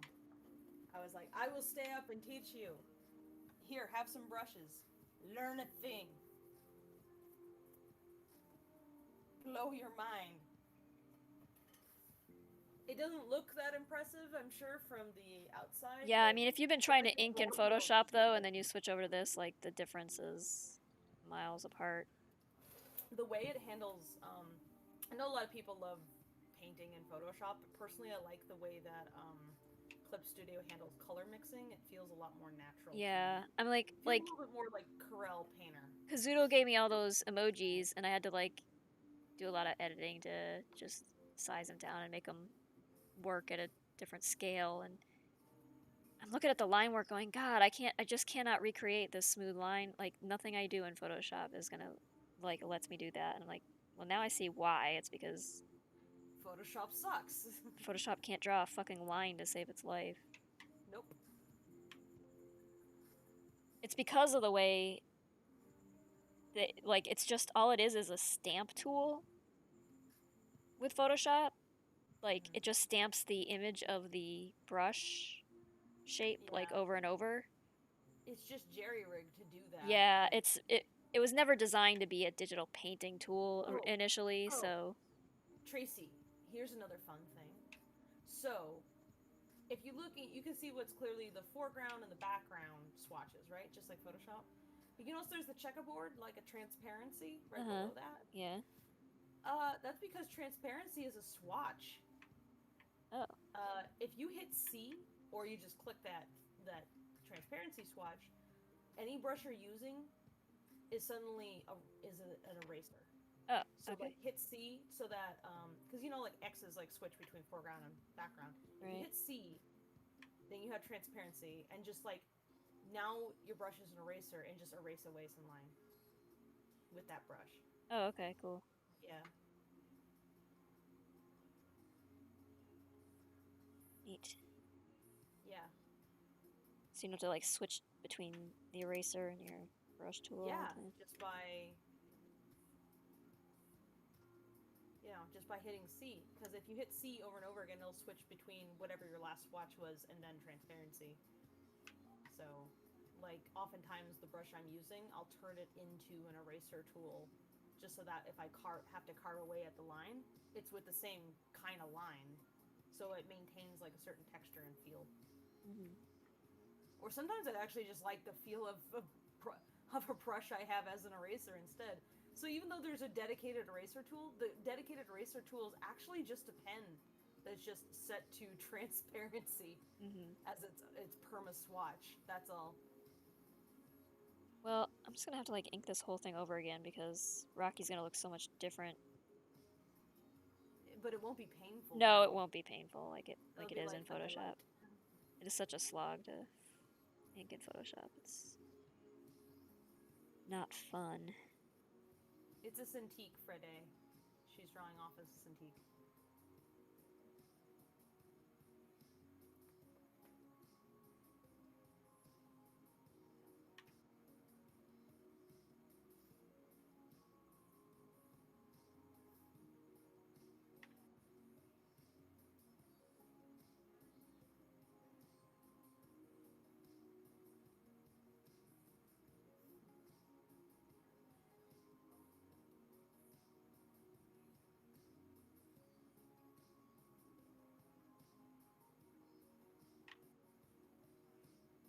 Oh, cool. Thank you for the primer.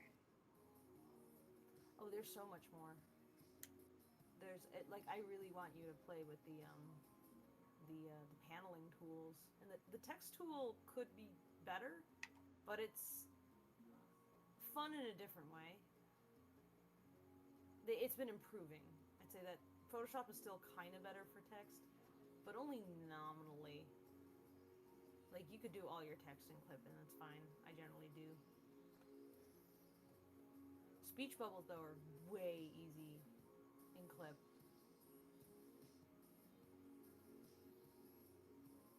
Like, again, like those speech bubbles that you saw in my comic, there's, like I said, just like with the, just like how there's a brush that can draw a frame for you, there's a brush that can draw, like, speech bubbles, and it'll, like, lock to the text. Nice. And, like, the text and the bubble will be unified as one automatically.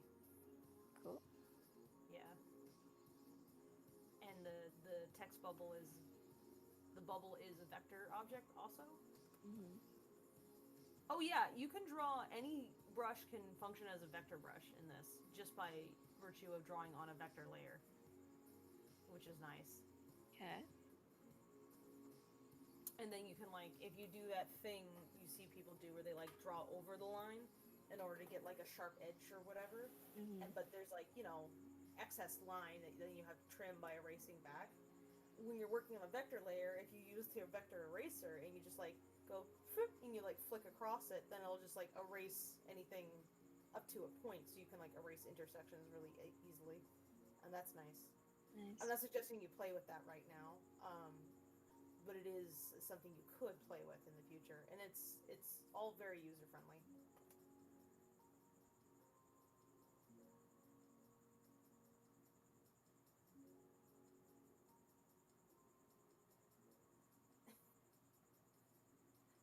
VP79 says Freckle goes pew pew. It does do that sometimes. Sometimes he go pew pew.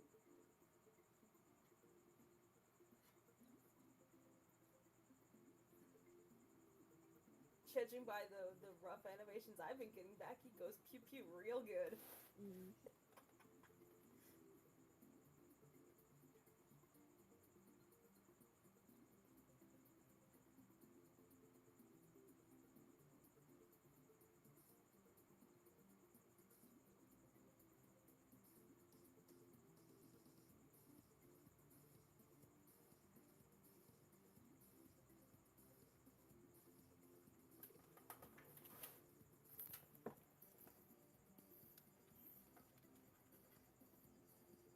See if I can't finish this note that I owe. Oh, yeah. Sorry for distracting you. No, what distracted me was falling asleep and okay. being generally like, I don't want to do it. But I do want to do it, I just... Yeah, no, I know the feeling. Tired enough that it creates arguments. Yep, I know that argument where you're fighting with yourself. You're like, no, but I just need to close my eyes for like 20 minutes. But then you know deep down, if you close your eyes for 20 minutes, you'll actually close them for like 4 hours. I wish. I'll close them for 5 minutes. I ain't the best at sleeping. Well, no, if I want to sleep, then I can't. Yeah. But if I'm like, if I'm just like, oh, I just need to click a quick bit of shut eye, and then I can go back to work, then it just like wake up the next day like, fuck.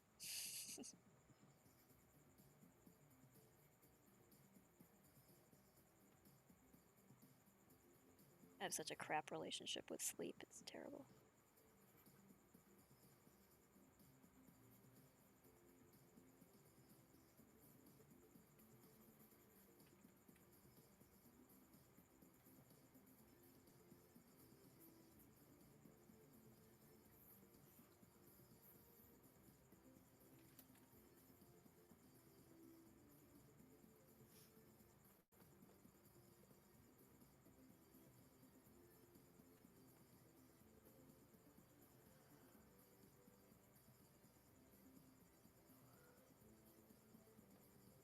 Tracy, does Freckle get any compensation for this? Says Zig Shark. One could argue he gets Rocky's gratitude, but that might be worth less than peanuts. I guess. It is supposed to be paid labor. Paid in what? Peanuts. Yeah. He got a whole lot of them. He had to make that one guy happy. Well, he paid them for peanuts. Yeah, I know. The irony was supposed to be that he's buying peanuts. Maybe in sandwiches, says Mia Molten Paw. Would you murder someone? He tried to buy one peanut that costs a fraction of a cent, and the shopkeeper wasn't having it, so.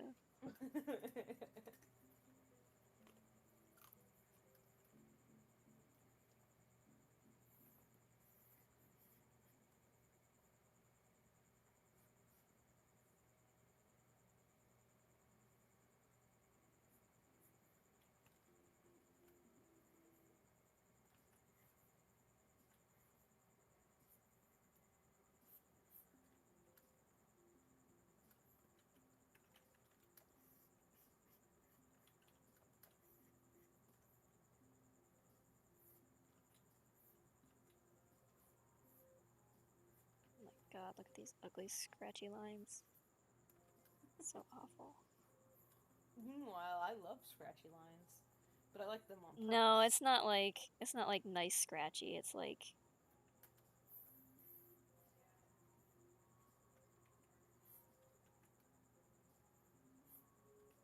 this thing has character scratchy. It's like I tried to draw this in a moving car scratchy because that's what it's like trying to ink in Photoshop.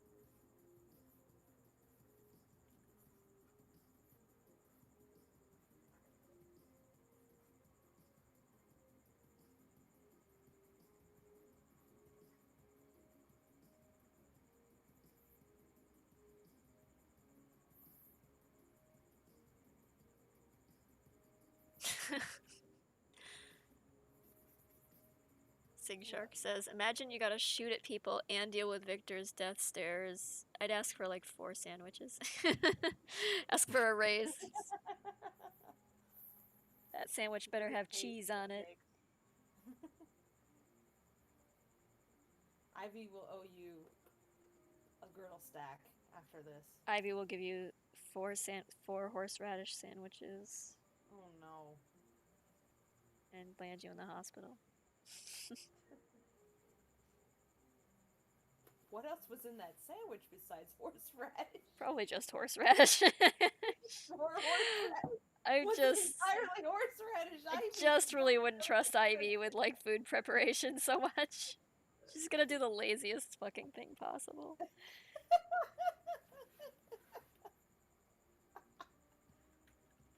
Who on earth is manning the kitchen here? I mean, it's just a front. They're not really, like, I mean, I they know, kind of but have a cafe. sometimes They appear to have a cafe. Yeah. But they don't, like, Rocky was surprised to see patrons there because they never really have any. Like, oh wait, we have customers. Yeah. Oh, would you look at that?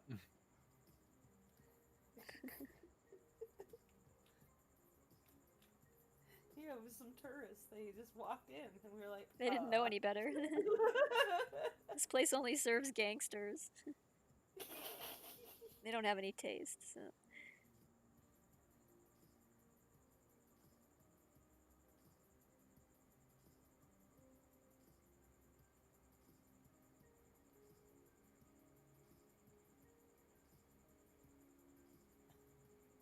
Oh my god, Zig Shark.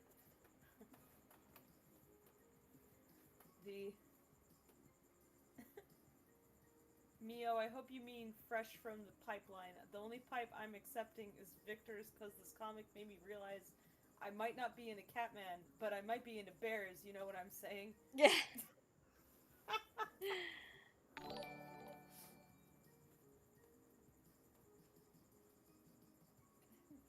Mio says, I'd be fine with fresh fish from the pipe. What?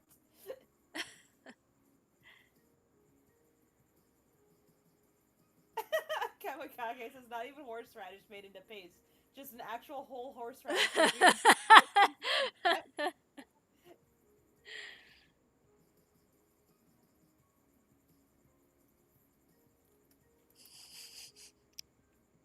You ask Ivy for a sandwich, and you basically just get, like, a turnip on a bun. At best. It's whatever happened to be in the cupboard. This can go between two slices of bread. Sprinkle a little powdered milk on top, and wow.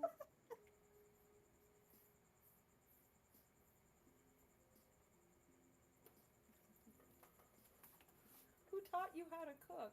Oh my god. She's self-taught, just like fixing cars. A real Well, Renaissance sorta worked. woman. Yes. They got home, right? They did barely get home, yes.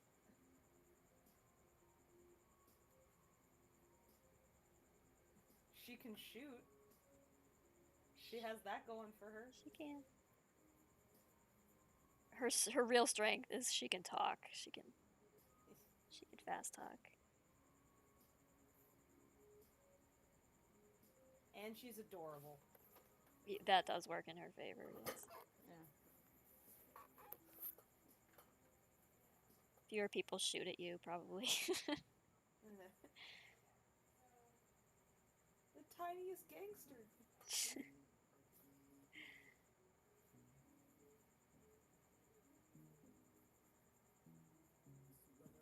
Tiniest widow gangster.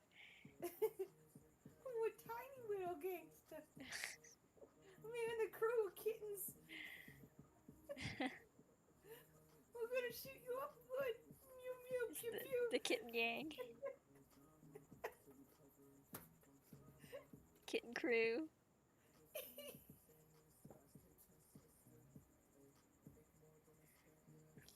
One would think they would never murder someone. No.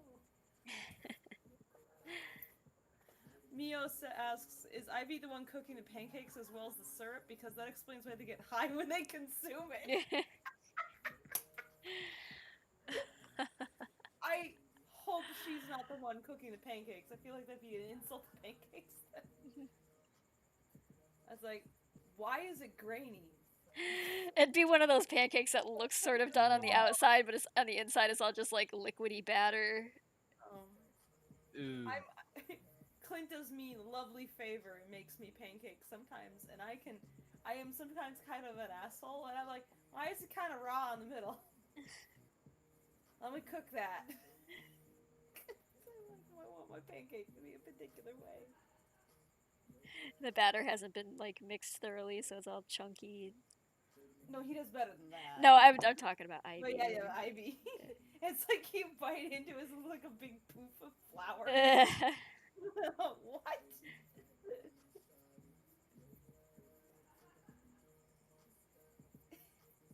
You plate this pancake and it's like goopy and sticky on one side and it wasn't even flipped. What? You're supposed to wait until It's like bubbles. it's somehow burnt on like one side and raw on the other. How? It takes special skill to do that.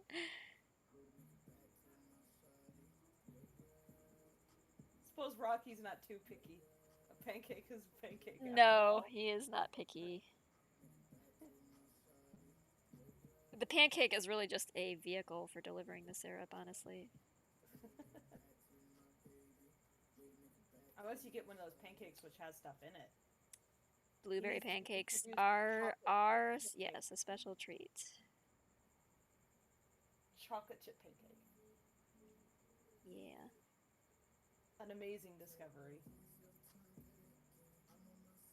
Or like blueberry pancakes, those are really good.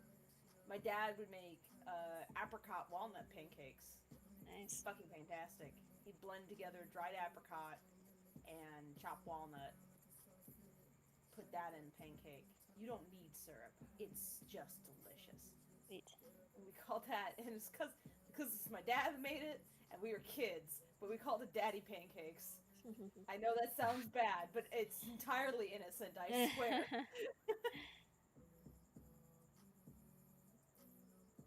He made a really good pancake. It was always my favorite. My mom would make, her favorite was to make blueberry buttermilk.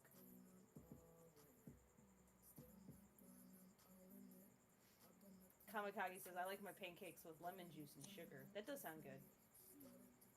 I often make banana pancake with peanut butter. Actually, banana's a good replacement for egg if you're like low on eggs or vegan. What is it? Just half a banana for every egg? Memory serves. Something like that. It's a really good replacement. I think the only difficulty I ever have is that when you put banana in pancake, it kind of thickens the batter enough that you risk the pancake like being kind of goopy in the middle. So just be aware of that. Like cook. Well, you know what you do then? That's why I'd be critical of Clint. As we make banana pancakes, and I'd be like, it's gooey in the middle, and it's because it's banana. Well, at that point, you just make yourself a mean waffle. I don't have a waffle iron, so. Oh. Plus, I don't know that chunky banana batter would work well in a waffle iron, honestly.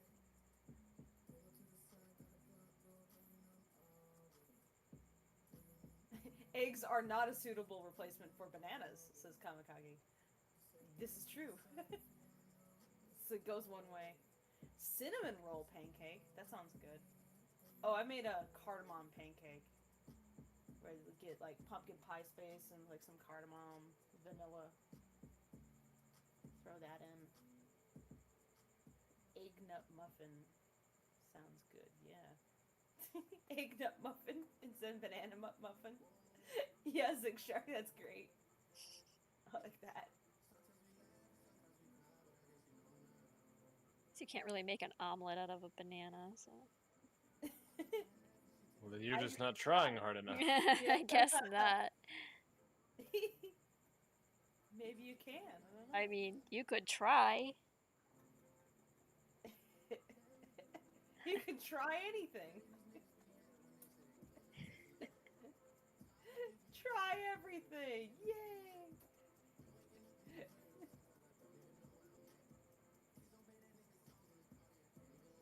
That's a good Rocky face, Tracy. It's the fun kind.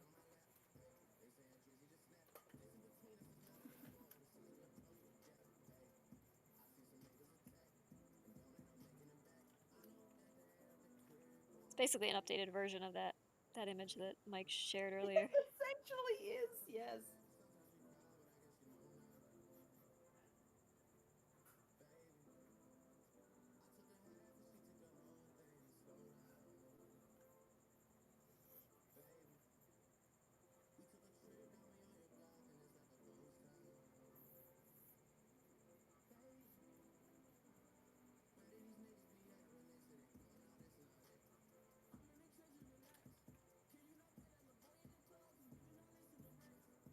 This sounds like it's probably copyrighted music.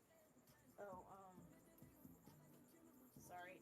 It sounds like it auto-played to something. It's alright, I'm Yeah. pretty sure this video's not gonna last anyway, because it's... Okay. Sorry, I wasn't paying attention. It's alright. I apologize. My apologies. My apologies. Apologizes. It's late. No biggie. I'll just delete it.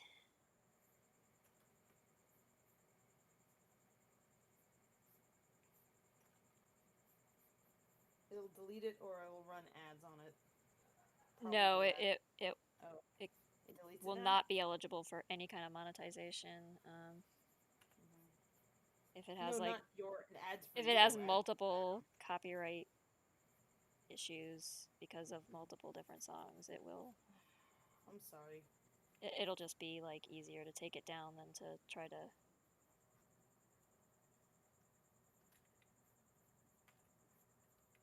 fight with YouTube to make it work somehow, or to mute selectively or whatever.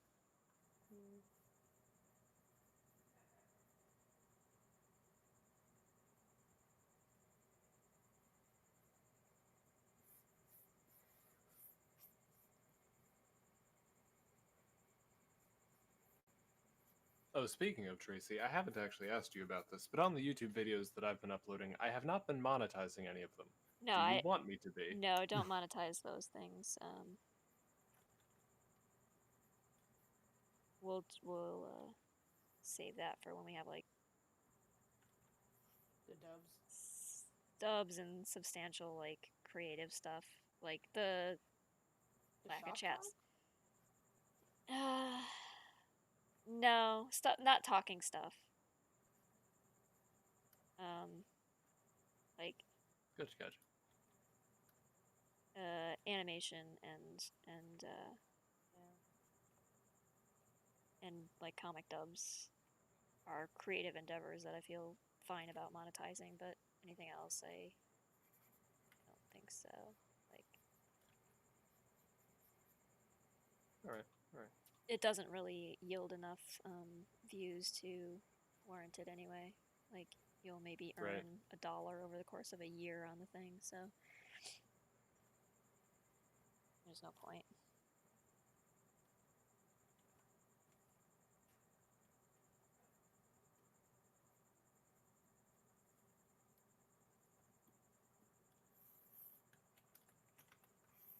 I am sorry for everyone in the chat who watches the streams, at least the VODs of them that I put up, because I did find out that YouTube started force putting ads, mid-rolls, into any video longer than 8 minutes. Oh, did it? Oh, Fuck. sheesh. Now, for example, I pay for YouTube Premium, so I didn't know about this until someone told me, so apparently it doesn't still supersede that, but there's no way to disable that. That's weird, because I've Um, watched a number of those and I've not had that issue. Maybe because it's on my own channel? I don't know. I don't know, can you get ads on your own video? I don't know.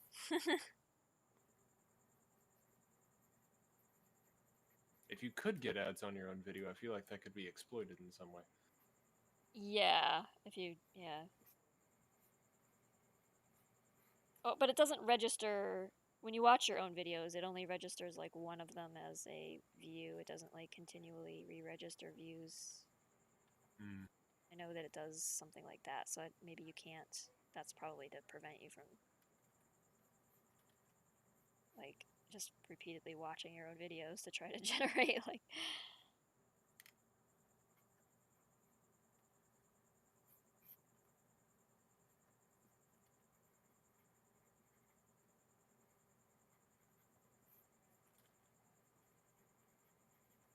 I don't know. I don't know anything about how YouTube works. It's all just a... No one does. No, I know. That's the Not either. trick. That's the problem. And I think they like it that way, because that way you have less recourse for action when... It's by obscuring it, they're trying to keep people from gaming the algorithm or duplicating it, but the problem is that then nobody knows what the fucking rules are. Yep. And everybody violates the rules, and it's like,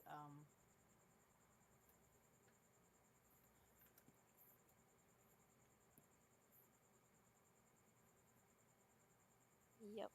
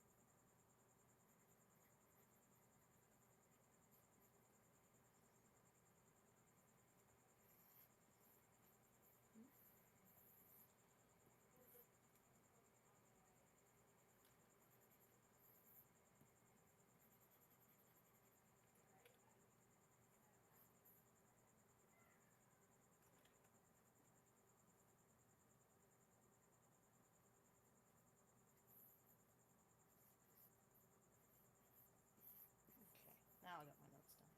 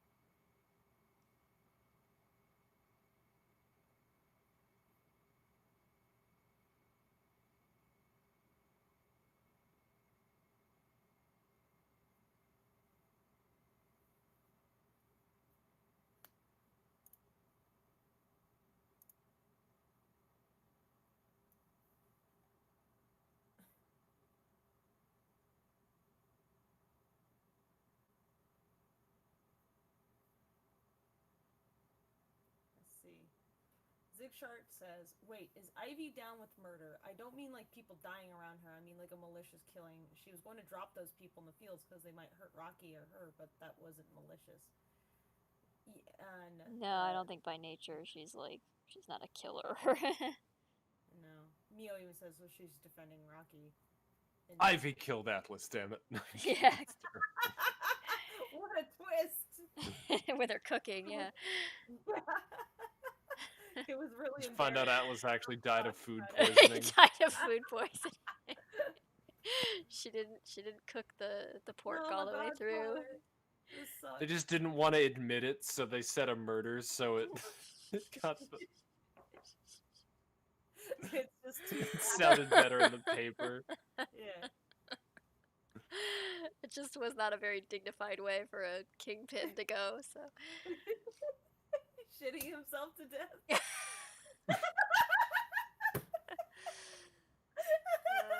Very tragic. Maybe Ivy should be a hitman. That's so fun. Just go work at the Marigold in the kitchen. We'll take care of all the competition. Why hire a hitman when you could just hire a bad cook? Cook. It might be more compromising. Zigzag says, yeah, but is she particularly vengeful? I don't get that vibe, but she is with Freckle right now, who's super down with blasting. Like, is she cool with not He's knowing not who- really down with it. He just kind Yeah. of loses control, and then he is full of like regret and self-loathing later. But Yeah. How did Ivy put it? He has murder in his heart. Wait, no, it was Mitzi who put it. Yeah. I was like, I don't think my Ivy would state things that way, but. It was Mitzi, and she was talking with the band. It's basically he has murder in his heart, and he's a bit confused.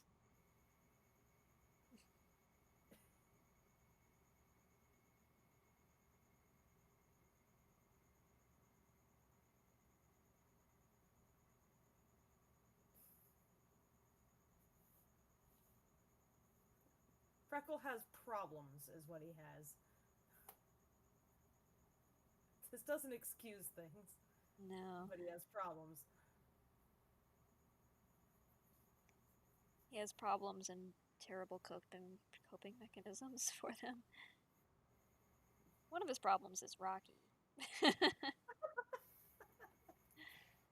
Probably shouldn't hang out with the guy who goes, these problems are not problems, they are solutions. The one who sees the problem as, yeah, like a very special talent.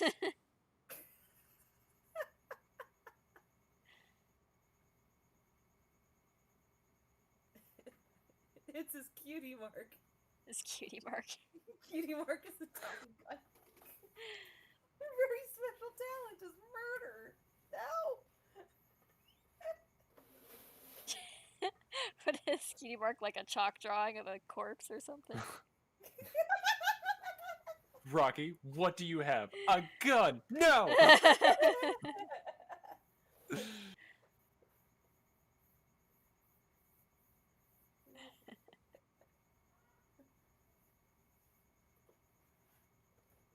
Look, we have two potential gunmen, and one of them really shouldn't be having a gun. So we have one gunman. Yeah, no, Ivy's issue isn't that she's really down with murder or something.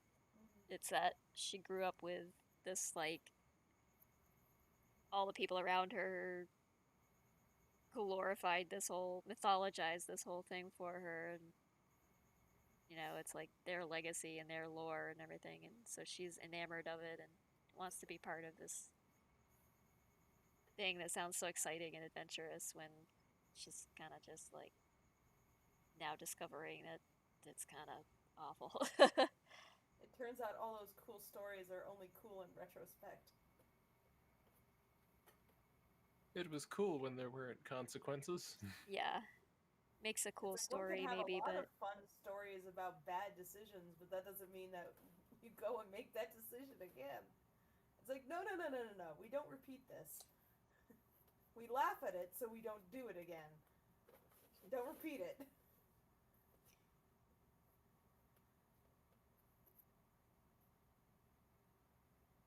yeah, she's getting a lot of mixed signals. It's like, listen to this awesome story. This happened and it was amazing, and like, but don't do that. But like, so it's like this like forbidden fruit thing, and she just badly wants to be engaged in it. There's like a sort of like, in her mind, there's a sort of glamour to it, and Adventure. yeah. Crime adventure. Do crimes.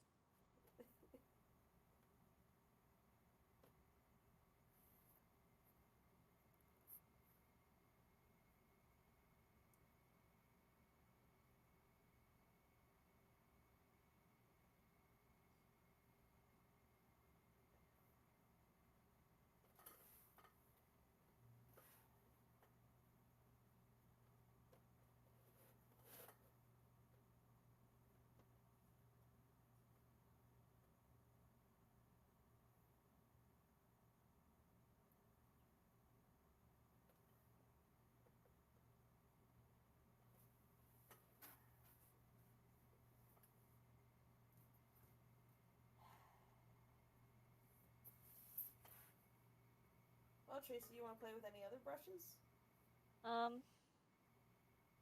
Eventually. Mm-hmm. I mean, I've got so many of them here already. I'm like, Well, I haven't even given you the Daub set. I know. The Daub set's the good shit. Some of it's good for inking. Mostly I use it for everything else. Yeah, I definitely need to play with the pressure sensitivity settings because I can get these super, super skinny lines, but then as soon as I apply any pressure at all, I get that. So I'm like, Well, you just need to adjust your pen pressure settings then. yeah. This is simple as just doing like adjust by multiple strokes. And then Where? it will How do you? kinda What? like- Huh? What? Okay, well, okay. I'll show you. Do-do-do. Okay. You do file, and then you click pen pressure settings. Are you streaming? You're not streaming right now. Oh, let me do that real quick.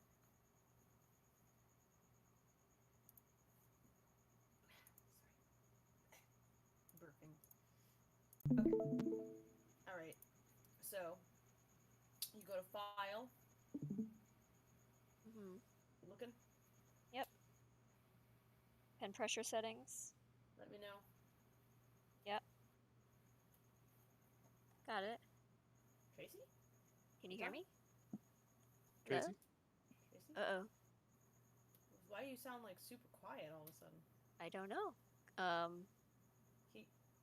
Keep talking. Maybe Discord just is being It's stupid probably for a second. Discord being dumb. There we go. Oh, Okay, there you go. Oh, Yeah. okay.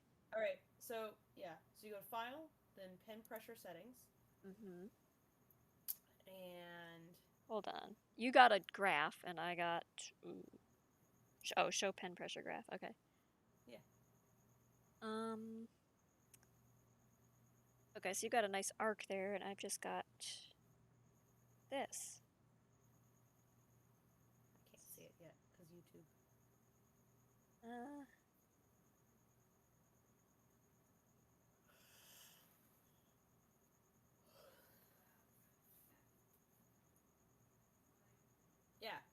Looks like your top is all cut off like that. Yeah, that's You need to explains just it. remove a point. Yeah. Remove a point. Just drag it off. Drag it away off the thing. Like as if you're ripping it off. Drag the whole point off? Like... Yeah. Oh, okay. Interesting. Yeah.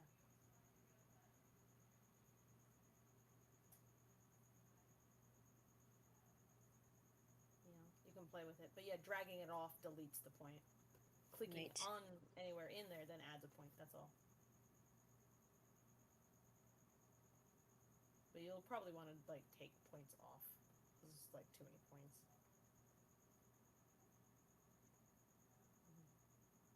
Yeah, YouTube's a little delayed.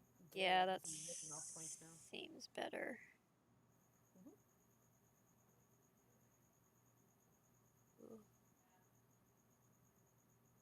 Yeah, you can actually, while you're in that mode of adjust pen pressure, you can actually play with the pen pressure before you even close out. You can draw on the canvas and it makes temporary lines Okay. that you can mess with.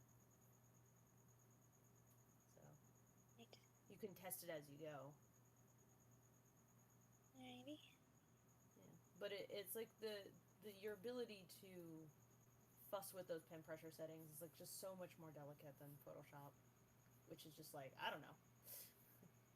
Good luck figuring out how do you do whatever.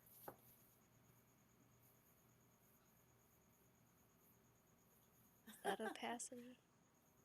Zig Shark says, what opacity? Oh, on a layer opacity.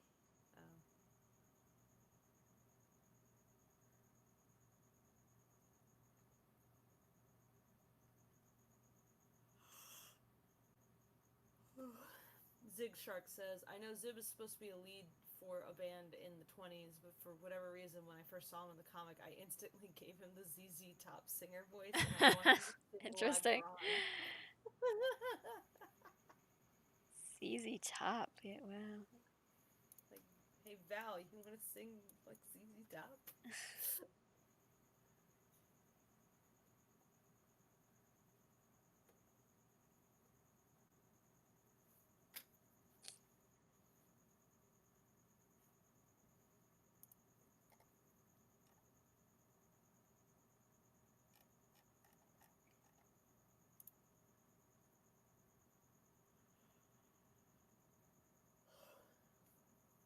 No, Tom Waits was actually our starting point for like how we described the voice to voice actor auditions.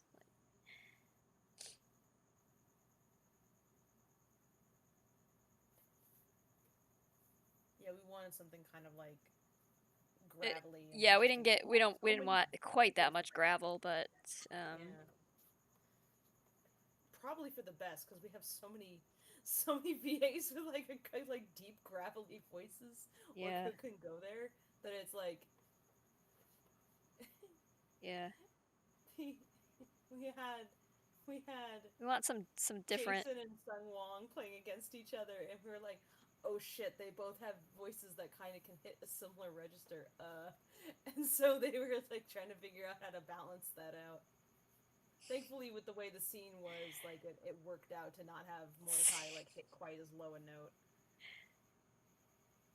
Not that he goes anywhere near as low as where Jason can go, but for the particular thing that we were having Jason do, he wasn't going Victor voice, so that was the challenge. But then they did their like Gilbert Gottfried, Jason Statham routine. Gilbert Godfrey and Cockney accent. It was the dumbest thing. It was the dumbest, best thing. Dying. It was so good. The best, most dumbest thing. Which we can't share because spoilers. Yeah. But oh boy, I'm excited to. Once we can. Someday we can share it. We can share it when the short comes out.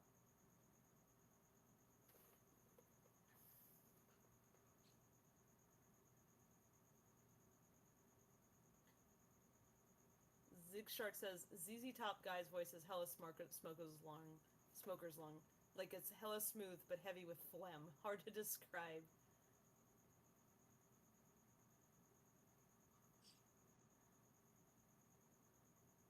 No, I'd say smoker's lung is an apt descriptor. Yeah. That's And given the character, accurate. Yep.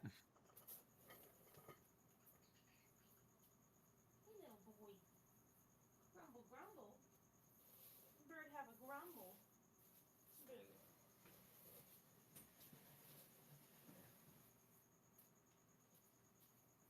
Lie down, watch, and just here to answer your questions, or if you have a complaint.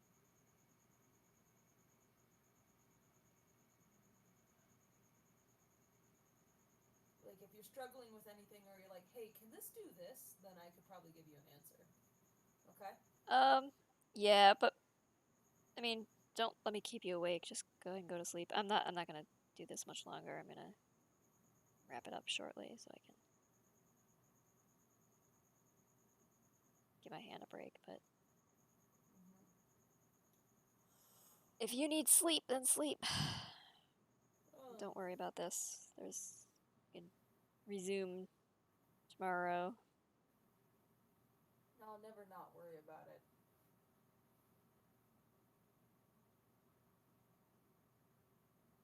Until it's done.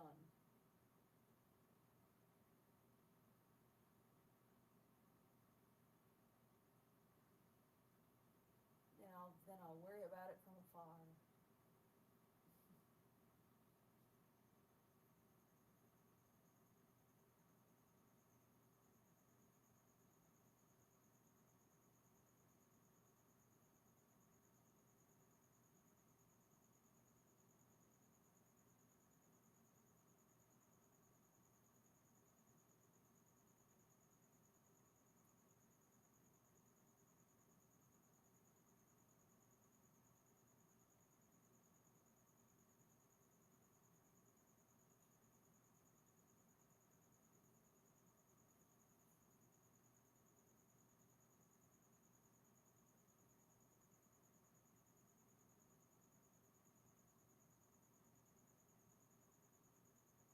Kira Usa says, I'm working on a fan art right now with doing the I am a giraffe fine.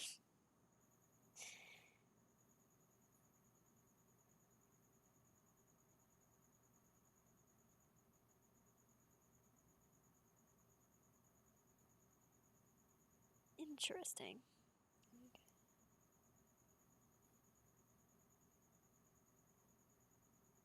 I look forward to seeing. Yeah.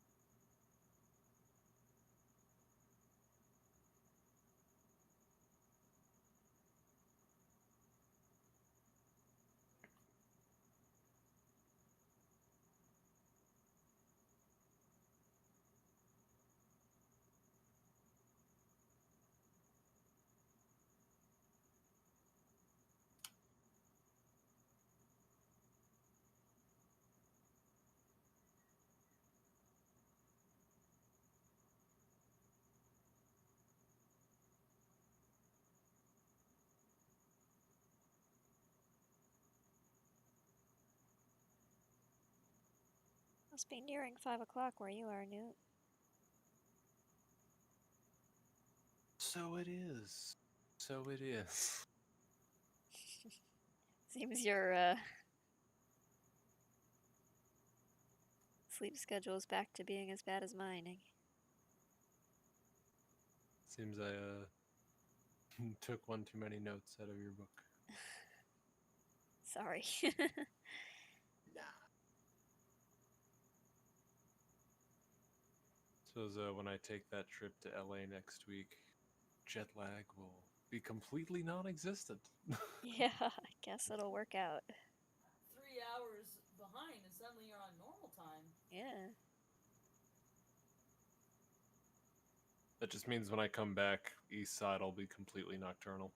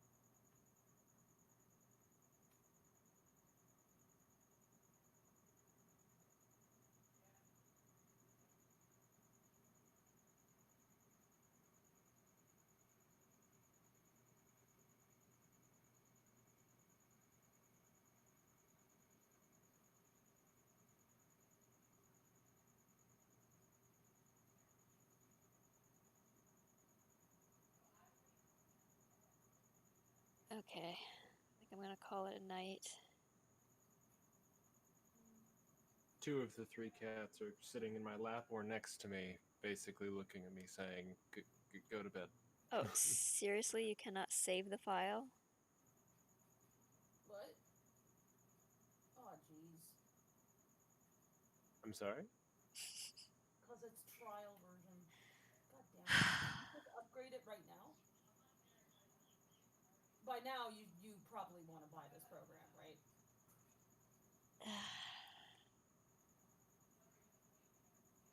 I don't have a fucking account. Oh, why does it make you make an account? Ugh. That's cheeky.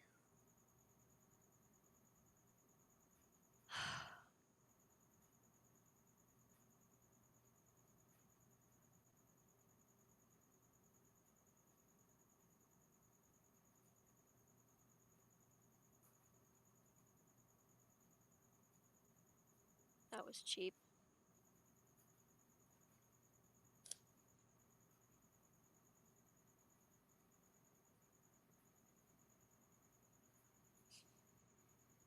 Oh yeah, free trial version. All functionality. Doesn't mention you can't save a goddamn file.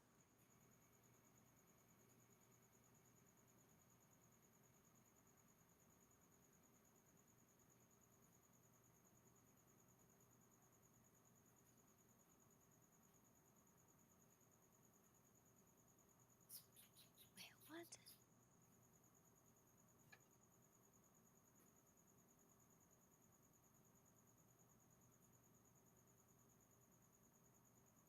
I'm gonna look this up. I'm a little surprised if it won't let you save a file. That actually does sound odd to me. I'm gonna look up Clip Studio. Damn it. Typing is hard. Trial save file. How can you save in a free trial? Let's see. Yeah, I was about to say Zig Shark. The Create an problem account is that 30-day unlimited trial is over. You cannot save it. Okay, so you should be able to. Trial version doesn't allow that far. Wait, I guess only said I didn't say that. Okay, I see what's. Yeah. Alright. Anyway, get my work from a trial.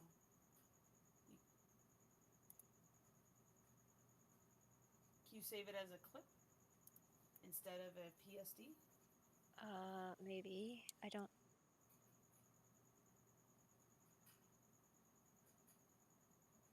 Nope. Like save or save as, like there's no, it just does this. It just traps you into buying it so you don't lose all the work you just did. Well, I told you at least it's worth the purchase.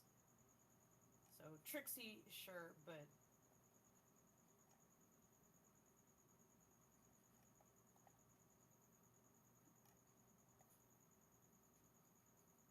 It's fine. I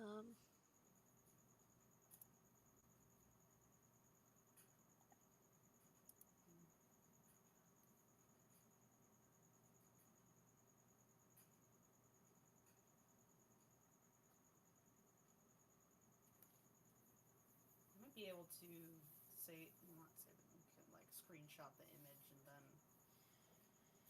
no, you Use that lose as all. No, of the resolution just.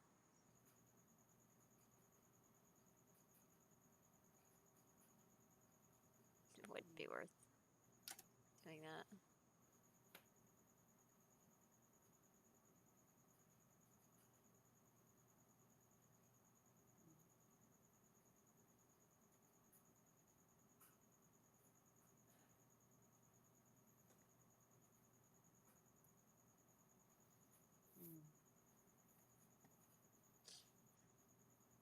Apparently, Photoshop's. According to ask.clipstudio.com, you should have full saving capability within the 30-day free trial, although you have to complete account registration to unlock this feature. I see.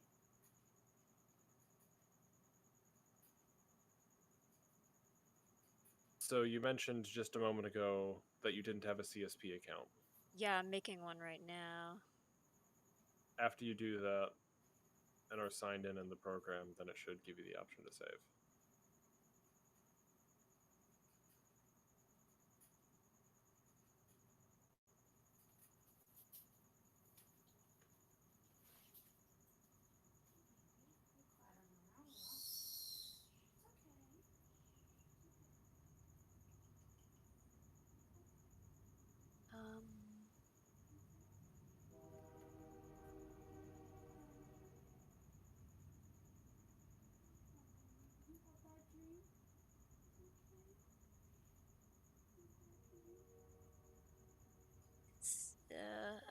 I'm signed in, but oh wait, hold on. Log in.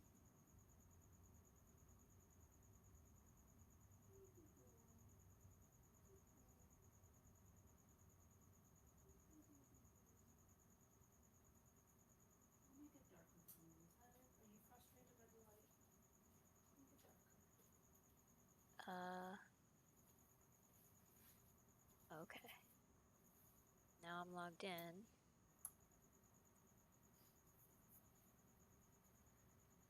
No. Zig Shark says MS Paint is the superior service anyhow.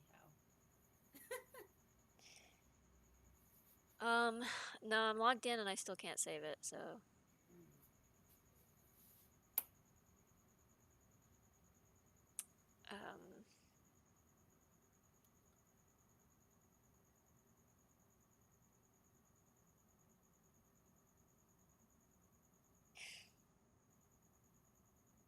So it's gonna make me buy a license to do it. No, I mean, it's might have to restart the program. Well, maybe. if I restart the program, I'm gonna lose my work. I know. So what I'm suggesting maybe as an alternative is zooming in and Nah. screenshotting like as high resolution as you can and then piecing that together. But I would just have to ink it all over again in Photoshop.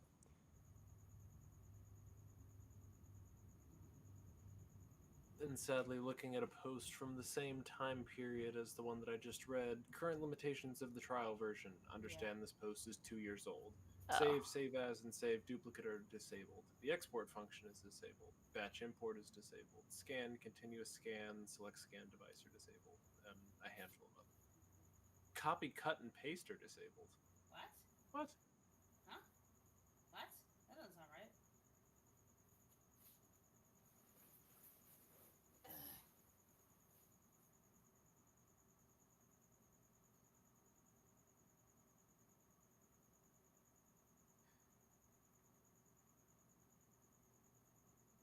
I'm concerned now that even if I do buy a license, it won't, because it won't recognize that I bought a license until I shut the program down and start it up again. So I may just lose all this anyway. Does Clip Studio have autosave? It does.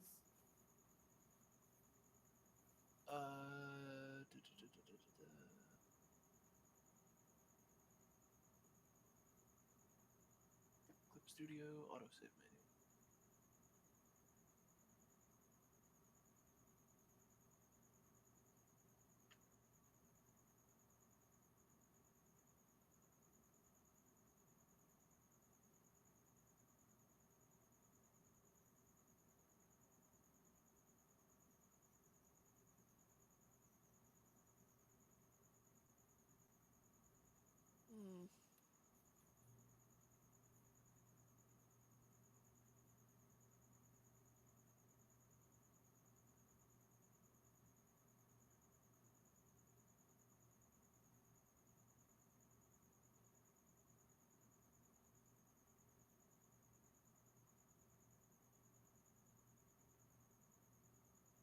Clip Studio does have autosave, question mark. The computer restarts if some bills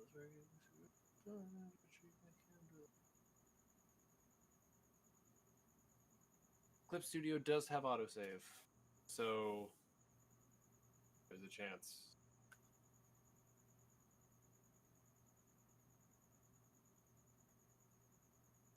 Let's find out. I'm just saying if you take the screenshot and just use it for reference purposes, that might speed you along if it does not autosave.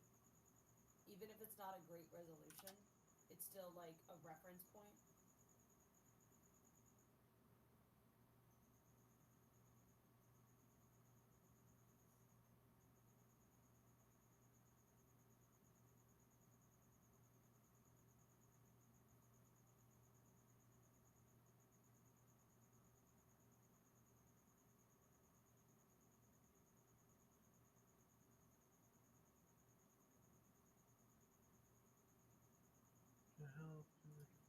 License instructions. Okay, so there is a way from within the program to refresh the license without closing it. Okay. It's under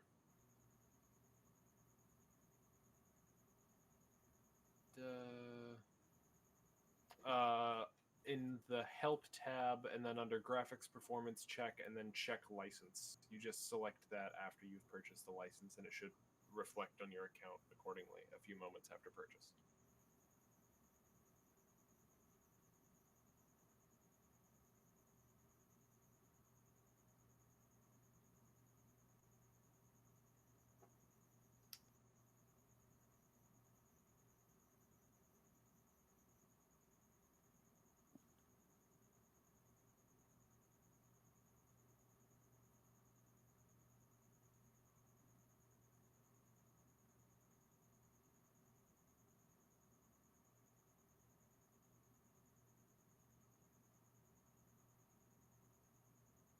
Okay, I have purchased it.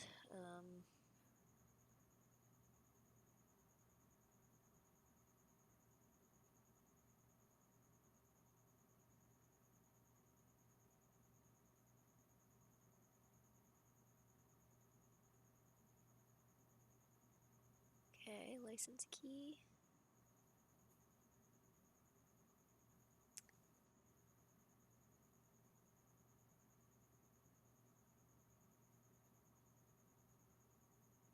I'm guessing I cannot just. Oh, I can.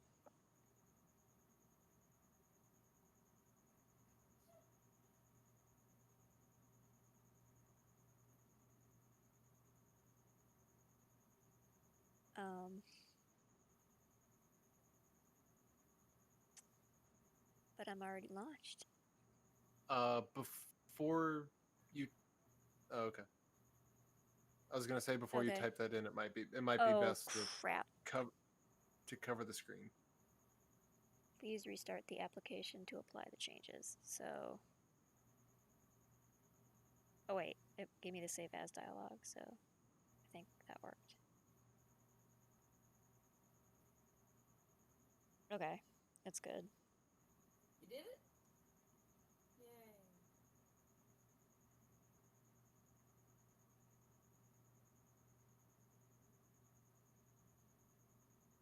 And Fable, Patrick.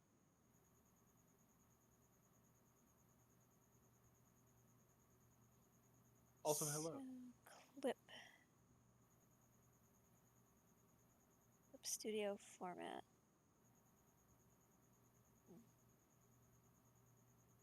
So I don't need to do that right now. All right. Thank you for your help, Newt. Thank you, Newt. My sleep-addled brain is not the most helpful right now. I had no idea that the trial was going to pull something. Oh, no, yeah, it's not your fault. It's It's. going to buy it outright anyway, so. That's the trick. I'm always sleepy.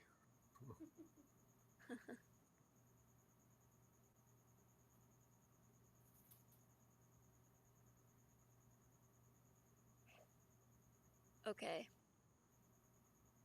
All right, good night, everybody. Thank you so much for joining.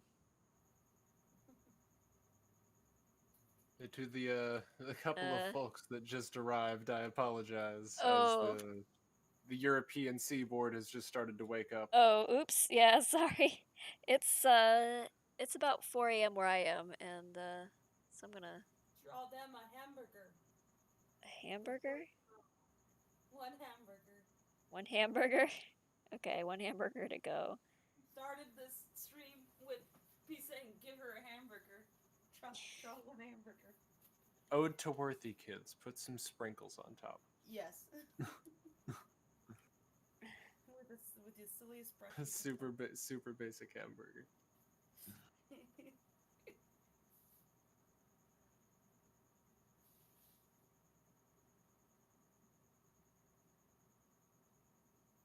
I want a burger with sprinkles on top. That sounds great. Terrible.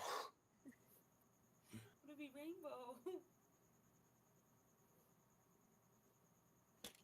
It's a sweet burger.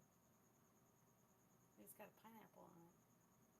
I'll admit, on one hand, I've always hated like the I mean, hell, speaking of worthy kids, like the Zomburger restaurants or whatever that sell horrible tasting food, but just because, you know, with a very aesthetic. I would probably buy a Zomburger because it's got a skull in it.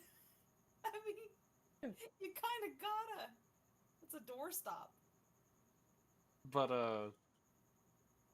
on the other hand, I did buy that unicorn frappuccino at Starbucks. Oh, there's better. It was delicious though. Let me just say. Yours was good. I heard it wasn't great. This burger It has sounds like a basic smoothie to me. hair. Oh, I know. It's a cat burger. Oh, it's a fluffy burger. It's got cat fur all over it, like all of the food I eat. It's just Tracy, everywhere. get a lot of fiber God, in your that's diet. Huh?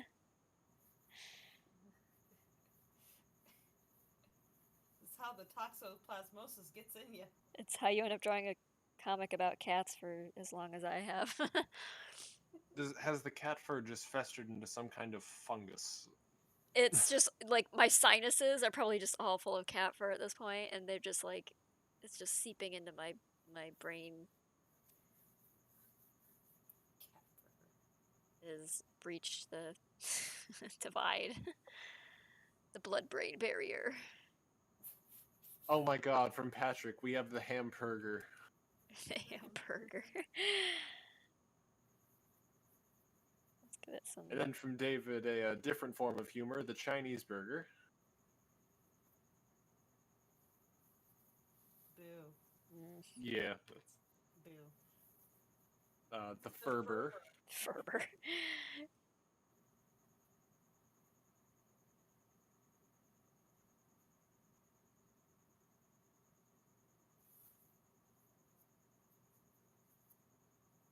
Like Hamburg gore up there. Floofberg. Perfect. That's a very cute burger. Okay, so let's. There you go, audience. Are you satisfied? If I do that and then this is okay, cool. That works just like Photoshop. Yep. Alrighty. Time for to go.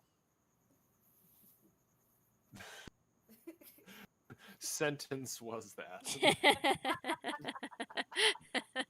That's how you know that sleep is nigh.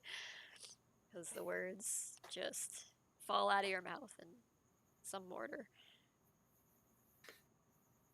I mean, they were all there. It's just flighty puzzles. Zig Shark says, "Give it a gun." Give it a gun. Oh yeah. Oh gosh, yeah. It's like it's a Happy Meal. It just comes with one. Just. Look at all the merchandising. It's a murder meal. You get a burger and some fries and a loaded weapon. All right, here's your Happy Meal. Smile, motherfucker. In America, you get a loaded gun with your every purchase. There are drive-through like ammo shops in my vicinity. You can drive through and get some ammo. When you're running out. I mean, Oh, when you need it in a hurry, you know. For all the shooting you be doing. So you can All drive those down the barrel street and bombs. you know when you're driving down the street and just shooting out of your car just randomly, and you just need to like pull over and get some more. Oh damn! I have to like try to go do the drive-through. They hand you a steaming hot like bag of bullets. Steven, a piping hot bag of fresh bullets, fresh cooked bullets. Mm. Oh no, they got my order wrong. You Oh loaded god, into these your are gun, 38. like, So Yeah, wait a forward. minute. Unloading the I ordered 45s. Hey, where's the ketchup? Oh wait, I can make some black hole in your own. I don't know if I'd be delighted or terrified by a place that would just give bullets, but like in a McDonald's fry cup. Fry cup. McDonald's is expanding the menu. It comes in a biodegradable package. Yeah. The package is your body. They give you some napkins so you can just like wipe up the blood when you're done. Oh god. I wonder what the straw is Ketchup for. blood? I don't know. and some pickles. According to our focus groups, the straw seemed very useful. You mean the barrel? You're not supposed to suck on that. Okay, this conversation has gone off the rails. This is oh boy. Let's really go to time. sleep It's more before than we time hurt to go. ourselves. Okay, everybody. Good night. Thank you so much for joining me. We'll do it again sometime soon. Rest well, all of you people who are on in the western side of the globe or whatever, and good morning to Hello, everyone from the future. the other you future folks. Have a good